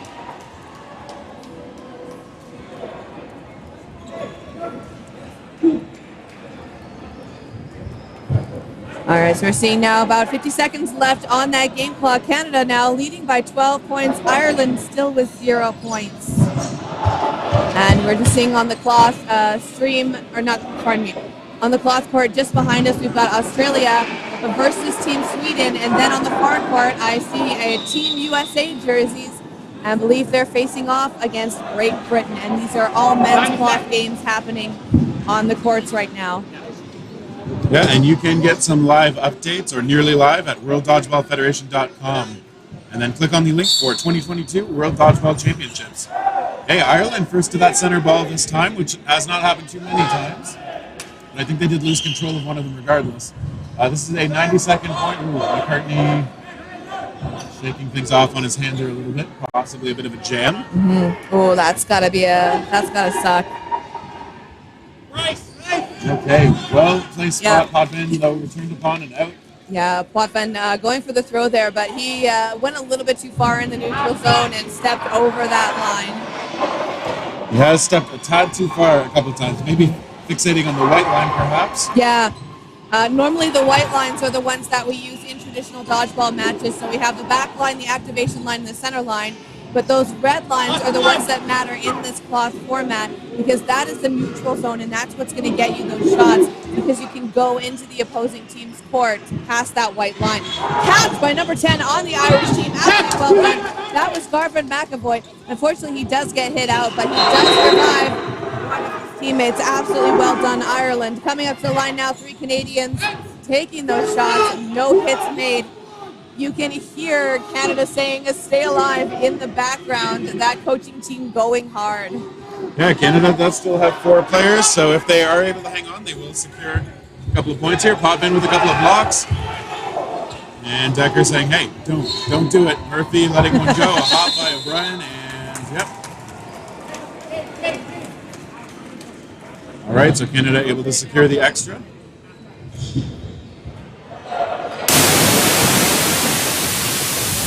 Awesome. So that looks like that's going to be the end of that one. I believe both teams are going to regroup now, and we are going to switch sides. So going into the second half now, we see Canada 12 points. Ireland still no points on the board. So let's hope Ireland can turn it around in that second half and get on the board. Yeah, strong showing from the Canadian men's side so far. They've been able to really assert their will in this match. And, I mean, that'll help a lot if they can hang on for the win, which does seem likely. The plus-minus that they'll be looking for will be a big deal as well. According to our website, Canada in men's cloth doesn't have a win yet, so this potentially could be their first. They have a draw and a loss. I think this is their crossover match, Ireland being from the Cloth B division. And so there are 4 orange lines on the court. So the 2 orange lines that we see past that center white line, those are the indicators for the neutral zone.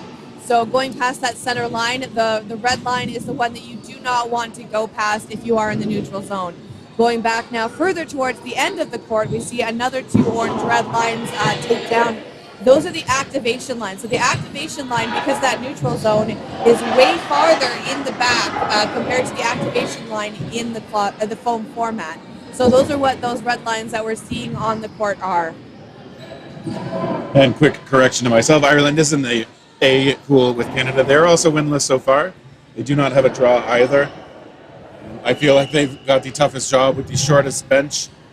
And they're in tough in this match, but again, we've seen a lot of heart from this team so far.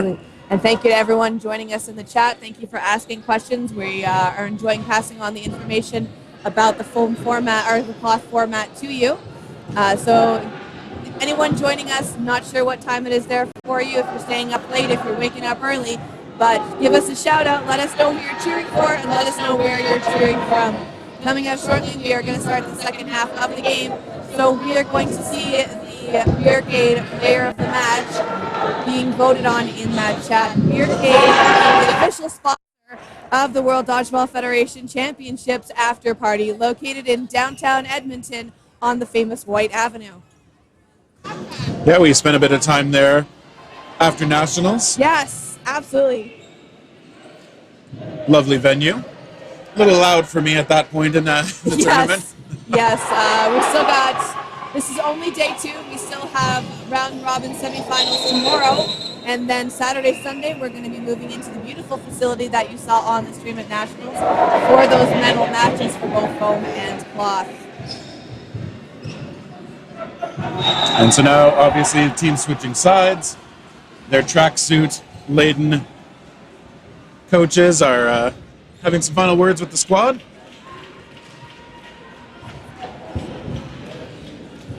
All right, yeah, so both teams are just talking it out right now. So what do you think the Irish team is going to be doing while they're going to go into that second half in terms of strategy?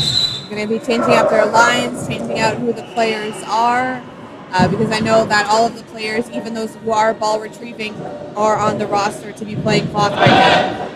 Yeah, I mean, as we said, I do feel like Canada's been able to overmatch them in a few different dimensions. It does make adjustments hard. They've been close on a few points, but that does mean it's a little tough to figure out what specifically to do. I think they're mixing up. Some of the players who are acting as ball retrievers, I think, are coming in now, like Hamilton Brown has doffed the bib. Yeah, and, Hamilton Brown coming in. Taff, he's now ball retrieving, so we're seeing that change up just like you said. Thank you so much, Terry. And now they're going to see an anchor off of the line for Team Ireland as well. So a lot of teams picking up that from, I want to say they're picking it up from Great Britain because that's who I saw it with first. If I am wrong, not a problem at all. But the anchor definitely helps you get that push to go for that center ball. For those of you who don't know, in that center ball, you cannot go over that white line. So you can go over the center line in the rush for the 2 balls that are on your right-hand side of the court. When you are contesting that center ball, no part of your body may go over the center line. Canada mixing in a few new bodies as well. We see number 20, Martin Landrio, out of Ottawa, his first time on the court in this match, as well as number 22, Shane Solberg, playing out of Victoria. And Dan Long, number 88, who just traded 1-for-1 out of Hamilton. Ireland looking good in this first point. They are still 4 strong. Right, maybe they found some adjustments that would not have occurred to me. And, the player swap, maybe a little bit of a tactical adjustment. They're in a decent spot to try and earn their first points of this match. Yeah, I think maybe potentially the reason why some of those players were sitting out in that first half is that they had potentially just played, so they wanted to give their arms a rest, come in nice and fresh for that second half. Try and change it up for Team Ireland coming up now. Canada with 3 balls, 2 players left on that court. Canada now getting all 5 balls on the Canada court. Holy! Unfortunately, hitting out number 10 on the Irish team, but great showing by Canada. The number 20 and number 22 is Martin Landrio and Shane Solberg. Yeah, they've been able to bring this back pretty fiercely. Yeah, it's both in the 20s on their jerseys. Like, it's the terrible twosome right now. The terrible 20-somes. Yeah. I mean, they come out, they attack the corner. Some nice blocking. Okay, I like the move to draw out Solberg's dodge. He almost reached for that one. Yeah, number 22, he was going to try for that. That was a great shot by number 98. That was Tyler McBride from the Irish team throwing at one of the terrible 20-somethings. I'm officially making that a thing. Lebdiri himself, a 24 out there. Coming to the line with McBride. And okay, they secure a hit, so just down to Solberg for Canada. Ireland looking good.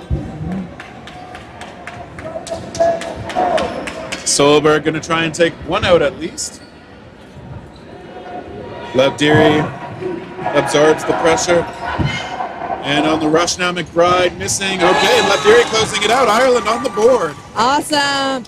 Ireland finally getting up there. Ireland coming to celebrate that they're not going to get too cocky too soon. And Canada, we'll see how much they mix up the roster here. Looks like Solberg coming back out. Landrio as well. Hoppenbrauers, Coe, Long, and Captain O'Brien out there again for Canada. And I think the same starting mix for Ireland. Okay. Yeah, a bit of a false start. Ireland not contesting the center ball because of that. Man, how is the ref supposed to see potential false starts on both sides? Yeah, absolutely well done on the part of Team Ireland now, making sure that they are trying to play it as safe as possible. So the Sweden team member is calling it right now, just double checking with the Canadian team. So they're going to say no, it wasn't a false start. So there's no contestation for those balls. So we're going to see it playing straight out. All right. All right. Hamilton Brown hit out right away. Canada the player edge, and they've ended up with the extra balls. They've got 4. Yeah. Canada coming up into that neutral zone now, only sending over 2 of their balls. Very well done strategic move. Canada still with all of their 6 players on that line. Ireland with burden to throw because they have those 3 balls. And Landrio light on his feet, hopping up and moving laterally at the same time.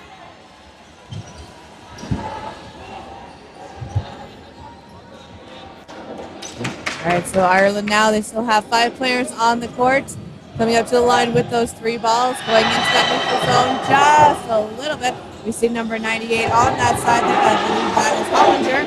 And kind of giving that money ball play, making himself the target, trying to get Team Canada to throw at him so he can retrieve some of those balls for his team, get them thrown at him. That was a big catch. We did see McBride securing a shot. Catches win matches. It doesn't quite exactly rhyme, but it is true nonetheless. Yeah, absolutely. Canada's doing a great job here. Canada leading now 14, Ireland with 2 points. About 14 minutes left in this half. So I know that it's not updated on the stream right now, but Ireland does have those 2 points, just in case any of you are wondering at home. All right, so we see Hamilton Brown being taken out now. He is walking off the court, very quick retreat. Wanting to make sure that none of his teams get screened there. Blocked by number 24 on the Irish side. That was Frankie Lebdiri. Yeah, I believe Lebdiri. I need to go back to the hotel and just go through every roster name and try and repeat them all and get them right. Okay, Hoppenbrauer's hit out, but Ireland does lose one as well as Murphy's trying to roll off the court. Yeah, it looks like they only have a few players left now. We still have Hollinger in. We still have McAvoy, and then we also have Lebdiri. Murphy's working his quad a bit as well, I think. Just he seems to be okay, but he was in a little bit of discomfort there. Ooh, nice shots. Taken out long in the middle. McAvoy, Lebdiri coming to the line. They scoop up that ball in the middle. I think they get a 1-for-1. Yep. O'Brien hit out as well. McAvoy alone now. Scrambling back for a ball. He gets it in from a retriever. Sends one over to Landrio, who sidesteps at Coe. Okay, a grab as well. Not a catch. It was not a catch. Unfortunately, he got it just as he slid over that back line. The ref making sure, letting you know it wasn't a catch. It was a beautiful catch, but it's just not going to count. Is probably the better technical way of explaining it. Yeah, I mean, that's what you want to do. Just obviously, if you'd been able to have a little more friction and skid a little less, stay in bounds, it would have been quite the play. So obviously, we respect the effort. Unfortunate it's not reflected on the scoreboard, but still, full marks. It's in our hearts.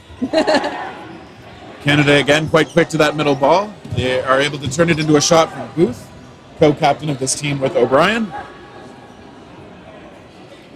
And now McAvoy, captain of Ireland, directing things up at the line. You see that shot? Catch by Canada off a pop fly there. That was from number 22. Shane Solberg blocks the ball, and number 4 on Team Canada, that was Hoppenbrewers, catches it. And I think Hamilton Brown has had no luck in this match. He's barely been able to do anything. Yeah. That was his ball that popped up and got caught. That's gotta hurt a bit. But honestly, those pop fly catches, those are the golden catches in dodgeball. You get the catch, you save your teammate, you eliminate a player, and you revive one of your own. That is the golden catch. Solberg, okay, we got a middle play there. Hollinger on Solberg, 1-for-1, throwing laterally at each other. Bit of a wide shot by Taff there. Taff, an absolute monster on the court. He's got a lot of those wide shots, a very great long throw, so he can give you a lot of those cross-court shots, and he can also throw from the back line. So you got to give that one to Taff there. Yeah, we've seen him do a lot of good work, and we've seen him take out Hoppenbrauers. There we go. We've seen him have a little more space to operate in the phone game. He's been able to do a little more damage for the Irish side, but he has been doing ball retrieval for some of this match, and he's been suppressed really well as well.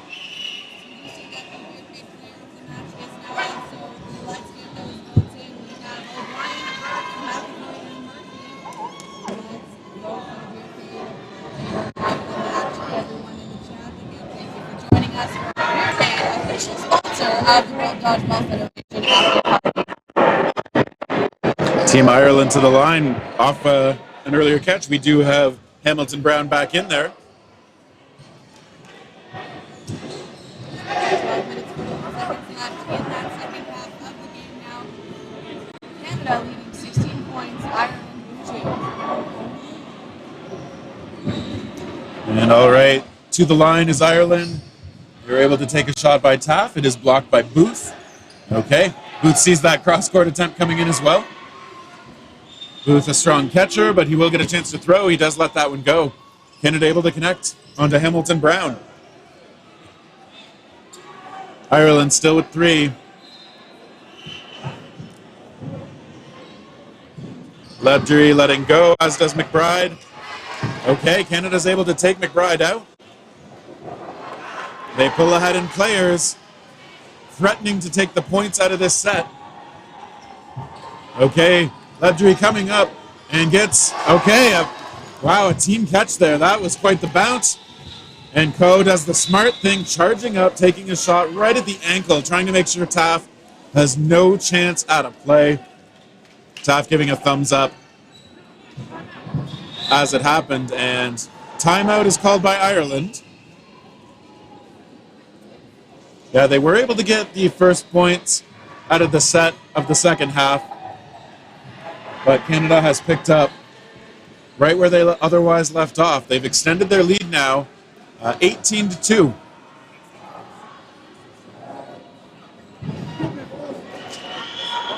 actually see a couple of the Irish players. They're walking off the court. They gotta go play phone now. So we're down to only a few members of the Irish team left. Yeah, this is a quirk of the scheduling, and so we actually have the same. All the courts are nominally working on the same clock, but we have seen this court get behind by 12 to 15 minutes. And so there's some unfortunate realities of the overlapping rosters and the time slots being sort of staggered instead of synchronous after a while.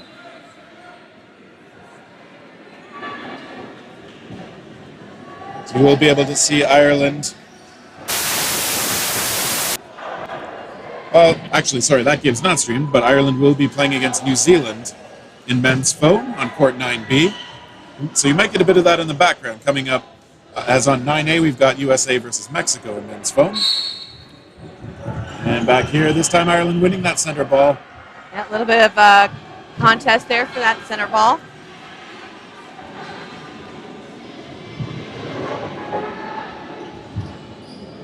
And Taff, wow, nice little no-look, fooling Potvin, who did not think that ball was going to be coming his way at all. Beautiful block by number 10 on the Irish team. Right, and that ball kind of ricocheting from where a retriever may have been able to get to it back on court into Hoppenbauer's waiting arm. We're also going to see here that there are still 5 players left on the Irish side right now. They have 3 balls, so they're going to be ones with the burden because they do have that third ball. Only 5 balls in the cloth format compared to that foam format where you have 6 balls.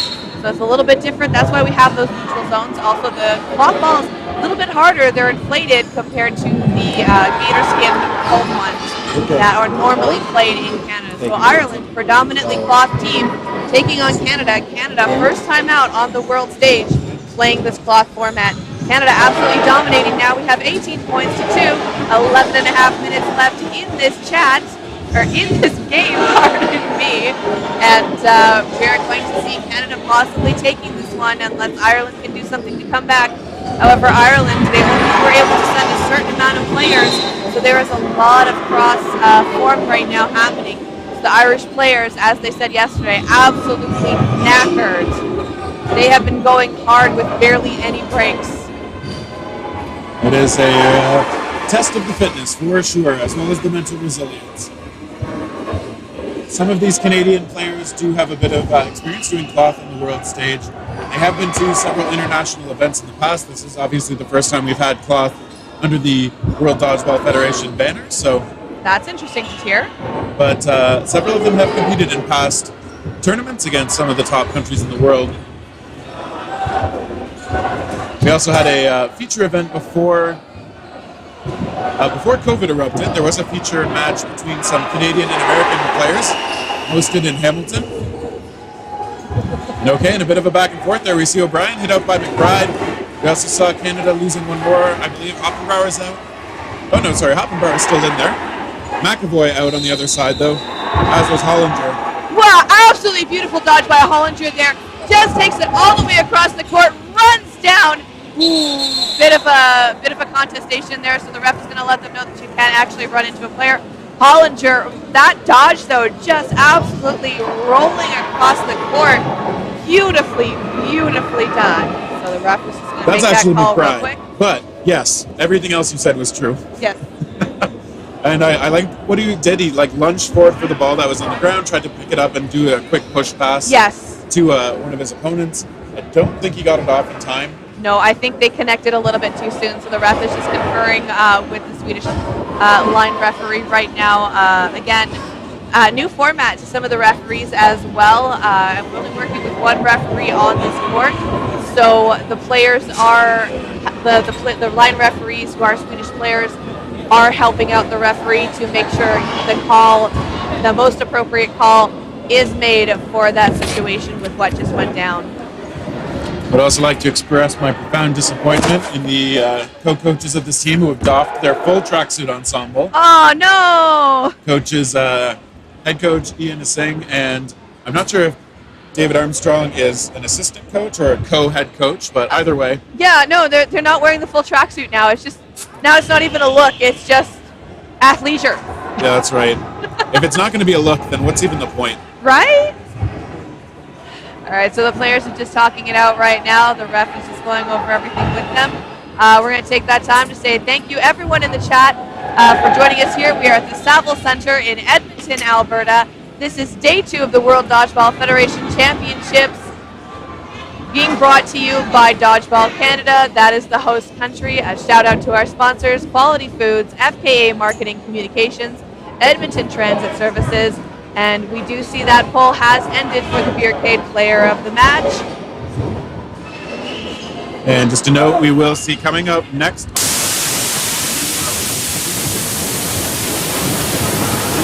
match.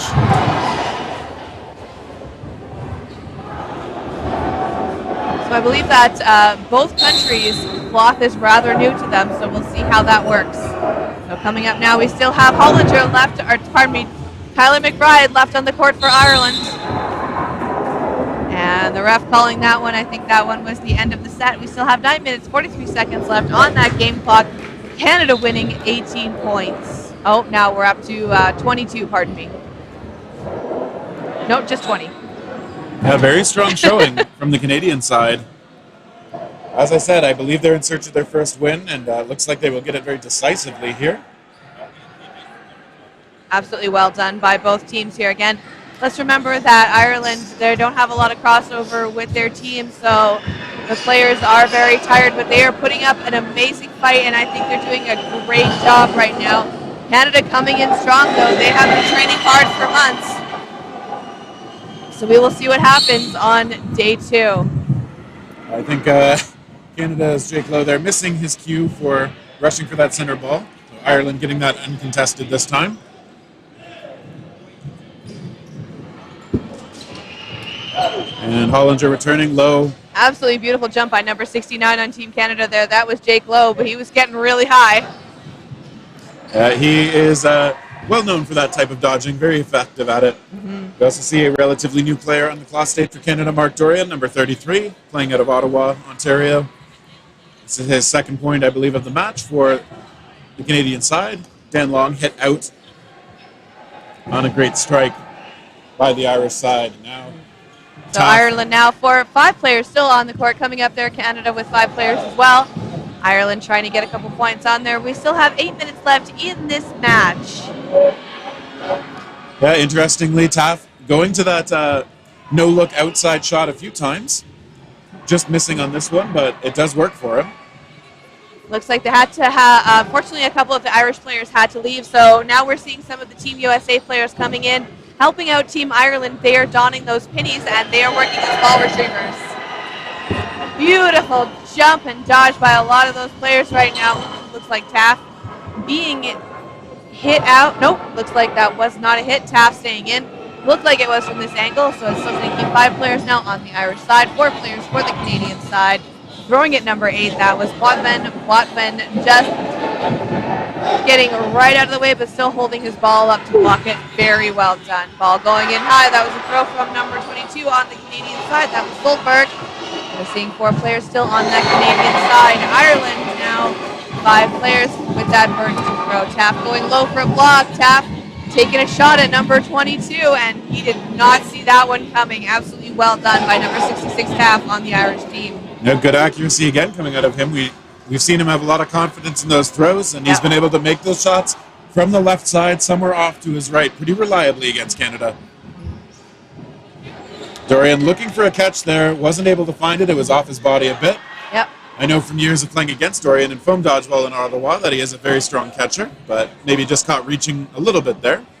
Yeah, you got to make sure those catches are going to be landing in the right spot with this format, because the cloth ball is a little bit harder to catch. It is a little bit more slippery. Ooh, I'm just going to confirm. So the player's shoe fell off. I think Potvin will need that, so. Yeah, I think he will. So I think what happened with Ireland is a player might have been eliminated. He didn't put the ball down where he should have. Ireland might have been contesting that at the moment. I don't think that's going to affect the game at all, but the ref is taking that into account. He is letting them know. I didn't necessarily see it. So just discussing that real quick between the 2 teams. Again, even though it is a bit stressful for the Irish players, we just want to make sure that the correct calls are being made. A lot of sportsmanship on both sides. It is still relatively new for the Canadians. They've only been learning this format for a few short months. So it's not that Ireland is being salty or anything about that. They just want to make sure that they are able to help educate them as well as play a fair game. There is actually a bit of a discrepancy because O'Brien actually has been playing cloth for a couple of years now, whereas Potvin would be an example of a player who is very recently at it. Potvin has mostly played foam lately with Fury the last couple of years out of Ontario, one of the top comp teams on the men's side there. And that's where I think sometimes we'll see those foam instincts where it's like, pass the ball off to a teammate, roll it toward a spot someone else can use it, which is not what you do in the cloth game. I think we'll see the folks, again, mostly out of Hamilton, who are very used to this cloth style, will not tend to make that same mistake. Ireland getting to that ball quickly again, beating Co to the rush. So Ireland now only down to 5 players left on the clock court. We had a little bit of rule discrepancies, and we had to take a couple breaks during those first couple games. So we are running a little bit behind on the stream right now. But that is in interest of making sure that the correct calls are made. So because those Irish players have to go over to the full court now, they are playing a little bit short. So we only have 5 players left for the men's cloth team. All right, they're coming to the line. They do take out Burke. Yep. Who had done a lot of damage earlier in the match. He's back out there, and Ireland rightly targeting him. This time they look toward Co, who pops up, attacks. No, just holds back, waits for his team. Yeah, taking those short, calculated shots. The one landing on number 94 there on the Irish team, that was Hollinger. I like the attempt by Solberg there to use that block to pop it up where a teammate could potentially catch it. Yep. It was a little off that time, but good idea. So we're going to see 4 players now on the Canadian side. Only 2 players left for the Irish team. Ireland with 3 balls now. Going for that throw on Shane Solberg, but Solberg blocking it. Managing to keep that ball on the Canadian side now. So 3 balls for the 4 Canadian players coming up into that center line. Taking out number 24, Cody Burke on the Irish team. Canada give themselves a round of applause for that one, saying well done. We only have 1 player left now, and that is McBride, with 3 balls for his side, sending one over, managing to dodge that one. Unfortunately, he lines out, and he takes a bit of a hard fall. He's grimacing a little bit, and yeah, I think he hit his elbow pretty hard as he fell. Yeah, elbow pads, we're going to need those. I think he's saying he's okay. Yeah, he's saying he's good, just floor's a little hard, but I'm good, throwing that thumbs up. So we are now 3 minutes left in this match. Ireland 4 points, Canada 22. Again, well played, Ireland. I know we got a lot of people watching in the stream here. They are rooting for Canada, but let's just take a minute and give some claps towards Team Ireland. Well done, Ireland. That's a tough spot to be in, but they have been competitors through and through. As we've seen, they've been smiling, even when things don't always go their way. So absolute, just great all over. Even the thumbs up on that opening rush, just like, yep, you've got it, good job. Team Ireland now to the line. They attack, and Co is able to secure a catch from his knees.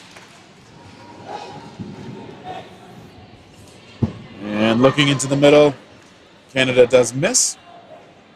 McBride has been a pretty steady performer. Glad to see he looks to be fine after banging his elbow.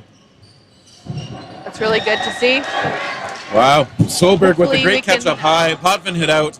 Yep. Solberg looking to try and control that space in the middle. And ball going straight into the commentary table, but that's fine. You're okay. That was closer to you than me this time. Yep. That's okay. And you take your life into your hands, but I wouldn't have it any other way. Being able to bring you this commentary here at the World Tournament. Yeah, we will be with you for all of the tournament. Ireland coming on up toward Canada. They take a shot toward Long on the left. Decker's shot comes up high, does catch McAvoy. Long fights for that ball in the middle. And a great place by Ledbury to take him out, but Solberg then retaliates. Canada will take that one for 1.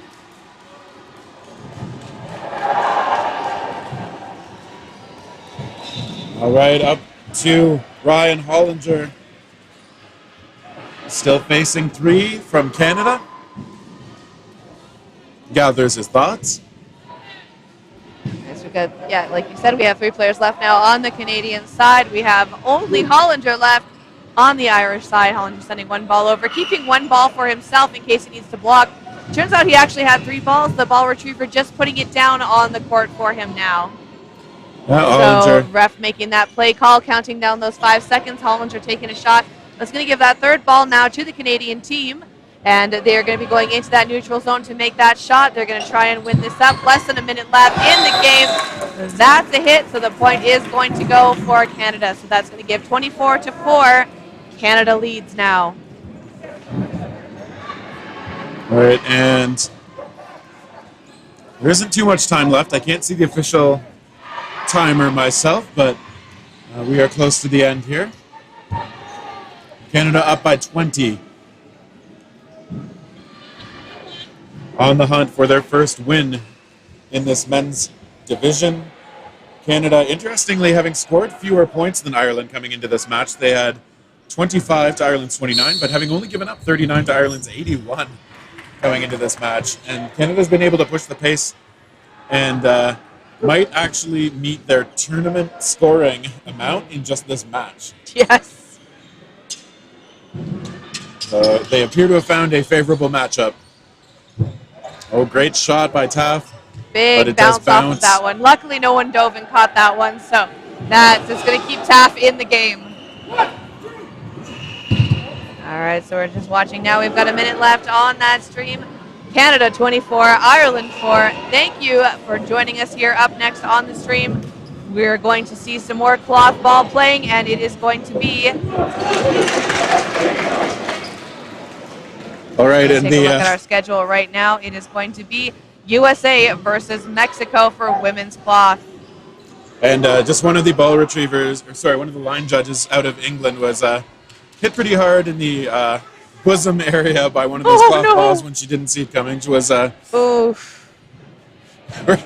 to massage some life back into her skin, but yeah, looked uncomfortable. Yeah, that's gotta suck when you get hit in the chest like that. All right, so we still have 4 players for Team Ireland. Ireland saying, nope, they're going to be the ones throwing right now. Canada with that advantage with that third ball. Catch! Beautifully done by that Irish player. And that was number 4, Cody Burke. Cody Burke going out. Yeah. Nope, not a catch. Okay, never mind, guys. All good. I think the player that ball had bounced up off of may have already been eliminated. Yeah, so I think they're just taking a timeout and they're just going to discuss what's going to happen there. Okay. And they're going to call that one a game, I believe. Yeah, so Canada securing their 26th points. Again, coming into this match, they'd only scored 25, according to these standings up on worlddodgeballfederation.com. So Canada, I'm sure, going to feel great about this match.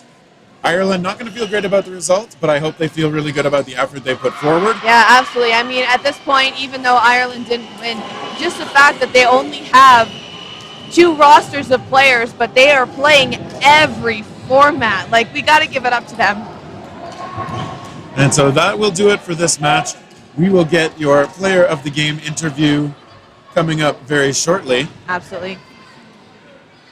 All right, so my name was Kendall Stelmack. I was bringing you commentary, joined by Terry Thrasher. And we will see you shortly. Coming up next, we have Mexico versus USA women's cloth. Stay tuned for the Beercade Player of the Match interview.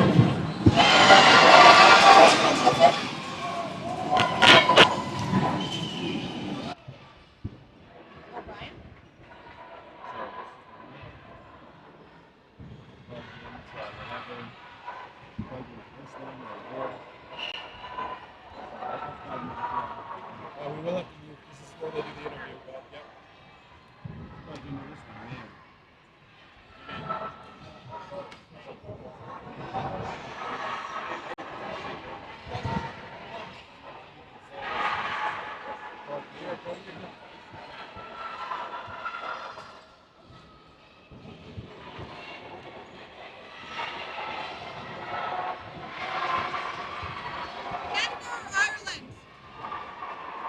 O'Brien? I don't know. Oh, that was Canada.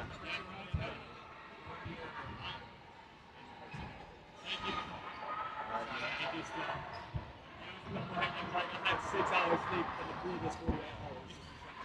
I think, yeah, you may have been out a little more. I know. You can be present on shooter. I think like chances of progressing right there. It's got sealed here. So obviously he missed two. Yeah. Where did it go? Give me 1 second. Where's the mic? I don't know. He's got it somewhere. Where's the mic? Okay, so are you just speaking into that? I'm going to have my headset on. Okay, ready? All right, so I'm joined by Matt O'Brien. You were voted player of the game by the Twitch stream, everyone at home. So you're going to be getting this $10 gift certificate to the Beercade. It's the official sponsor of the after party. Were you there for Nationals? I was, yes. Awesome. Did you enjoy it? It was phenomenal. Okay, so how do you feel about that match? I know Ireland was playing a little bit short towards the end. You guys absolutely dominated. Was there anything strategy-wise that you guys were thinking of in that first little bit? I mean, even before we get into our own game, cap off to Ireland. I know that they're here. They don't have a lot of numbers. They're playing a lot of dodgeball this weekend or this week, and you know they're a phenomenal team and phenomenal people. Absolutely. Our strategy into that game was we knew that they might be coming in a little bit tired, so we really wanted to push the pace. We wanted to stay aggressive. We wanted to stay within our game, and in this circumstance, we're very lucky that it worked out well for us. Yeah, I think you guys were really well controlling the pace there. Now, just a couple questions about you. Is this your first time playing cloth, or have you been playing it before? Like, what's your experience level with this format? So I played at the America's Cup just before the pandemic. Okay. So I had a game under my belt against the United States. Other than that, this is my first time. Awesome. Well, thank you so much for joining us. Is there anyone that you want to give a shout out to on the stream before we let you go? Shout out to friends, family, mom, Sarah, and my school that I teach at, St. Jude's Academy. Thank you so much, guys. I appreciate it. Thank you so much for joining us. We'll see you later on. Good luck in the rest of your matches. Thank you. All right. All right. For those of you who are joining us, we're just going to do a quick reset with the microphones right now, and we will be back shortly to bring you that USA-Mexico game.